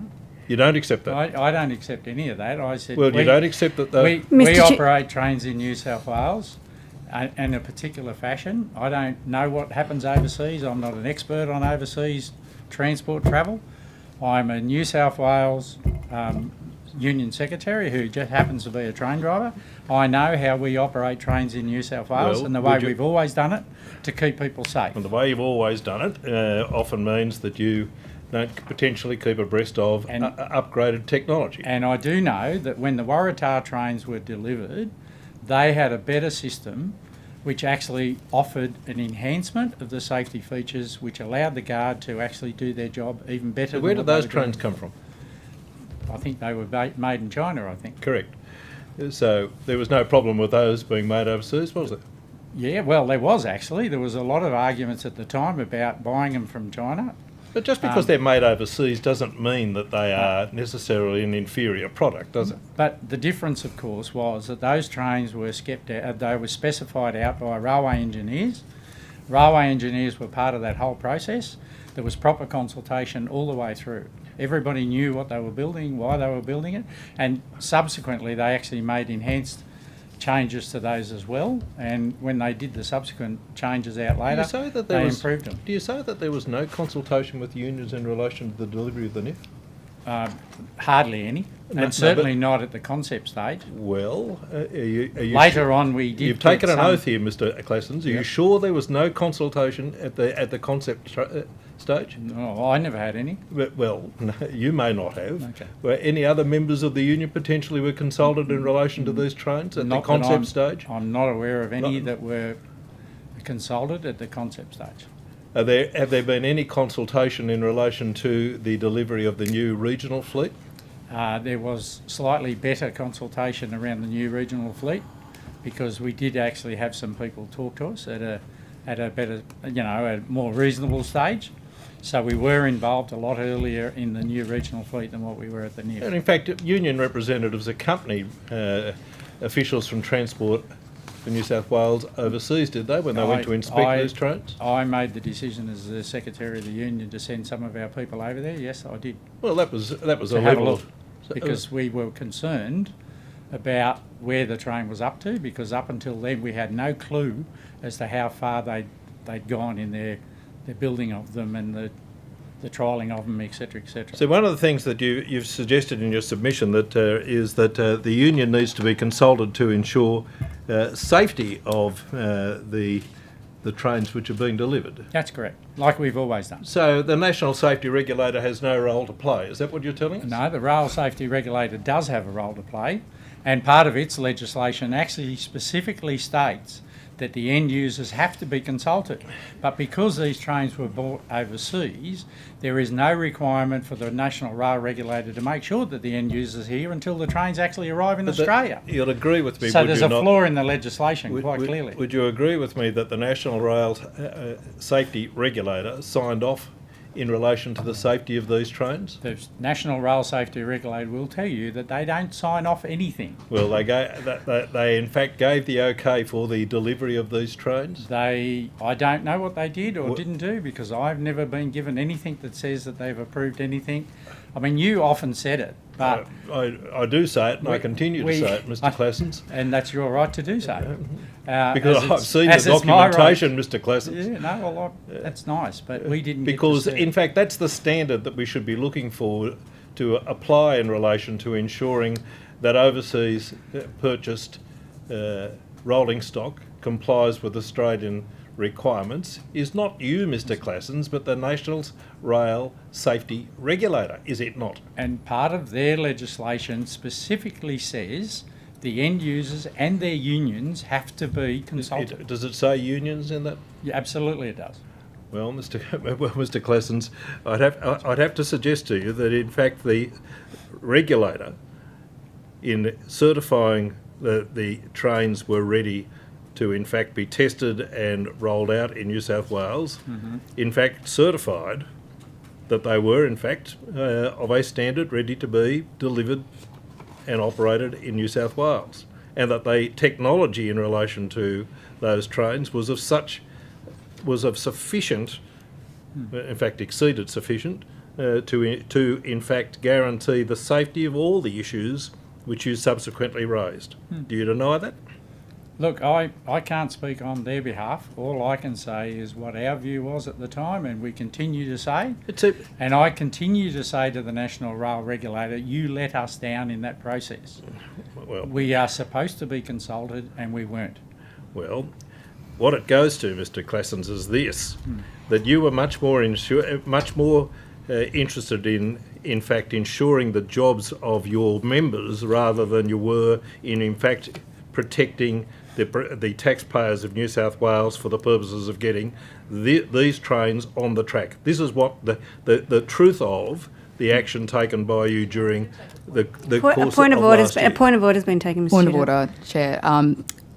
The member is continually seeking an adverse reflection on the witness, and I just remind everyone of the procedural fairness resolution around extending courtesy to witnesses also in respect to the way in which they're questioned. Well, to the point of order, this witness has heard all this from me before. I don't think he finds any of this adverse. No, look, and I make no apology for always doing the job that I've been elected to do, which is to look after our members' interests and also the travelling public in New South Wales. That's the oath that I swore when I joined the railway in 1978, and I have never deviated from that, and I never will. Till the day they carry me out in a box, I will always argue that our members' rights have got to be stood up for, and the safety of the travelling public is paramount. And while ever 140 people a year fall down between the train and the platform, you will always hear me out there saying, this is not on. It is not appropriate. Well, Thank you, Mr. Cousins. Mr. Tudorhope, I just wanted to clarify that you were entering into territory which I would have found to uphold the point of order. So just to clarify that. Thank you, Chair. So you do agree with me that you were, in fact, as one of your primary considerations was the interest of your members. Oh, always. I've been elected, No. you have, to do a job. I've always been elected to do my job, and I will always do my job. But part of that is also the fact that I grew up in the railway. I'm part of the railway family, and I want to do nothing more than keep people safe in the role that we do. Mr. Claessens, I never have any doubt that may well be your motivation, but what I'm putting to you is this, is that you may well, in fact, come from a position where you are blind to the advances in technology for the purposes of ensuring that those 140 people would not have been exposed, because those 140 people are falling between the tracks now with safety, with guards on the trains, are they not? All I know is that when we see a system of safe working or a particular type of equipment coming in that we do not perceive to be safe, is you will never gag us. We will always have a view about keeping people safe. And it was quite clear that the technology on those trains was substandard to what we currently had as part of the Waratah fleet. The cameras were nowhere near as good, they weren't positioned correctly, and the fact that you are deliberately designing these trains to do away with the guard was obviously of a real concern to us. Well, 140 people are in fact falling between the tracks with guards still now in place, are they not? I don't know what the current numbers are. I haven't Well, you're the seen one the who's current- quoted them to me, I Mr. Glasson. quoted the last number that I was party to was 140. I haven't checked them lately. If I'd known that I was going to be cross-examined on that today, I'd have gone and done my homework, but I didn't So, do that. effectively- I would have to ask Transport what those numbers are today. Well, if you took the time to actually do a full inspection of those trains, you would have observed the camera systems which existed on those trains and the mechanisms introduced for the purposes of ensuring that the train would not move in circumstances where either there was an impediment to the train or alternatively the driver had not checked the individual cameras before the train commenced. Did you do that?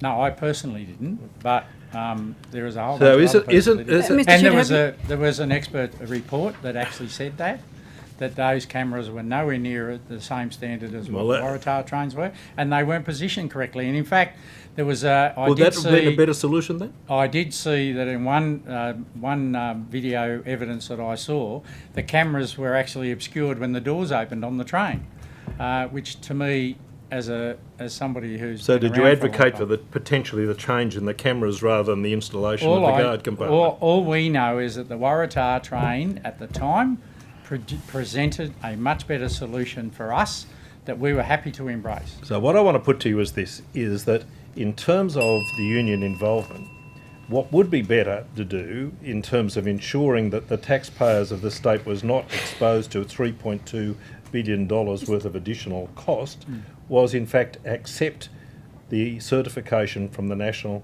Safety Regulator. No way. Was there a question? Take it as a Well, he comment. said We'll no. take it as a comment. He said no way. Ms. Boyd. Thank you, Chair. Good afternoon to the two of you.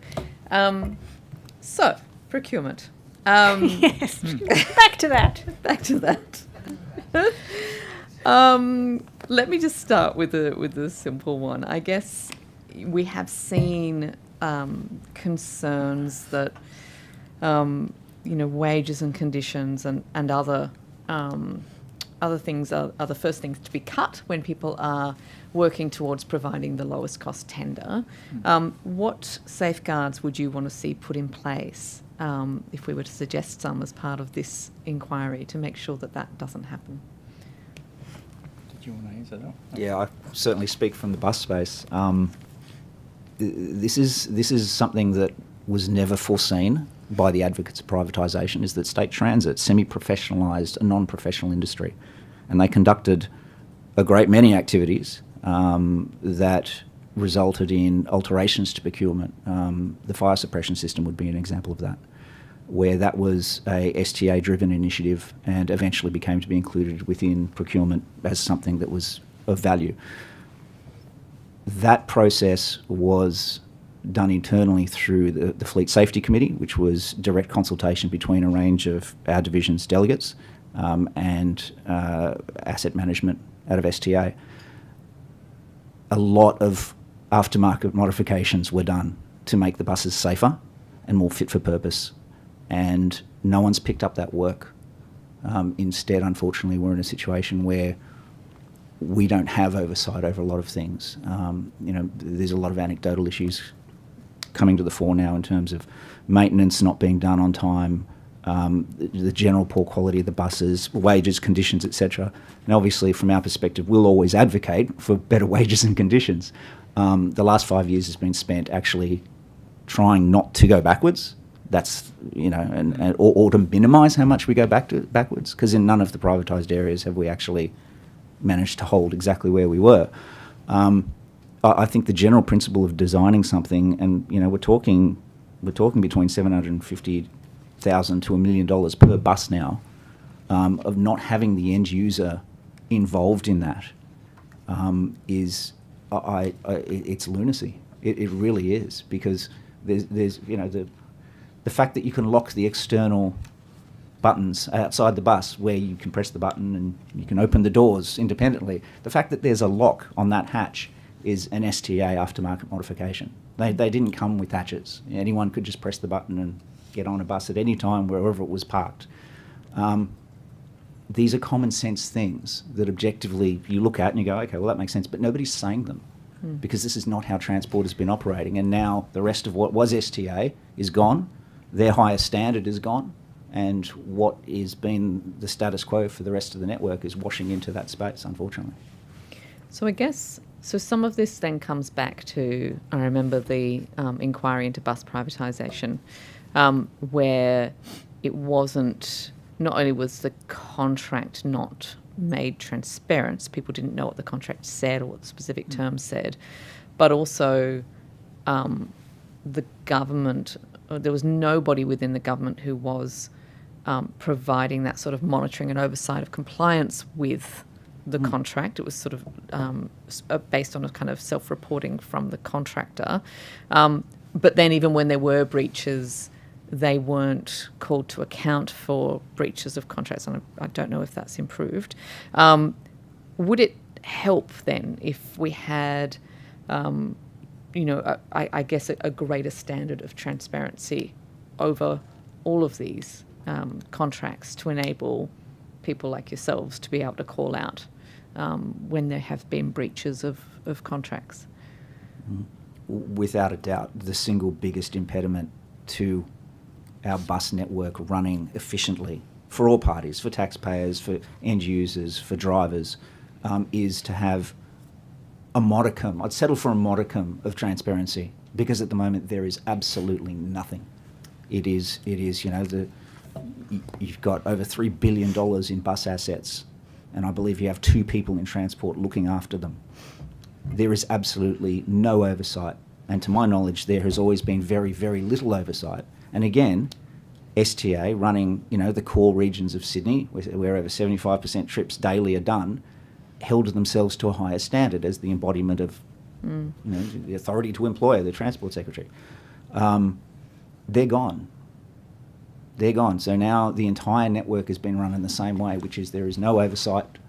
It is generally self-reporting. The Opal data imposes some form of threshold. But again, the Opal data is indicative. The network itself has been allowed to run down so badly that, it was only through, moving heaven and earth, they managed to reduce down to 10% how many bus trips daily weren't being tracked by the PTIP system, right? So the technology was orphaned. It comes down to, I think, the fact that, transport is a monolith. There's kingdoms within kingdoms in there. The very fact that you have to pull parts of transport together into one area so that it can functionally deal with a bus network speaks for itself. How did it work when the STA was still existing, when it came to tendering for a particular contract region? Were you coming up against the competitive neutrality principle at all? So I understand that obviously the STA had better wages and conditions, but were you caught by that sort of government services having to provide, the same some sort of competitive situation with the private bus companies? Was that a factor? It was. To what degree, I can't say. I can say that because I was a driver at that time, and we went through, for better or worse, named after Peter Rowley, one of the CEOs of State Transit, the Rowley reforms, where we underwent a huge amount of, you'd call it optimisation for lack of a better word, where operations were overhauled from top to bottom, streamlined significantly, and that was no doubt a result of comparison between private operations, I suppose, although it's unfortunate that the comparisons will never be genuinely valid, because the operational areas that STA covered are nothing like the operational areas that run in the rest of Sydney, which is something that every single one of the successful tenderers have come to realise. Some a bit late, but they've all come to realise it. It's unfortunate. STA was actually quite lean and efficient towards the end, and would have stood up against any of the operators that bid for it. And, you know, certainly in hindsight, since those tenders have gone across, you'd have to say that in a huge range of measures, they're absolutely failing. So just expanding on that, because it wasn't just in the bus area that we've got the problem. Transport for New South Wales, of course, for some of us that have been privileged enough to be around for a number of years, you know, when the government got rid of, the previous government got rid of RailCorp because it was an overweight bureaucracy, they created this new organisation called Transport for New South Wales, which has now become an absolute behemoth. And ever since it's been in place, that's where the problems have started. Like I said, the original trains, for example, the Waratah trains were bought under the RailCorp days, where you had RailCorp engineers who set up the specifications, made sure there was a lot of people looking at all the contracts, etc., etc. Since Transport for New South Wales has been around, there's been no accountability, very little oversight from government. They seem to be able to just go out and do whatever they like, and pretty much every time they've bought something, they've done it without consulting the end users or even the old engineers that were around or anybody that knows anything. Transport for New South Wales just went off and did its own thing. That's still happening today. There are still contracts being let today where Transport for New South Wales seems to be able to do it without any transparency and any accountability. I would argue, even as a normal taxpayer of New South Wales, that shouldn't be allowed to happen. If there's any contract that goes out there that's got any sort of number of zeros behind it, it's got to be open to transparency, it's got to be open to questioning, and that should be from anybody. It doesn't have to be within government, but it would be nice if people actually paid some attention and actually looked at all that stuff. And you would then address all these other things, and you're right, wages and conditions do suffer under privatisation, absolutely, which is why I gave it to David, because his members suffered under it more than anybody, because there was a philosophical position reached. It was given to Transport, privatise it all you like. They let contracts out. In one case, they let contracts out 2 weeks before caretaker period. Nobody saw any of those contracts. We don't know what was in the contracts. I was quite often getting grilled by people, you know, what's in this contract, what's in that contract. I had no idea. And that's got to stop. At some point, somebody has got to be out there and be big enough to say, enough's enough. From now on, we're spending money out of the public purse. We're going to be accountable. We're going to be transparent. You would think that where a proportion of your members were going to be moving from one employer to another under a privatisation, that you would have been consulted on the terms of the contract. Would that have happened? It's interesting because obviously you say in your submission, and I agree, that in an ideal world, you would have all of the people needed at the beginning who would be able to help in terms of the specifications of, you know, a new fleet of trains or contracts for a bus service, whatever it happens to be. You would get all of that input to begin with. I guess my question is why? What valid reason would they have for not doing that? Given, as you say, they used to with RailCorp, is that correct? Yeah. We were always consulted about everything, you know, and that goes back many, many, many years. It just made sense. So even if they didn't particularly like the union view, because sometimes it's a hard conversation with the union guy, they still had their own experts, right? They had their own managers, they had their own engineers, they had plenty of people they could call on, right? But for whatever reason, the ideology shifted. The bureaucracy that was deliberately created under Transport for New South Wales went out of its way to get rid of anybody that knew anything. They don't like the fact that people like me are still here talking years later, defending people. They don't like that because they know that we've got the history. And it's been a real problem because there shouldn't be a hard conversation when you're at the beginning of a project. You should be able to talk about anything and everything, because there's no such thing as a stupid question or a stupid statement. Everybody's got to have input into that. And I think that's part of the problem that we've created over the, you know, for whatever reason, these problems have been created for us. I'm not saying that we're part of the problem, but, you know, it was quite apparent to us that the minute that people stopped talking, communicating, it became an issue. And pretty much every project that Transport for New South Wales took part of, there's been these issues. Yeah. You talk to the people down at the ferries, they'll give you exactly the same story. And then it costs more money in the long run because we're doing modifications. Because you've got to modify things, right? Yeah. And so you buy something on a PPP project, it's a set fee, off the shelf. Sounds great in theory, but, doesn't work because you haven't had the proper conversations with people to say, oh, well, you might need to tweak that, we might need to do this. So this most recent bus contract for the Sydenham to Bankstown line conversion, where you weren't consulted, do we know, are those buses disability accessible, for instance? Are they... No idea. We have no idea. We don't know anything about that operation. We don't know what conditions people will be employed under. Don't know what the specs on the buses are. And again, when before the point was put that it was a philosophical objection, I don't have the luxury of being philosophically motivated. Private me, maybe, yes, but union me has not got that luxury. And at the end of the day, it comes down to results, and it remains the case that from our perspective, there's no appreciable benefit here compared to the outlay. We talk about taxpayers. There really isn't, and this is a continuation of a policy that was put in place in the previous government.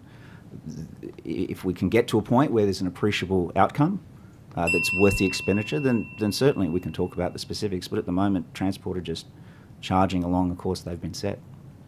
Thank you. Thank you, Ms Boyd. Thank you both. I have a question about consultation. So it's been raised already a couple of times. And Mr Classens, you noted that there wasn't the appropriate consultation by the National Safety Regulator.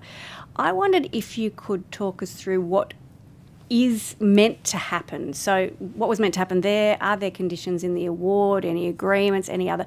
Are there consultative arrangements that do exist that haven't been used? Well, like I say, my understanding, and like I said, I'm not a legal expert, so please don't hold me to any of this, but my understanding is there's two pieces of legislation which, in our case, has not been followed. Under WHS legislation, there is apparently a requirement for people to be consulted and work through. That certainly never happened. The WHS people were totally shut out of the whole process around the NIF train. I know later on in the new regional fleet there was conversations to try and ameliorate some of the issues that have been raised there. And like I said, the National Rail Safety Act legislation also quite clearly describes the fact that the end users have got to be consulted, and that never occurred. And despite our protestations to the National Rail Regulator, which I did do myself personally, they said, "Oh, we've been told that you've been consulted, and that's it. End of story." And of course, I went to great lengths of saying, "No, that hasn't happened. We haven't been spoken to." And time again, the National Rail Regulator has led us down that path, where they've said, "Oh, yeah, you've been consulted," but they haven't. They've talked to somebody else, but not necessarily the union. They may have talked to one or two individuals who were nominated by the employer. As we all know, that happens in the EA world as well, where we have the Fair Work Commission from time to time gets these interesting agreements pop up and they've got three people saying, yeah, we voted for it. And so that stuff happened. And so we've been very disappointed in that. Having said that, we have been quite deliberate this time round of advocating and trying to get a review of the National Rail Safety Act, which is now happening. There's an independent review being carried out by the NTC. They're looking into that.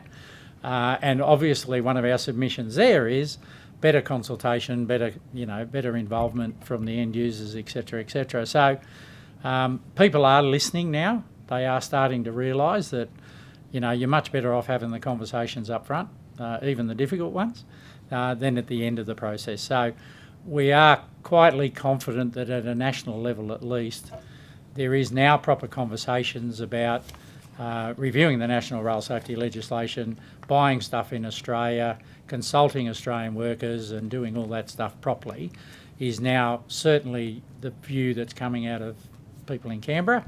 And I'm obviously applauding that because that's something that needs to happen. It would be really good if we do a similar thing in New South Wales and make sure that we, it is disappointing that we've ended up having to buy some buses. from overseas, where, you know, we were all sort of scratching our heads with that one. Given that we've all known that bad decision about closing the Bankstown line, a perfectly usable railway line, closing that and turning it into a metro line is of extreme disappointment for us. People would have seen our submissions. In fact, it was also a recommendation out of this body, I think, at some point, to say that they shouldn't do that. But anyway, it's happening, so it is happening. And we've just got to deal with what we've got, and we'll make the best of it as we can, and we'll try and work through it. But, you know, clearly we would like greater transparency, more conversations early in the piece, and collaboratively trying to work out what's best for all of us, including the travelling public. And I fear that the travelling public are going to miss out badly as far as the Bankstown line goes for a period of time until it gets sorted. Thank you for that. Noting the earlier comments about writing or not the submission, your submission does indicate that there was an absence of clear guidelines and oversight, and that contributed to delays and cost escalation in the procurement process you go to in your submission. When you're referring to the absence of clear guidelines, during which stage of procurement in particular are you referring to, and what guidelines do you think are required, or should be in place, and at what stages? Well, I mean, the problem was back then, and I'm not saying that's happening now, but back then it was always like sometimes we would only find out about things because they were in the media. You know, the Sydney Morning Herald would ring you up and say, "Oh, are you aware that this is happening?" Like, I mean, that was the sort of thing that used to go on. I mean, it was really appalling. And then you'd even talk to the railway managers, and the railway managers would say, "Oh, we're not allowed to talk to you about that." So, you know, it was pretty much at every part of the process. And even when we were getting to the point, you know, where we were quite clearly being very angry and very articulate, and you know, it just continued to escalate, and it just became, you know, crazy at times. Like, it was just, you know, really bad. And then it fell into the EA process, and then, you know, the rest is history, really. I mean, you know, you don't have to be a genius to work out how bad it got and where it started. It just continued the whole way through because the decision had been made, and I think that decision was from the very get-go. They made the decision. We're going to introduce driver-only trains. This is going to be our way of getting rid of the union and its membership. In fact, some members of the government were quite public about that. They're on the public record of saying that. So, you know, is it any wonder that things escalated to the point that it did? But the disappointing thing, of course, was that it did jeopardise safety, and we were never going to back off from that. We were going to make sure that we maintained a safe network, and that's what I've always committed to, and that's what I'll always do. Thank you. Mr. Babineau? Yeah, thank you. The bus lane's probably a little more straightforward in that I think that there needs to be a rebuilding of parliamentary oversight of Transport's activities. I think there's probably nothing that exists really now, and regardless of the government of the day, there needs to be some objective policing of what goes on within that particular cluster. I think that anything that is rebuilt around procurement needs to have transparency and accountability built in as independent a way as possible. It needs to be done at a level where consultation is actually meaningful before decisions are made. You know, consultation is not some Security Council veto power. It is simply sitting down and having a conversation, getting another perspective on something that you're considering. That's what we're after. That's really what we're after in essence. I don't want to make major decisions about what buses are bought, but I'd like to be able to look at a console and, having driven a bus, go, well, that doesn't make sense there, or maybe this should be here, or what's the purpose? And those discussions need to be had at a point within the procurement stream before they're locked into the design that's agreed upon. For 5 years, I've been trying to get some sort of feedback mechanism to Bus Panel 4, which handles procurement and transport. And you know, you hear positive things on an ongoing basis, and nothing ever happens. And that just seems the way it is. And so we're forced externally to come at it from other angles, which are ultimately it shouldn't be necessary. To sit there and publicly talk about safety and this and that. These things should be considered in a grounded, well-rounded operation. They would be. Thank you. I think my colleague, Mr. Nanva, has some questions. Thank you, Chair, and good to see you again, Mr. Classens and Mr. Babineau. Just a few quick questions. Is it the case, particularly with rolling stock and transport infrastructure, that there are significant technical, accessibility and end user requirements or standards that are unique to the needs of Sydney, which would then obviously have a bearing on, a design and tender process? So things like curvature of platforms, driver sight lines, platform lengths, tunnel widths, just those sorts of things. Can you speak to any of that?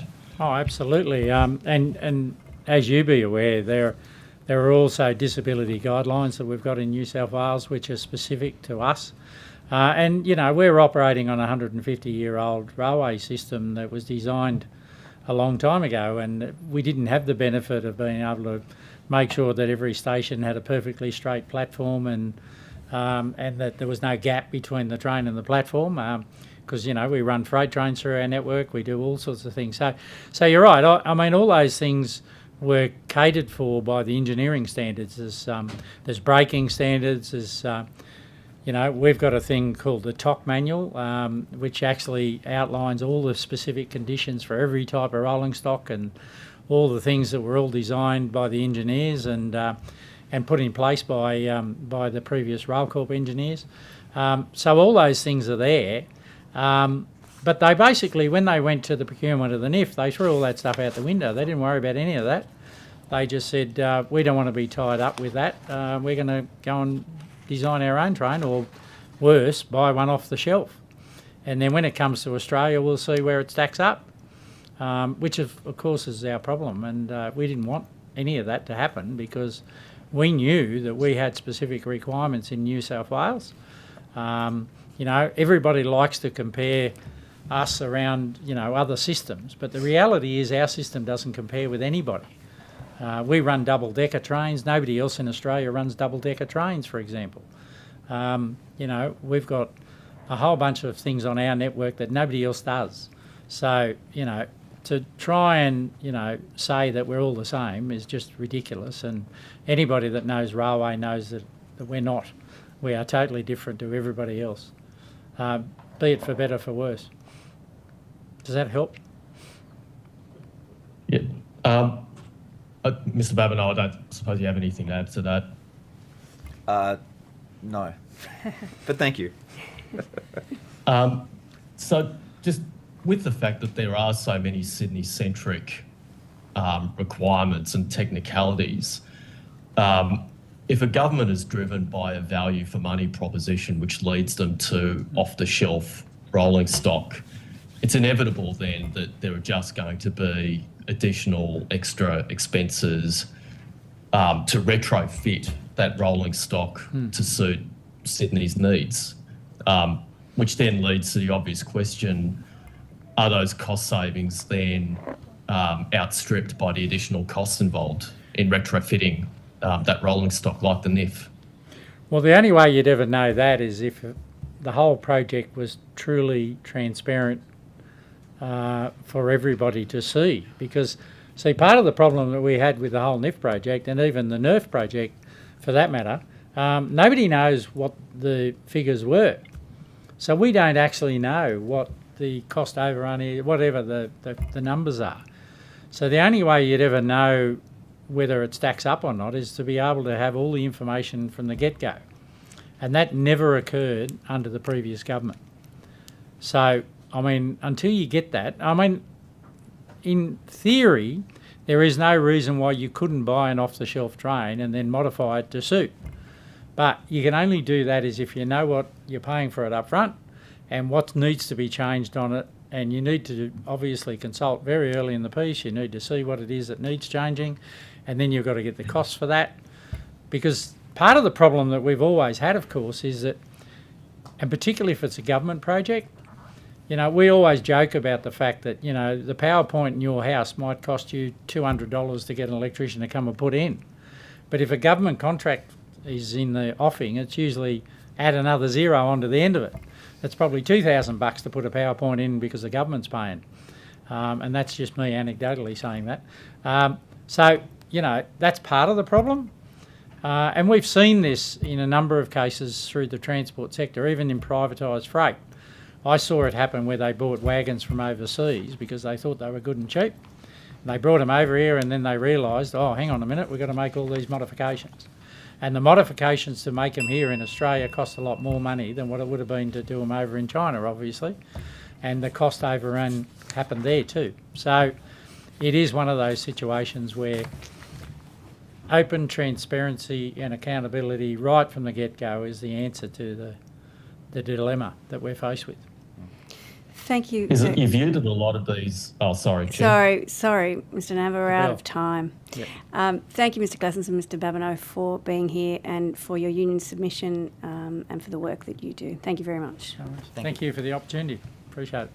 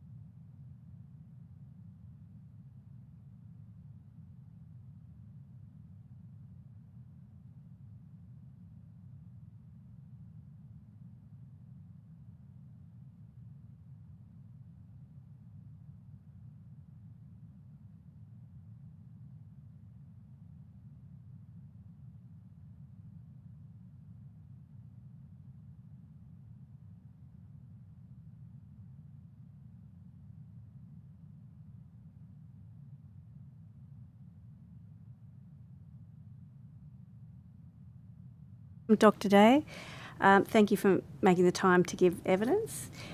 Before we begin, if we could ask you to please state your name, your position and swear an oath or affirmation. Christopher Day, Honorary Associate at the Institute of Transport and Logistics Studies at the University of Sydney. And I swear that the evidence now about to be given by me shall be the truth, the whole truth, and nothing but the truth, so help me God. Thank you. I think we're just going to adjust the microphone to... Great. Sorry about that. That's okay. Would you like to start by making a short statement? Yeah, sure. So I think we all understand here that government procurement has a big impact on the health of the economy. And we got these two schools of thought. We've got, on the one hand, we want to really minimise the cost of government when we're buying something and get really competitive, efficient markets. On the other, we've got this school of thought where we need to, achieve broader policy goals with procurement. And these two objectives often conflict with each other. Except I think there's actually quite a lot in common with these two approaches. It's just about really doing the evaluation effectively, which is partly what I've looked at in my research, which is if we look at the broader financial benefits involved when we manufacture something domestically and bring those into the cost, are the costs of bringing that onshoring to New South Wales or Australia, does it exceed the benefits that it's creating? So it really comes down to, do the costs outweigh the benefits of what we're doing? So what we really need to be careful about. So when we're bringing something onshore, what tends to happen is we'll specify what we want, and this can become very, very expensive, becomes open-ended, vulnerable to gaming. But if we actually work out how much it's actually generating, we can put parameters around it, we can be very transparent to the private sector about these are the things we're measuring. And this can ensure that instead of getting high cost, say, assembly jobs where it could be done cheaper elsewhere, we're actually getting the higher value componentry manufacturing that really adds value to this state, and it's really going to drill down where are the sources of comparative advantage that we actually have. So whilst I mainly speak about transport procurement in my research, the principles that come out of this really can apply to a wide variety of procurement that the government's engaged in, especially where it's purchasing something that requires advanced manufacturing, and in particular cases where it's a very specialised product where the government's really the dominant player in the market. And when it comes to train procurement, one of the big challenges that we've had is that ideally we'd have one train design that suited everybody. But unfortunately, the way that networks have been created around the world and even within Australia, they're all really different. So unfortunately, we can't. Gough Whitlam tried to create a suburban train for Australia decades ago now, and that attempt, unfortunately, just didn't work because he realised all the different loading gauges, electricity, voltages, they're all a little bit different. So the best trains that have really come for this country have generally been the ones that have been designed here, even if they've been manufactured overseas. It's really got to require that local input and expertise. And in order to, I guess, stimulate the domestic economy, there's really 5, I guess, key areas that we need to look at. So we need to smooth order volumes in order to reduce this peak to trough nature of investment. If you're a business, you're only going to invest if you know that there's order certainty in which you can use to capitalise your expenditure. And the principle of competition, it's often thought that if we bring in more overseas suppliers into the market, more bidders, that's going to be really good. But the challenge is if you've got a very specialised sector such as transport, where government's a big buyer, if we bring in too many people, it can dilute the work across too many suppliers, so nobody's competitive. And what tends to take place, if you're a large multinational company, what I would do is I would build a few trains for here, build a few for Beijing, build a few for Los Angeles. I can manage that. If you're a local firm that focuses on this market, it simply can't be done. And then we look at financing as well. In this country, I guess in the past 15 years or so, there was a move towards public-private partnership deals. And the challenge with using private financing, and this happened in the UK a lot as well, it tends to skew the playing field in favour of much larger multinational companies which can use their parent company's credit rating to get much cheaper finance. You're not looking at the technical quality of the stuff anymore, you're looking at the financing component as well. And also overseas countries have often been very good at using export financing, or even if they're state-owned companies, in order to undercut the costs of suppliers which are working on the free market approach. They don't have any of these extra subsidies when it comes to financing. And one of the consequences of doing this is what has actually happened here is if you penalise a firm too much with a really clever contracting structure, we start kind of shooting ourselves in the foot sometimes if it's actually a local firm. So what's happened here before is a local company has actually withdrawn its bid in another state because it was having trouble due to the, I guess, unfavourable terms of the contracting structure. And lastly, with local content requirements, I think this is a really important issue in Australia where we have state and Commonwealth responsibilities separated, is that the state governments are often putting local content requirements on that are really narrow. And when you're doing something which is advanced, we've created a world with lots of large global value chains now. So that means there's lots of speciality, and we want this because that's what makes things more productive and more efficient. But the challenge is if we put a very narrow local content requirement in this particular state, and we've got the same one in every single state in Australia, a manufacturer that wants to fill that requirement needs to duplicate its work in every single jurisdiction that it bids in. Now this becomes really, really inefficient because you've just got to set up the same tooling again and again. So what you're going to do is you're going to set up things that are really easy to put in for the duration of the contract and then pull out again. So these tend to be really labour intensive. And when you think about a country like Australia, our costs of labour are much higher than other places. So why would we want to prioritise local content that has high labour input relative to high capital input? So I think this is sort of the challenge. So when we think about local content, we've got to be really careful. Just because it's manufactured in another state doesn't mean it's bad. And we need to think beyond the final assembly of something as well. So what you've seen with things like the ferries recently, that was actually manufactured in another state. But instead of saying we want to fabricate that here and duplicate the work being done, we might want to think about higher value aspects of the same supply chain, such as electric propulsion instead, because that's going to generate a lot more research and development, a lot more higher order skill sets, which are far more important to our economy, and they're going to generate exports and be a lot more sustainable. Because the challenge with making companies reliant on the government's contracts is it just becomes a drip feed of government orders, and as soon as they stop, the whole industry collapses. But if we can create component manufacturing which is world leading, that's what's really going to sustain that and make it free of, I guess, government support, which is ideal because we don't want these industries to just rely on government contracts. We want them to be able to go out and compete and win orders and work from other governments around the world and other private sector entities. Thank you very much, Dr. Day, for that statement. We're going to go to opposition questions first. Mr. Tudor-Hope. Thank you, Mr. Day. That was very comprehensive, in fact. If you go to Table 1 on page 5 of your report, your submission.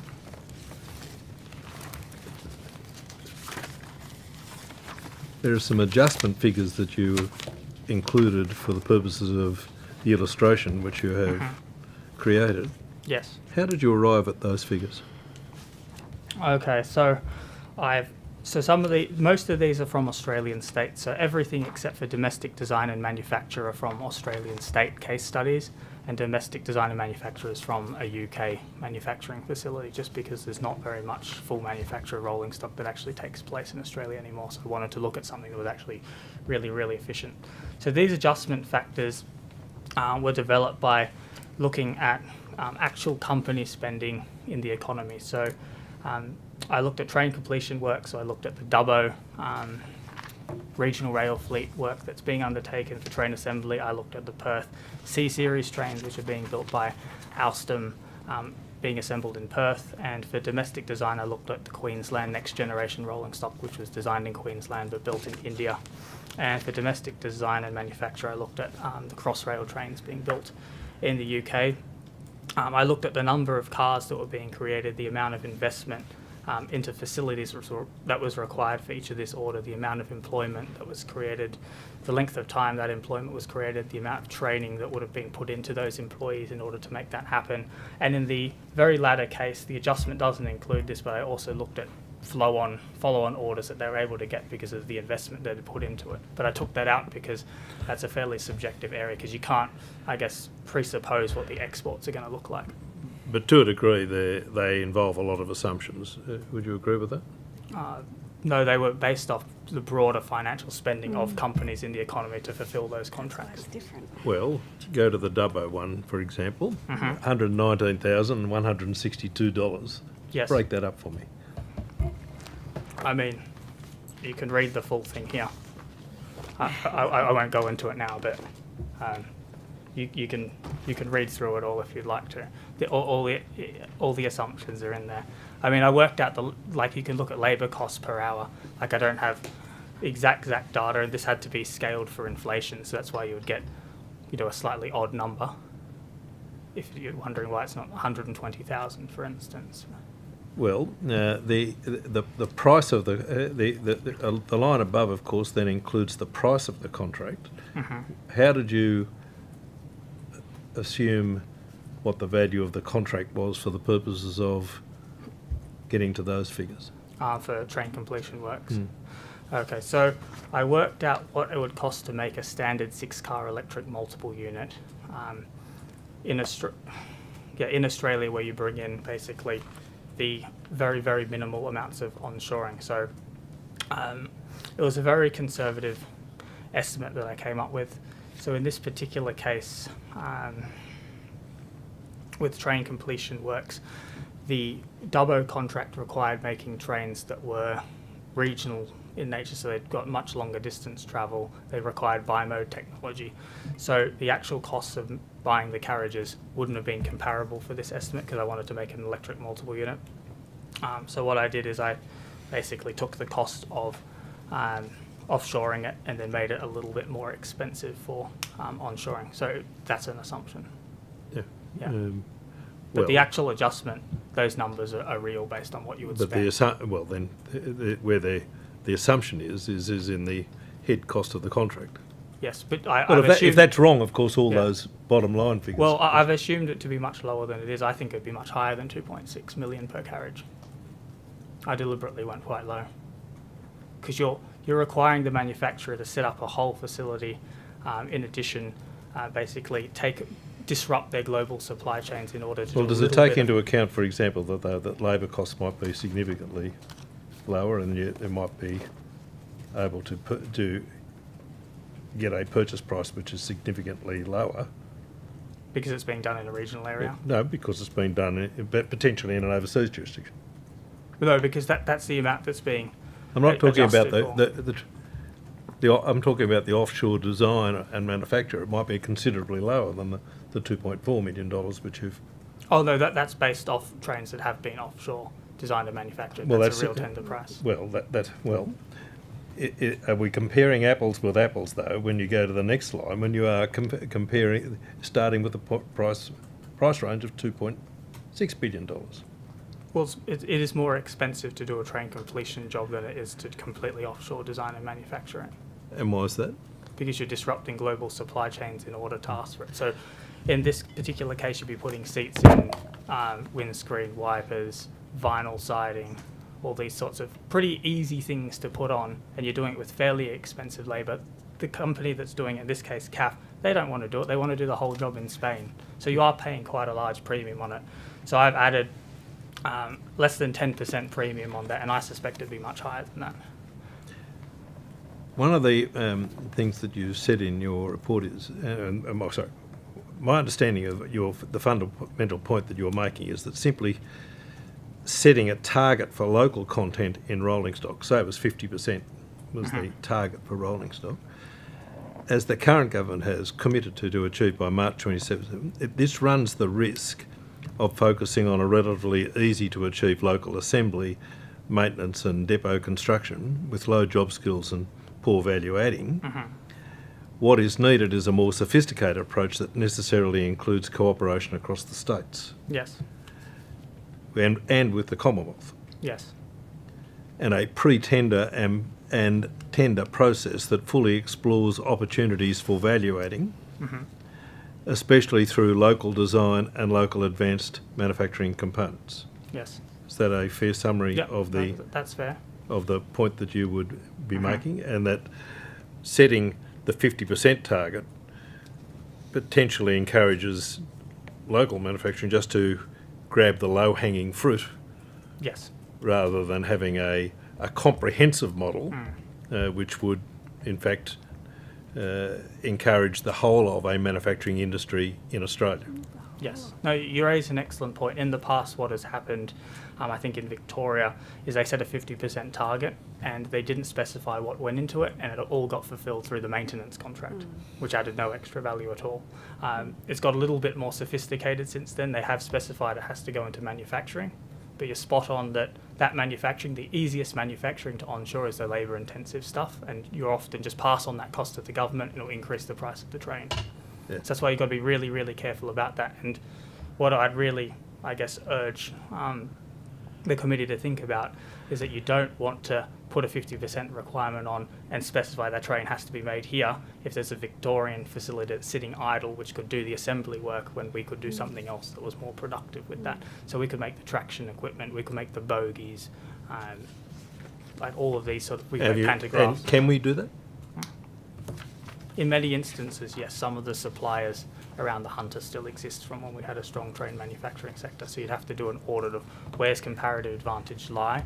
But then, more importantly, strategically, you need to think about where would comparative advantage sit in the future and what would we like to become good at. And then that's where you really want to coordinate with the Commonwealth government. We don't want to be pulling in one direction while the Commonwealth government's pulling in another. So we've got to be really careful, and coordination becomes really, really important. Because you've got to remember our competitor countries are doing that very well. Yeah. So if you were giving advice to the state government, which you now have an opportunity of doing, what would be the first steps they would take now to achieve the results that you wanted to see them achieve? I would suggest that they look at the framework which I've developed here, where they look at the broader effects. So instead of specifying what we want, you put it out to tender. You say that we're looking to increase domestic industrial capacity, and then you value, so you make it very transparent how it's being done, and you value the actual broader benefits being created. So this involves where are you going to do the activities as well, because we need to adjust it, whether it's stealing from existing economic activity or whether it's genuinely adding something that we didn't have before, because the last thing we want to do is poach from one area in order to fund another. And then by actually valuing the company spending in the economy that's additional and using that to adjust the price, I'm retaining competitive tension. Because what's the beauty of this is that if the value of the benefits being created by domestic producers exceeds the extra cost that they're charging, then we'll go with them. But if they're unable to show that the extra benefits they're creating are exceeding the extra cost, then the foreign manufacturer is still going to win. So that competitive tension is still there. As soon as you say we want 50%, you become very exposed to gaming by manufacturers because they know they're going to win the contract no matter what. So as soon as you tell people they're going to win it, that's the problem. But as soon as you start to calculate what these benefits are actually worth, compare them against the additional costs that you're paying, then you've got a very, very strong argument. And that's where it does allow you to support domestic industry within this, I guess, neoclassical framework, because we're maintaining competitive free markets, which is really important. That enables us to maintain our standing with trade rules, but it also allows us to support domestic industry where it's genuinely competitive. What we don't want to do is when it's genuinely competitive, discard all these real financial benefits and do a cost-benefit analysis that's kind of looking at all the first-order costs but not looking at the first-order benefits. So we've almost taken half the equation and thrown it out. That's what we want to avoid. So we want to steer clear of both extremes. So for the purposes of doing your research, did you take into account the New South Wales procurement policy framework? Yes, I did look at it. And does that have an impact in terms of the manner in which domestic delivery would be valued?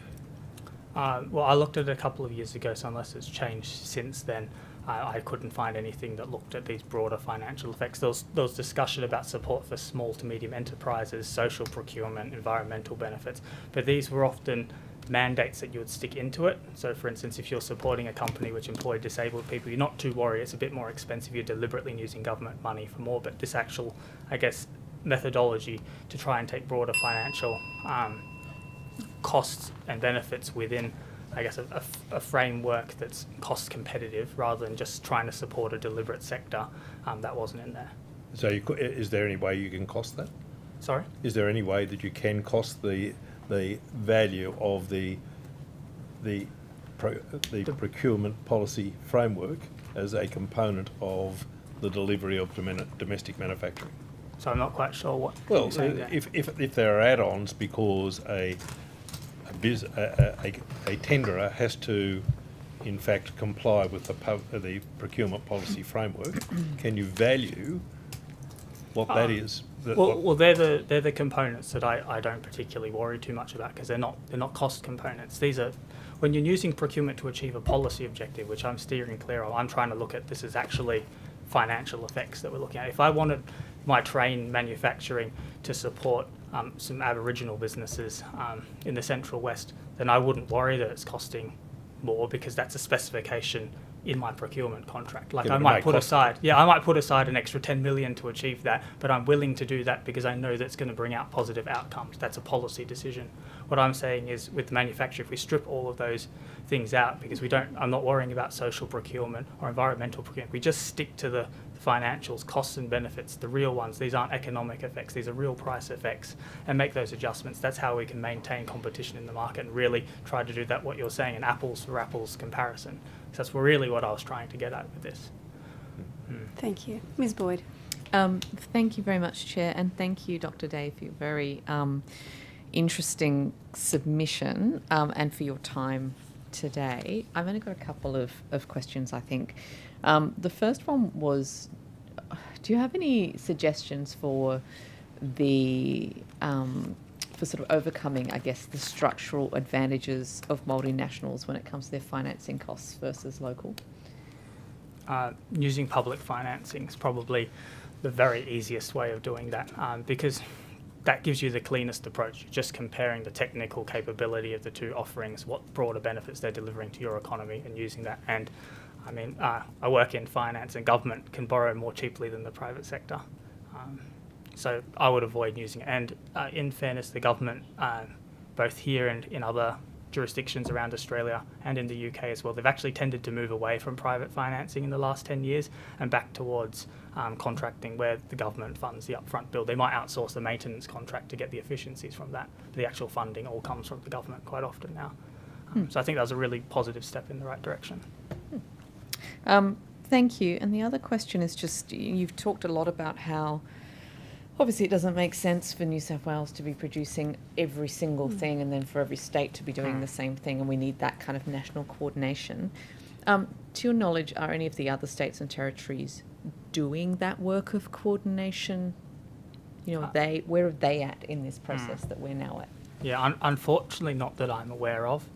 I did discuss with Queensland and WA, so you might be aware that in the past Western Australia used to buy its trains from Queensland and use the same gauge. There are still differences, but they were close enough that they could do that. So the trains were made in Maryborough for the Perth system until these latest ones. But they did discuss maybe one state makes the bodies and the other state makes the bogies, but that all fell through, unfortunately. But I did hear there was discussion, but nothing's happened. And I guess because each state set quite stringent local content requirements, a lot of the manufacturers know that they're most likely to win the contract if it's really within state content. It's become very difficult. And in the absence of Commonwealth fiscal transfers, that becomes quite hard. So ideally, if New South Wales was to spend money that was going to create benefits in another state, the Commonwealth government would be able to repay those benefits, knowing that they're accruing to the country as a whole. But without that sort of thing, it's very hard to align the incentives of different purchasing authorities. Thank you. That's all. Thank you. Thank you, Dr. Day. Mr. Tudor asked you about your cost estimates and your adjustments. And I know in your opening statement you did refer to aspects of the broader financial offence, but I wondered if you could walk us through, as novices to your framework, if you could walk us through your adjusted cost model, and once again perhaps restate the difference between what you're looking at in terms of these financial costs and traditional ways of valuing bids. Okay. Thank you. Yeah, so I originally came from an accounting background instead of an economic one, and I got more interested in economics. So that's how this framework came about. And often the criticism of economic benefits is that they're non-price effects and that somebody sort of plucked them out of the sky and brought them here, and then you can sort of come up with any outcome that you desire. And I thought, well, I can understand why people would criticise that. But then when I was actually working in the UK, I was thinking, I was hearing a lot about these train factory closures, and I thought, well, they're actually generating a lot of actual spending in the economy when they're there. So places like Derby, with all the supply chain cluster that's formed around it, has actually added a lot of value to the UK economy. When companies spend there, it's keeping people in employment. It's investing a lot in their training and upskilling them. The facilities need to invest in research and development to remain competitive. They develop things like new bogie technology because their track's rougher than in Europe. And then they've also got to invest quite substantially in their facilities in order to test new trains, longer trains, develop new techniques, put robotic welding in. All of these things really beneficial to the economy. And when you've got the private sector doing all of this for you, that saves the government from having to do it. We don't need to send people to TAFE and pay for their fees in order to train them. We don't need to pay them unemployment benefits if they would have been unemployed, because that region has a high unemployment rate. We don't need to sponsor publicly funded research and development through things like universities, because it's coming from the private sector instead. And it generally has more productivity benefits because it's linked much more to what is generally going to improve company performance, while basic research is a lot further a leap to achieve that. So what I did is I thought, if we look at the company's actual financial statements, if they're building a train and they say, we're going to employ 100 people, 100,000 a year, whatever, for 5 years in order to complete this contract, we're going to take on 20% of those as apprentices, and we're going to fund them all to get certificate for welding or something like that. And then we're going to have to build a new production facility, or upgrade our existing one with new cranes, new robotic welding equipment that meets world standards to do that. And we know that if we develop the technology in this platform, we might be able to potentially win an export contract, because we've poured all this money into designing a train, and we know that other cities around the world are looking for something quite similar. So I look at all these actual companies' spends in the economy, and then adjust that for the price that it's costing them to do it in our local jurisdiction, and then I get my new adjusted price, and I compare this with, say, the cheapest foreign alternative that's available. Which one comes out cheaper? Now, with the adjusted price, it's very important that you look at the prevailing economic circumstances of the region, so it has to be done on a case-by-case basis. I couldn't do this because I was looking at multiple cases at once, and it would be unfair. So if you do it in an area where unemployment's quite high, economic activity, you've got a lot of skilled people, or maybe a huge facility shut down, or you've lost mining jobs or something, then that sort of area you're going to get a lot more uplift than, say, if you try to do it in downtown Sydney here, where real estate values are very high. But basically, if you can take those real company spends, adjust them for the actual additional benefit they're going to have based on looking at the prevailing economic circumstances of a place, and then compare that against all the other bids, whether they're overseas or domestic. You could get multiple domestic bids in this scenario which you're comparing against, and different forms of onshore manufacturing that you're comparing against. Then you can work out which one actually truly creates, I guess, which one truly provides the best price to the economy after you've adjusted it for the price level benefits that it's creating. Okay. So, in an earlier answer, you talked about basically allowing, I mean, in some ways, it's a mixture of allowing for market outcomes because you're using accounting principles for individual firms rather than those broader economic benefits, which are much more, difficult to, amorphous, difficult to quantify. But you're also suggesting, what I'm hearing is that you're also suggesting that there has to be some level of government coordination about the areas in which that advanced manufacturing might be situated, and other factors. So so there's a kind of the market aspect and looking at the accounting bottom line, but there is a level of coordination that a government would need to provide in order to maximise those benefits. Yeah, is that correct? You need to tell the private sector that these are the things that we're going to measure, and you can potentially change how they're measured based on how much value they're adding. So if they say that they're only going to provide a bunch of jobs where you get the screwdriver and you put the Lego set together type approach, then you might only give them like 0.5 cents in the dollar back in terms of a benefit. But if they're saying they're going to invest in a robotic welding facility where that's going to be much more productive, then you can give them 1.5 even. So you can play with it a little bit based on, I guess, what's seen to be the most valuable, but you're not specifying to the private sector what benefits to put in domestically necessarily. You're saying to them, if we measure what you're actually creating for us, then adjusting the price based on that, then you're going to win the contract if you can give us the best overall deal. So we've been grappling with value today a little bit.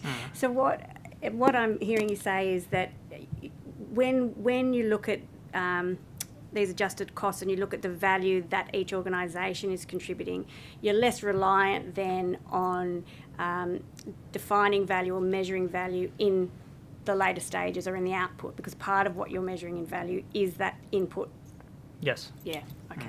All right. Thank you. Just as I said, we've been grappling with value in across numerous witnesses today. We talk.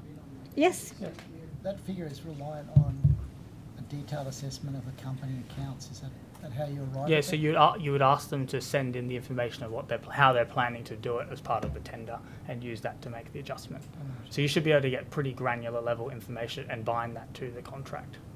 So if they don't fulfil what they've said they're going to do, you'd be able to be compensated for any deviations from that, unless they were negotiated.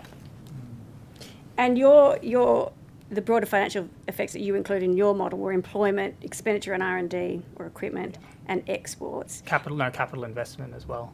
Capital investment as well. And also training on staff. Okay. Yeah, and exports are not in any of the adjustment figures.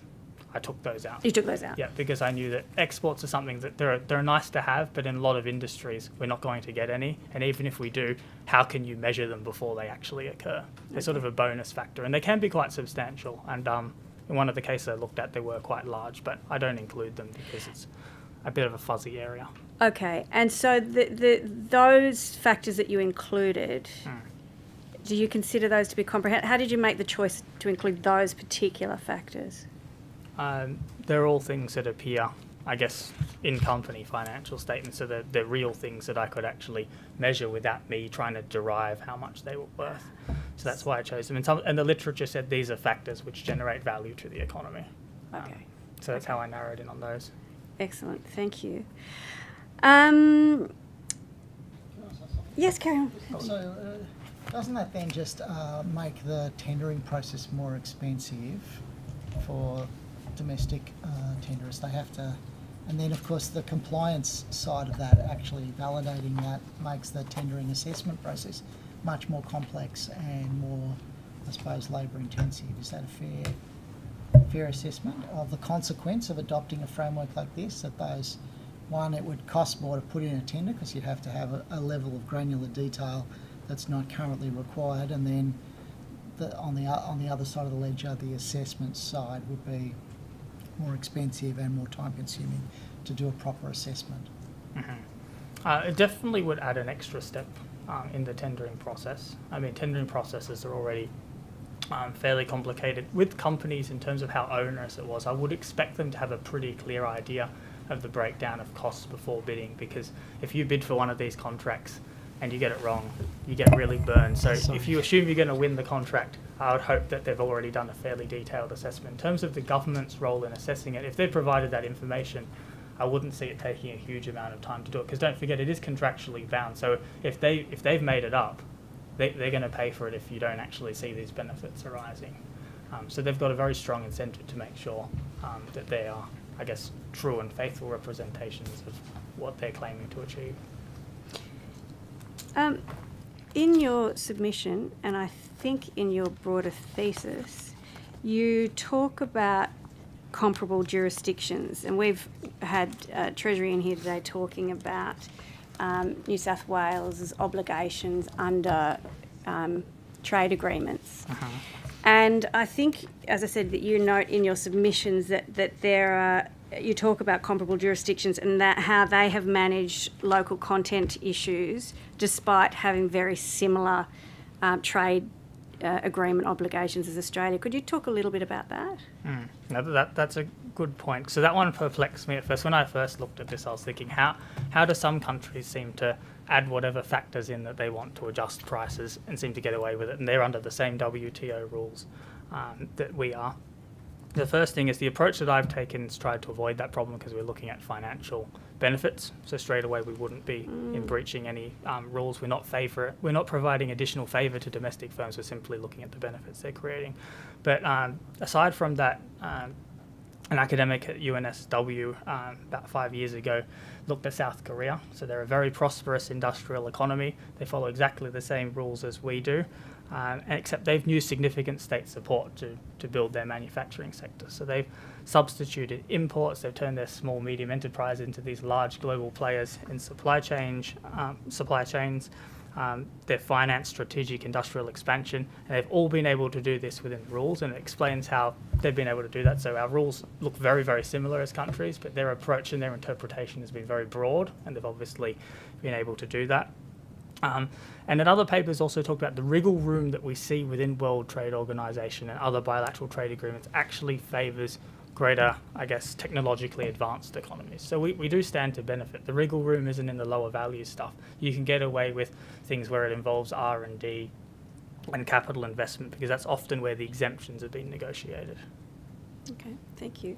I think we've got 8.5 minutes, so we'll split the time between us and we'll go back to the opposition. Mr. Tudor-Hope. No, you're okay? Oh, excellent. If we could keep on those then. So you spoke about South Korea. I think Canada was another example. Is there anything particularly or different in that example? In terms of? In terms of trade agreements.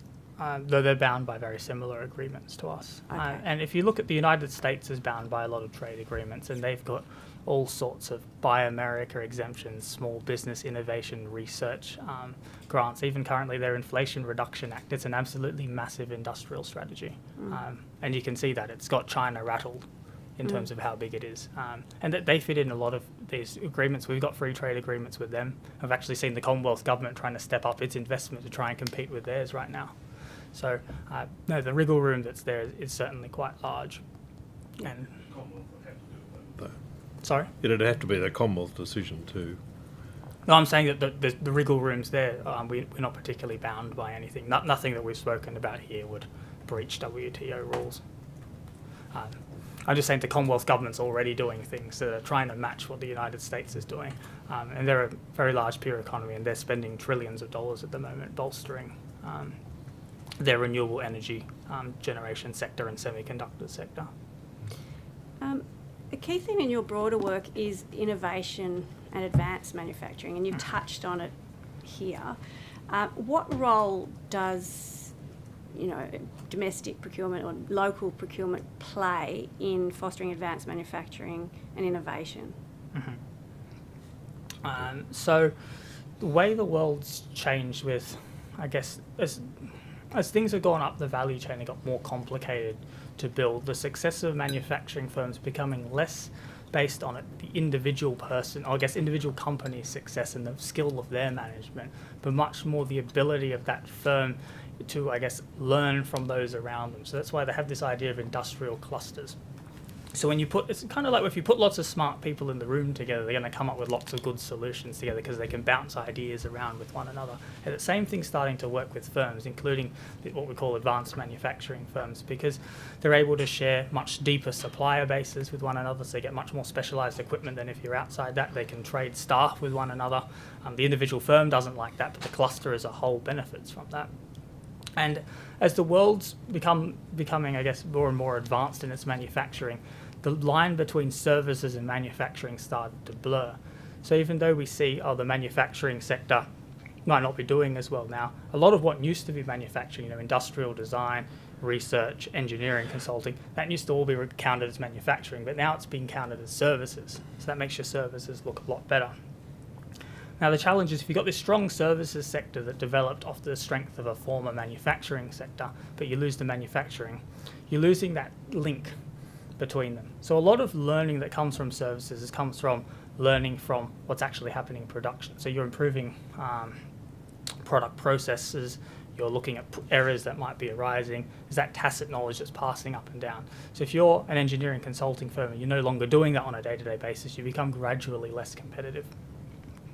And with advanced manufacturing, it's a lot easier as well to lift productivity growth through that. So with services, it's often very difficult to lift productivity, and it's often undesirable. So a quote that's often used by people is that if a string quartet trotted through a 27-minute piece in 9 minutes, one wouldn't say their productivity had trebled, because you'd be unhappy that the level of service delivery had actually declined. It's like, self-service checkouts, often people are frustrated it's taking them longer. But with manufacturing, you can use chemical processing, automation, robotics, and you can feed that in, and then the amount of inputs required to make the same output can be lowered over time very, very easily. And it's that, I guess, whole process that works through where manufacturing aids the improvement of services sectors, because a lot of these innovations actually flow through. So things like logistics and transportation, a big service sector, a lot of their actual productivity gains have come from things like jet engines, which were all originally made from the manufacturing sector. And then in terms of export, with the balance of trade with a country. So it's very, very easy to export manufactured goods. It's very difficult to export services in comparison. If I want a cheap haircut in Southeast Asia, I can't just pop over there for half an hour and come back again. But they can send us a cheap television. So in that sense, 85% of world trade is in manufactured goods. And I think, 1.6% is in commodities.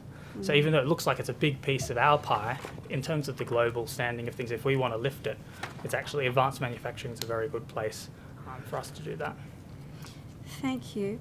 Now, I just wanted to go to conclude. Your submission concludes by indicating, and I quote, "Buying locally manufactured trains is not necessarily a subsidy or form of social procurement. It is the most fiscally responsible course of action for governments in jurisdictions which possess and nurture this capability through effective contracting structures."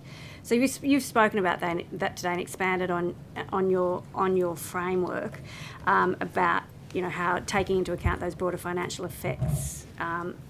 How we might do that. Is there anything else that you wanted to say or to highlight about your research, or any closing remarks you wanted to make with regards to... and then, yes, I'll let you answer that, and then my colleague has... So on that last point especially, existing capability becomes a fairly important factor here. So the framework I've tried to, outline to you is not trying to create some new killer industry. To actually create an industry from scratch requires huge levels of capital investment and sustained periods of time. So if we wanted to match Taiwan with semiconductor manufacturing, it would take us 20 years to get there, and we'd have to be pouring in hundreds of billions of dollars to do it.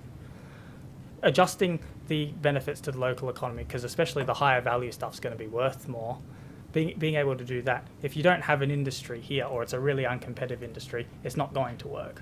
So it's very much, if you've got something that's already competitive, or you've got one that if you can assist it in other ways, so there might be other government policies that try to do it that you want to push to be competitive, it might actually win the contract.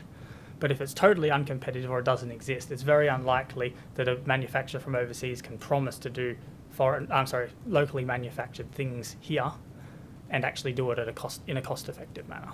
But if they can do it, that's great, and it'll show up in the framework. But if they can't do it, they'll continue to make it overseas.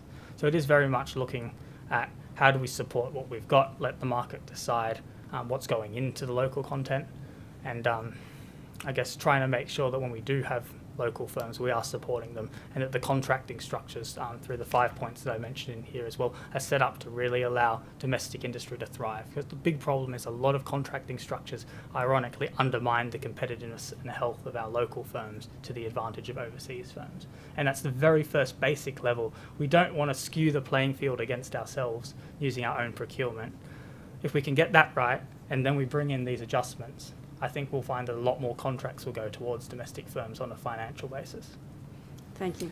Yeah, I just wanted to ask about, taking trains as an example, if I understand your proposal, it would necessitate some Commonwealth level agreement basically around the apportionment of various components of the manufacturing process amongst the states, and they might have differential values.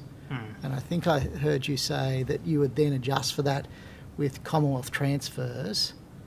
Well, to me, that sounds like a recipe for a lot of argument.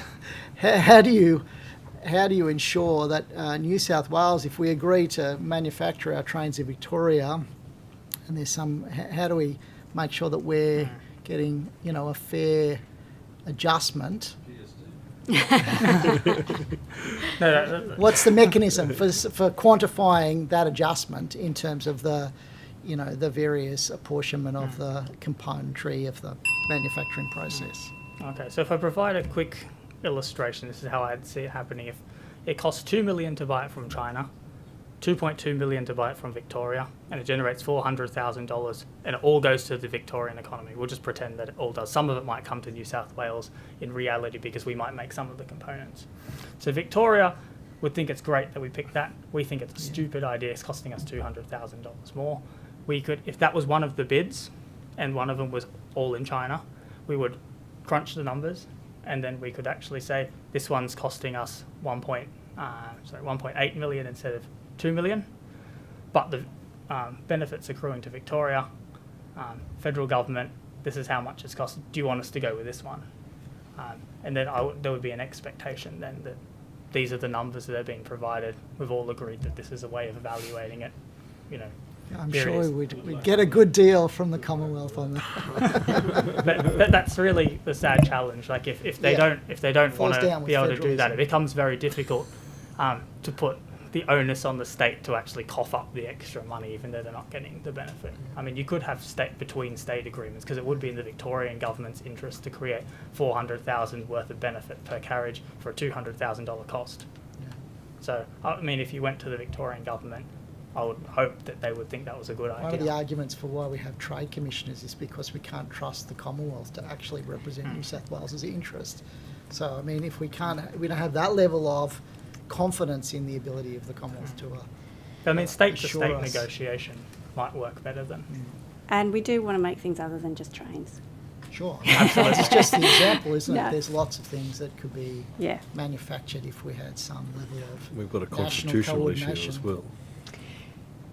Dr. Day, thank you so much for joining us this afternoon. We appreciate your submission and your evidence here today. If we have supplementary questions, we'll provide them to you, and you have 21 days with which to reply. Thank you very much again. Thank you. Pleasure.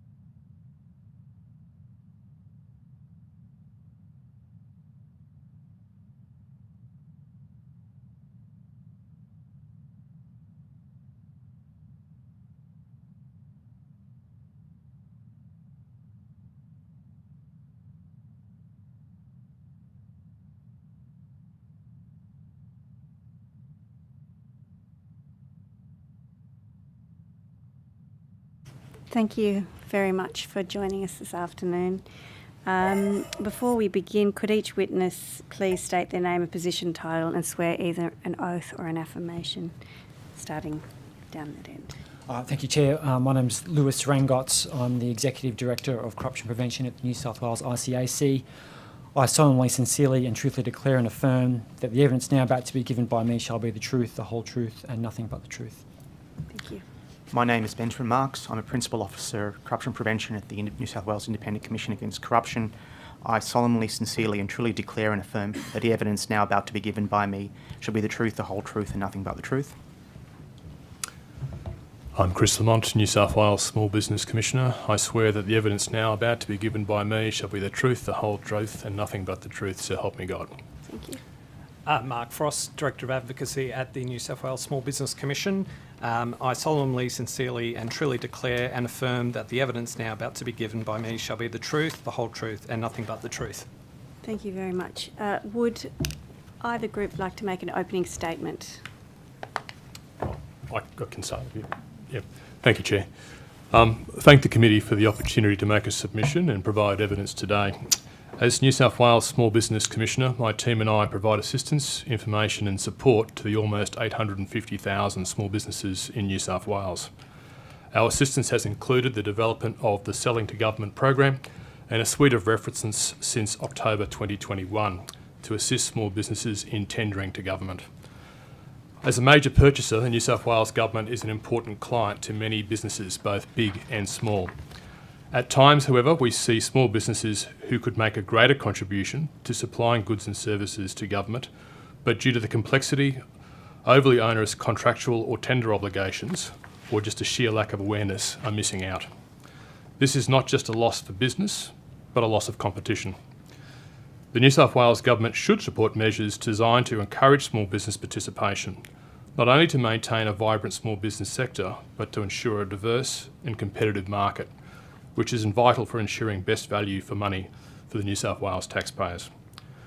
Reducing procurement and contractual complexities, along with measures to promote opportunities for local content and small businesses, will boost competition, enhance and importantly help demonstrate value for money, all of which is good for New South Wales small businesses, the New South Wales Government and New South Wales. Thank you. Thank you very much. Madam Chair, thank you. Just a minute of your time. A couple of brief comments about our submission. The ICAC is certainly not against local preference per se. What we're trying to achieve with our submission is that we're against contracts for mates. And so where preference manifests as a conflict of interest and generates a situation where we could confer improper benefits on friends and relatives, that's what we are against. So I'll just make that point quite clearly. Every now and then in our advice work and some of the complaints we receive, we find that local preference policies could be used as a form of fig leaf for someone wanting to confer an improper benefit on a counterparty. That's what we're concerned about. This tends to happen more in the local government sphere than anywhere else, and it tends to happen more in small contracts than anywhere else. Some of these issues can be designed out with some improved controls. Some of the ones that we mention are just getting a firm grasp of what you mean by local, properly defining what local means. And again, it's more of an issue in local government than state government contracts. And also properly designing your evaluation criteria and methodology when you apply that preference. That's our sort of the key points we're making in terms of local preference policies. Just in closing, I would just say that there's a bit of at the heart of our work, there's a bit of a paradox. New South Wales is a low corruption jurisdiction and a low corruption country. But at the same time, probably a small majority of our work does involve procurement. It's the activity that keeps us the busiest. So you would point to our activities and say, well, procurement's high risk, but the asterisk against that is that New South Wales is a relatively low corruption jurisdiction. Thank you very much. Mr. Tudor-Hope or Ms Merton?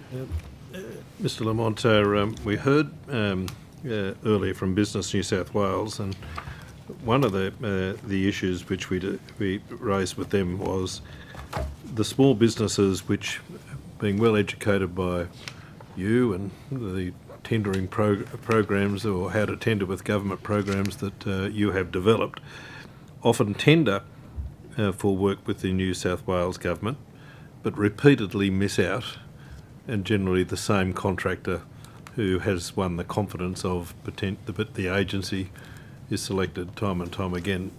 What would you do if you were making a recommendation to ensure that more small businesses got opportunities to be successful in their tendering with the New South Wales government? I guess I'd make the point that the more businesses that write tenders, invariably the more will miss out.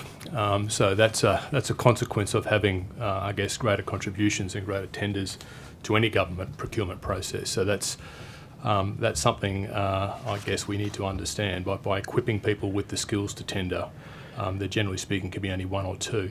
That said, though, I think there are things that can be done, and debriefings on tender assessments are really important. A lot of time businesses will interpret a question in a certain way, and that interpretation is subsequently held to be the inappropriate way to actually respond to a question. So tender debriefing is really important.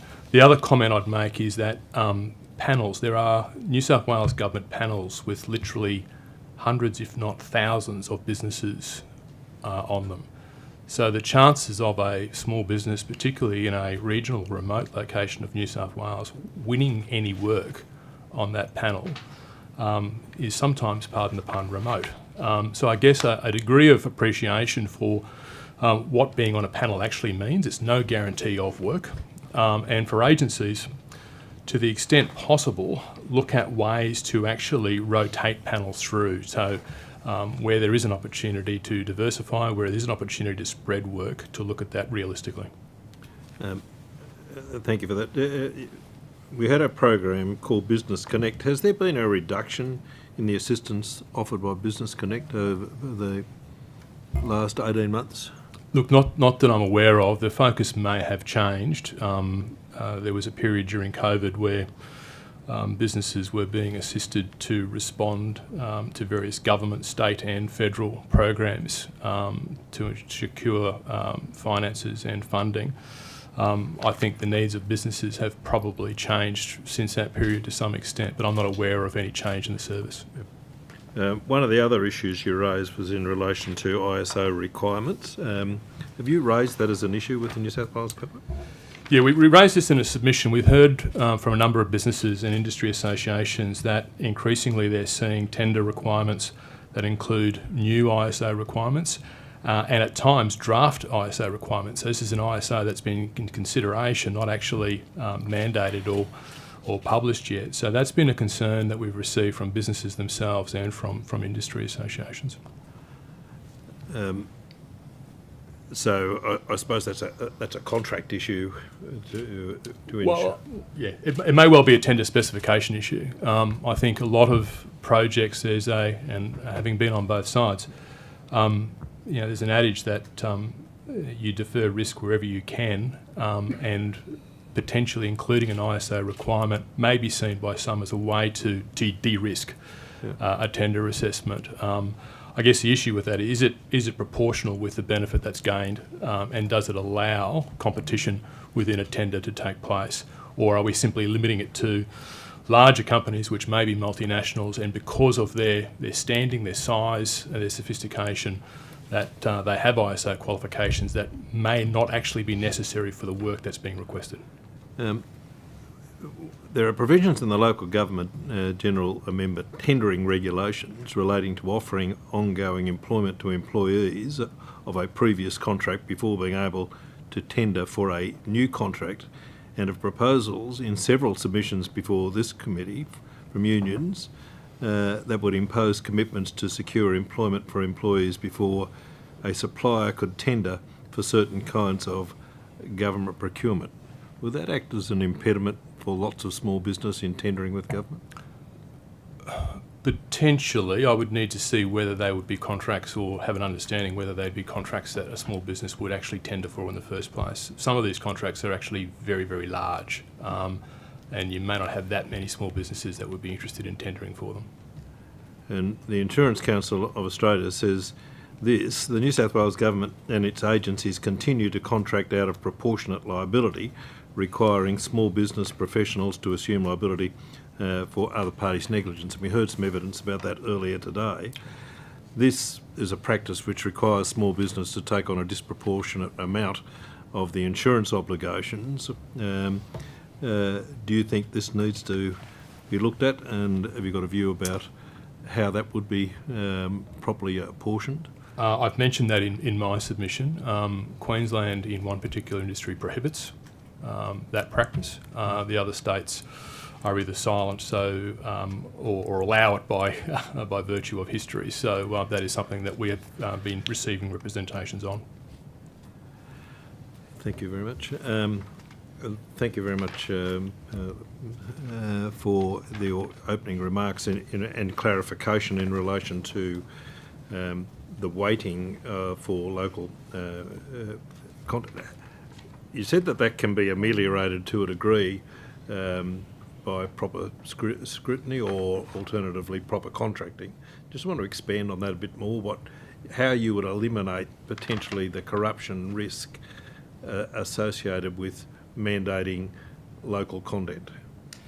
So we see most of the corrupt conduct that we uncover happens in that six-figure, under $1 million, and the reason for that is there's fewer eyeballs on those smaller contracts. So once you get into the land of open tenders, you have tender committees, more robust assessment, so those extra sets of eyes de-risk it to a significant degree. It's more difficult for a improperly motivated individual to carry the day, if you like. So that's one factor. Another way is to just try to make it as objective as possible. You can imagine a situation where there's a lack of rigour around the assessment criteria, and it says, if you're local, you get extra points. What does that mean? And so a clear definition of what it means to be local. Does it mean where your post office box is? Does it mean where your employees are? Some reasonably objective way of measuring the thing you're trying to achieve, which is not an easily done thing necessarily, but making it less subjective, more objective is usually the way to go if possible. In the cases you have investigated, what are generally the red flags you would identify for agencies in terms of those smaller contracts where there are less eyes on them? What are the other red flags you would see in relation to those contracts which would alert you or should alert the agency to potential corruption risks?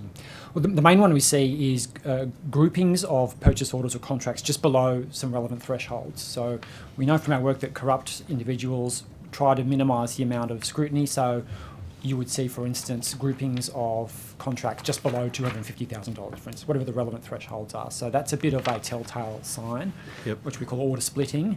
The other one we're seeing quite a bit of is inadequate due diligence, and it's the same problem again. If you're buying nuclear submarines, there's a huge amount of due diligence done on the proponents even before you go to market. But if you're getting someone in to fix the plumbing, much less due diligence. It's easier to steer a corrupt purchase order through. So those are probably the two main ones. So there is some tension that exists between agencies which want to be able to buy local and also having the due diligence to make sure that we're not looking after the mate as you described it. If I'm a school in a regional centre and I have a relationship with the local stationer and I want to buy my stationery from that, it's often the same person that I see at the golf club or the pub on an afternoon. We don't necessarily think that is corrupt conduct. No, you've touched on an interesting point that colours a lot of our work. So merely having a relationship with a person, an acquaintance or a knowledge of who that person is and some dealings with that person at the golf club, that wouldn't trigger a personal interest, wouldn't trigger a conflict of interest. And this is difficult in smaller towns, and it's difficult in industries where everyone knows everyone. Where that relationship essentially crosses a line into it has characteristics of a personal relationship, a friendship or a romantic relationship, that's where a different sort of line has crossed.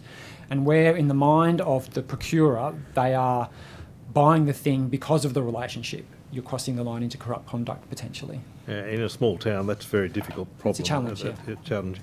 One of the suggestions is that we've heard a lot about today is transparency in relation to contracts generally, and having some sort of way where head contracts and subcontracting contracts are more transparent. Is that something that the ICAC would be recommending in terms of potentially a safeguard against corruption activity is more transparency around the contract process and the subcontract process which may arise between a head contractor and a subcontractor. Well, there's the famous saying in our industry that sunlight is the best disinfectant. We were all taught that on day one at the ICAC. So it's as general proposition, it's true. Transparency does cost money, however. Imagine forcing every element of every procurement decision out into the sunlight. That this costs taxpayers money. So there's a sweet spot. And also you need to think about, well, if it's made transparent, well, who could practically make use of that data? Who would look at it? Who would do something with it? Sometimes it's the media, sometimes it's us. Well, we've got our own powers, so we can get to these things. But so sometimes it's the media, sometimes it's committees like yours. Standing Order 52 orders are used sometimes for this function. So there is a bit of a sweet spot, but as a general proposition, of course, more transparency is a good thing. I think sometimes also certain information can be used by competitors. Yes. As an example, so they realise, well, they didn't get the bid, hold on, I bid less than that, or why did they do it? They claim to have that. So I think there's some scope there. They could also use it. And, without going into details, from time to time we hear complaints from people that didn't get the job. It's not to say that there was always corruption or anything, but... And then that complaints it becomes a complaints regime because they've now looked at the terms of the winning tender and said, I want to lodge a complaint. And there is a process for challenging a tender with Procurement Board for the purposes of re-examining that procurement process. But I'm not sure it applied to local government. Yeah, that's Thank correct. you. Sorry. Boyd. Thank you. Thank you, and good afternoon to all of you. I might start with the representatives from ICAC. We were hearing earlier from New South Wales Public Works in relation to contracts below 50 million for construction public works that are one of the examples was some housing that was built in sort of fairly urgent circumstances for a local health district, where Public Works had got involved to help the procurement so that we could get contracts or contractors busy building those houses quicker. But when I asked them who sort of monitored and enforced the contractual terms of those contracts that they'd helped procure, the answer was that it wasn't them, but you've got a government department that's called in Public Works because they don't have that expertise. So I went through a little bit of difficult questioning, but finally came back to it seems that nobody really is overseeing those sorts of contracts. And because they're not publicly available for the public or the media or unions to look at, then there's, there seems to be no sunlight and no scrutiny. From your submission, it seems that these sorts of smaller contracts, and that's probably larger than a lot of the smaller contracts that you're talking about in your submission, are in a riskier category than the larger ones, yet we have government trying to encourage those kind of smaller contracts for small business, etc., and local procurement. So I guess how do we resolve that tension? Is there a way to do it where we can still be reducing the red tape, but doing it in a way where we're not opening up the doors to corruption? So there's not an obvious magical answer to this, because some of the red tape you can point to and say, aha, that's red tape, that's clogging up the system, and then perhaps people like Ben and I would say, well, this is necessary red tape because it's weeding out problematic suppliers. I think the one way to answer your question is sort of go back sort of 15 years ago. Men and women would do this analysis with Microsoft Excel, and they would do analyses and they'd work out, here's our high risk suppliers. I think increasingly machines can do some of this work. This is work that's coming, and I think Dr. Kane's got an interest in the artificial intelligence side of things. So some of those analysing risky transactions can increasingly be done after the transaction on a risk basis with a piece of software. So that's one way to speed up the process. But there is definitely a trade-off and a tension between good red tape and bad red tape, and it's not an easy solution to that one. One of the, I guess, recurring themes we found in our consulting inquiry, and something the Auditor General had pointed out, was that there seemed to be very little post-evaluation work done on contracts as a whole, and whether it's consultants or contractors or anything. In circumstances where government's seeking to make payments to small and medium enterprises quicker in order to, because obviously they have different cash flow issues, does that create a problem in terms of, I guess, is there another tension in terms of that then precluding some sort of post-engagement evaluation to occur prior to payment being made? Is that something you've looked at? Not directly. I don't think you should ever not pay a valid invoice because you haven't done your post-project assessment yet. That's not good enough. What we do sometimes see, though, is suppliers, whether they're large or small, they don't put in proper invoices. So he paid this, but the thing they're charging you for hasn't been properly itemised. GST is not properly itemised. It's just a bad invoice. You can't pay it. So the second you get a properly rendered invoice, you should pay as soon as possible. There should be no barrier to that. Because a lot of the evidence we got from certain departments in the consulting inquiry, when we asked them to list out all of the consultants that they had used over the past however many years and tell us whether or not they'd done this post-engagement evaluation, a lot of them came back, instead of telling us that they had done it or not, they just said the amount was paid. And when I asked them about that in the hearing, they were like, well, if we've paid it, it means that we thought we were satisfied with the work. Is there, I guess, a compromise position where at least there should be a certain percentage of these contracts that are being sort of, randomly chosen and evaluated to capture? That would be welcome. So I think in the mind of every contract manager, they finish their job and they know whether or not the supplier was any good. It's in their head. It might be buried in their emails, but they're moving on to their next piece of work. And so they give truthful evidence. They say, look, we just don't get around to doing the paperwork. It's a nice to have. We're busy public servants.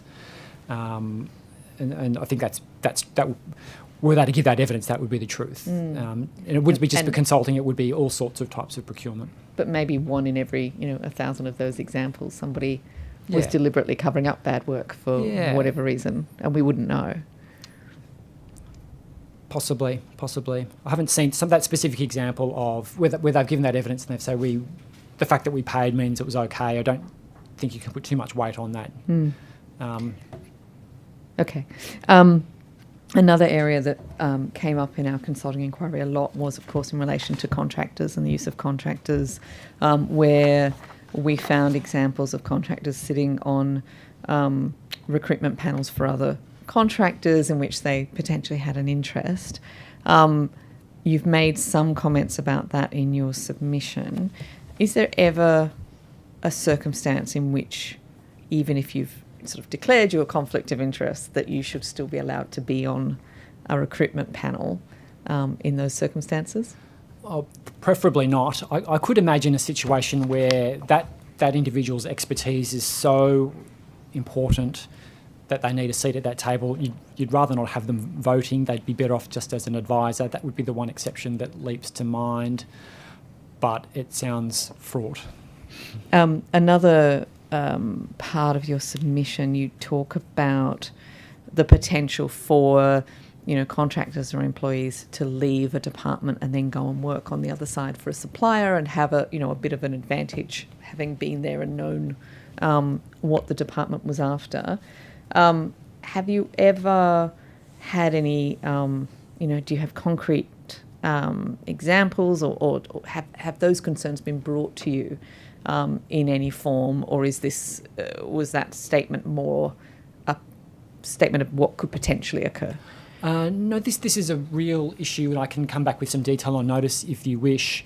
It's a difficult one because you can't stop people from quitting their job and going and getting a job elsewhere, nor do we want to prevent that from. There's a short-term issue. If they walk out the door with time-sensitive information in their head, so what's about to happen in the next 2 months, and they can turn that into a commercial advantage for their new employer, that's a problem. So that's why sometimes people get put on gardening leave the second they tell their boss they've taken a new job. But beyond that, there's not a hell of a lot you can do, otherwise you're stopping people from getting a job. But when the medium-term issue is that now former employee may have relationships with their now former colleagues, and if they're trading on that relationship to get a benefit, that's a problem. So it would be a sort of a classic conflict of interest scenario which can be managed. We've also, seen cases where access to systems hasn't been turned off. So it's a bit of an older investigation, but there was an investigation where someone left the land and property information and basically kept they worked for a valuation company, and they basically had free access to the LPI database and ended up downloading almost every strata plan in New South Wales. So it was one case where that's also, and typically going back to what you're saying before, it's typically where you have contractors where they're less likely to have robust exit procedures in the same way that you would for staff. So that's definitely a different sort of risk, but the same kind of space around people leaving and then going off to work for someone. I think a final question from me. Another frustrating aspect of our consulting inquiry was conversations around conflict of interest, where many times when a specific conflict of interest or potential conflict of interest was identified, the response from the department was, it was disclosed, end of story, or it was disclosed and training was given to all employees or whatever, but no actual change in circumstance was, sort of resulted from that disclosure. Do you have any sort of thoughts on that? And, ideally, particularly in the context of a public sector, is that good enough? It gets over one important hurdle. It effectively takes dishonesty off the table, so you're not concealing anything more, as long as it's a timely and accurate disclosure. So in a lot of ways, part of the definition of corrupt conduct is dishonesty, so it takes that off the table, so that's a good thing. And effectively, it puts the onus back on the management to whom the disclosure's been made to do something about it. So we do see these things undermanaged, undercooked, so the person can disclose, promise to be honest, but their biases still potentially take over. We definitely see that. Some of the research around the psychology of these disclosures does suggest it's not good enough to just disclose and remain as a decision maker. You're better off getting out if you can. It takes the risk of bias out of the equation. Traditionally, we say, well, if that person's just one member of a 6-person or a 5-person evaluation committee, that dilutes the problem to a degree. So there'll be certain situations where we would say, well, if there's other decision makers that could make the decision, why not have the person recuse themselves? Why bother taking the risk? That might be our default advice. Thank you. Thank you. We'll come back to you, Mr. Tudor. I've got a couple of quick questions before I pass over to my colleagues. I might go to Mr. Rangot and Dr. Marks first. I just want to be 100% clear, given how your submission is written and the commentary around it, 100% clear that I think, and I wrote this down, that you're not against local content preferences per se, I think was the right, okay. And so what you're talking about, what your concerns are about, are oversight, not something inherent to do with local businesses or local SMEs. It's about oversight. Correct. Our main concern is a big quotient of the jobs we do is what I described in 3 words as contracts for mates. That's the thing that's driving our concern here, and that can be dealt with. Mr. Tudor. Well, my question followed from yours. Yeah. Well, yes, we've said they're discouraging. We're still not a fan of them, especially in local government, but perhaps you could strike out discouraging and better managing. Can we agree on that? Yeah. I guess a related question, I appreciate your clarification on that and restating it, is in terms of referrals or complaints, you mentioned local government as being the source of many of those smaller complaints. have you done any comparison between, aside from local government, between complaints or referrals received about international companies and locally based companies? Nothing formal, but I can say that we've never had a matter that I'm aware of that involved some sort of breach of a trade agreement, if that's what you're asking. More in terms of back at the local content, is it that you've had more complaints around for local businesses than you have about international businesses? Is it Yes. not something you've looked at? Yes, but that's probably just because there's more of them. Yeah. I can certainly give this evidence. It's almost exclusively confined to local government. Right. Okay. Brilliant. Thank you. We're not brilliant at the local government, but I appreciate the answer. If I could go to the Commissioner now. In your submission, you raised concerns about exploitation of the definition of small business and regional businesses by large businesses and international companies. And I wonder if you can elaborate a bit on that. Okay, thank you, Chair. I guess the definition of small business, depending on which jurisdiction you come from, varies. I've heard 5. So in New South Wales, we use an FTE test plus a turnover test, so no more than 20 FTE, 10 million turnover. But at times we have seen in the past the local office of a multinational turn up, claiming to have the benefits that a small business would otherwise have in a particular regional or remote location. So we're concerned about that, where there's a link to obviously a multinational parent. Okay, thank you. And the last one from me. You talk about value for money, and we've been talking about value all day. And you indicate that small businesses might be more competitive if there was a more expansive definition or understanding of value for money. I wondered if you could describe what your vision of that is. No, thank you, Chair. The previous speaker spoke about manufacturing content and service. So where you might start off with a construction contract and then a through-life maintenance contract.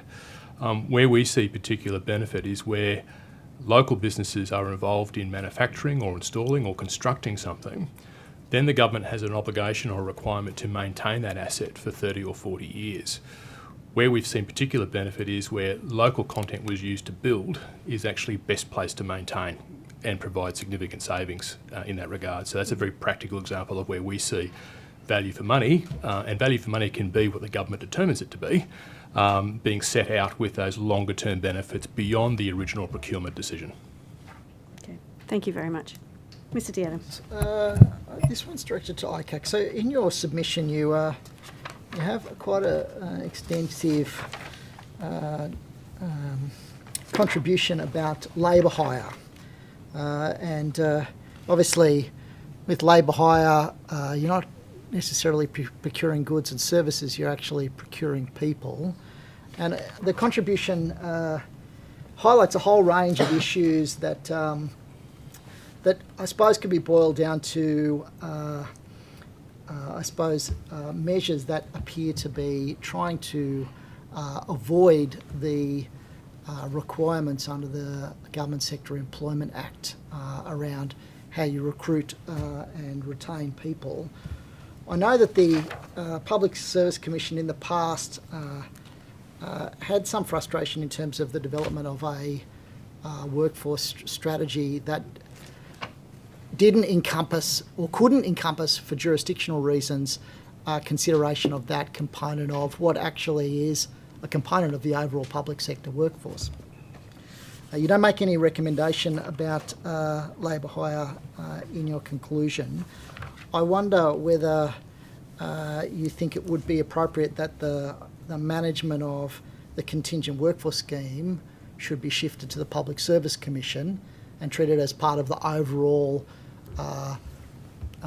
process of how the public sector sources labour, both direct and through contingent labour schemes.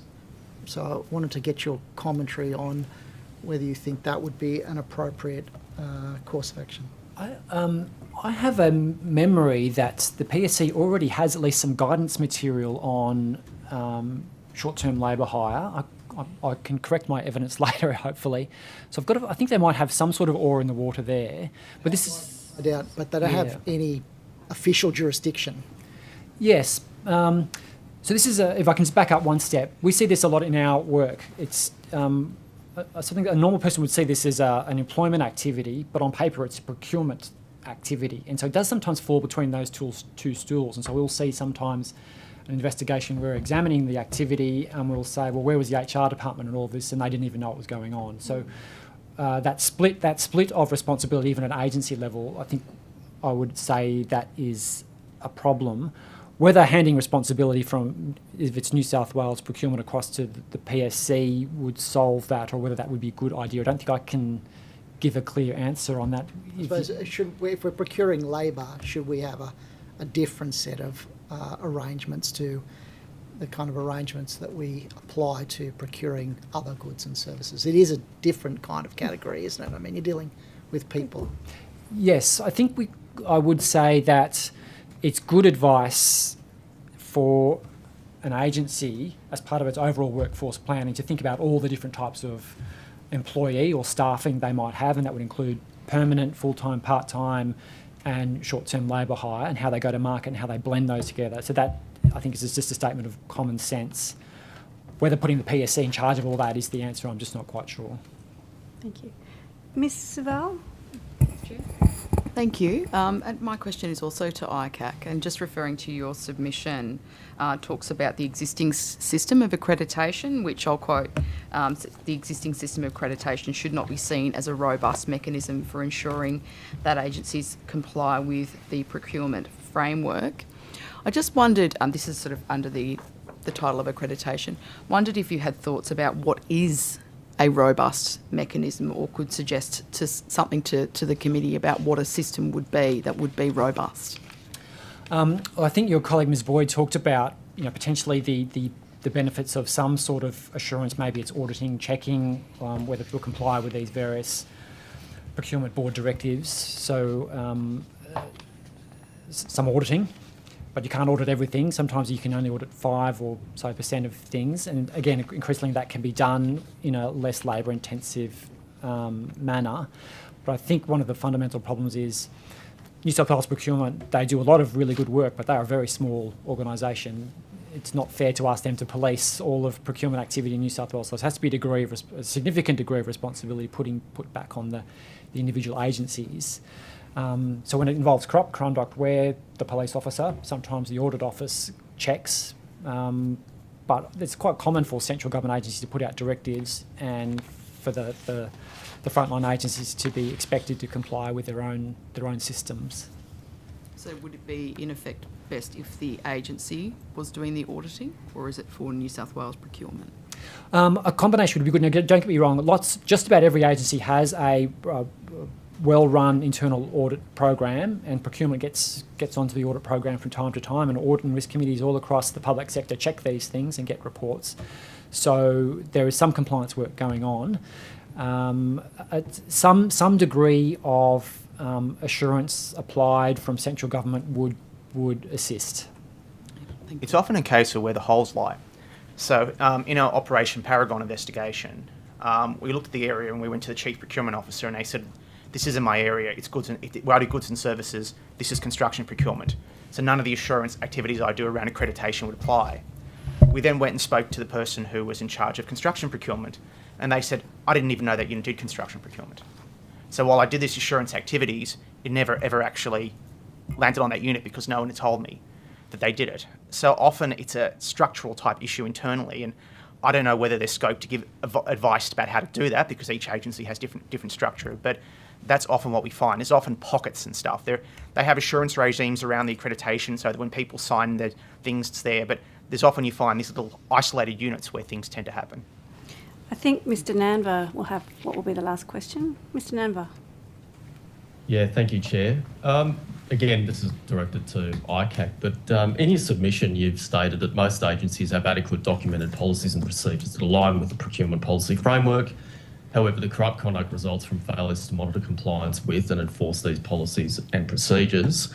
I'm just wondering, how satisfied are you, and it's a bit connected to the last question, but how satisfied are you or what utility do you see in each of the guardrails that's afforded by the framework, from annual self-attestation, oversight by the CPOs, oversight by the procurement board, the accreditation process, and what other practices have you identified in other jurisdictions that might be worthy of consideration in this space? So I should start my answer by just pointing out that the stuff that we see in our in-trays, we see the bad stuff. So we see all the non-compliance, all the stuff that's red flags, and we don't really get to see the stuff that goes perfectly. No one complains about that, and so I'm sure there's a high degree of compliance. Most public servants do the best they can and act honestly. So I suspect that policy regime does a great deal to act as a useful guardrail. We just see the stuff where it tips over the side of the guardrail, so we have a jaundiced view of the world, you might say. So we can point to endless examples where it's gone wrong.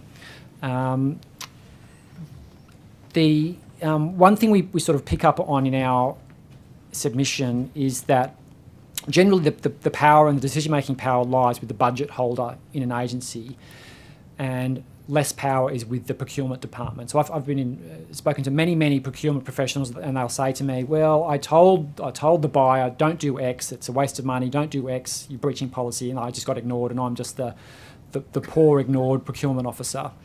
And so I think some consideration of transferring some decision-making power or veto powers or whatever it might be to the procurement unit would be a better balance. Now it's more easily said than done, but that would be a reform worth considering, I think. Thank you very much. We're at the end of our time. Thank you all very much this late in the afternoon for coming and making yourself available, and for your submissions.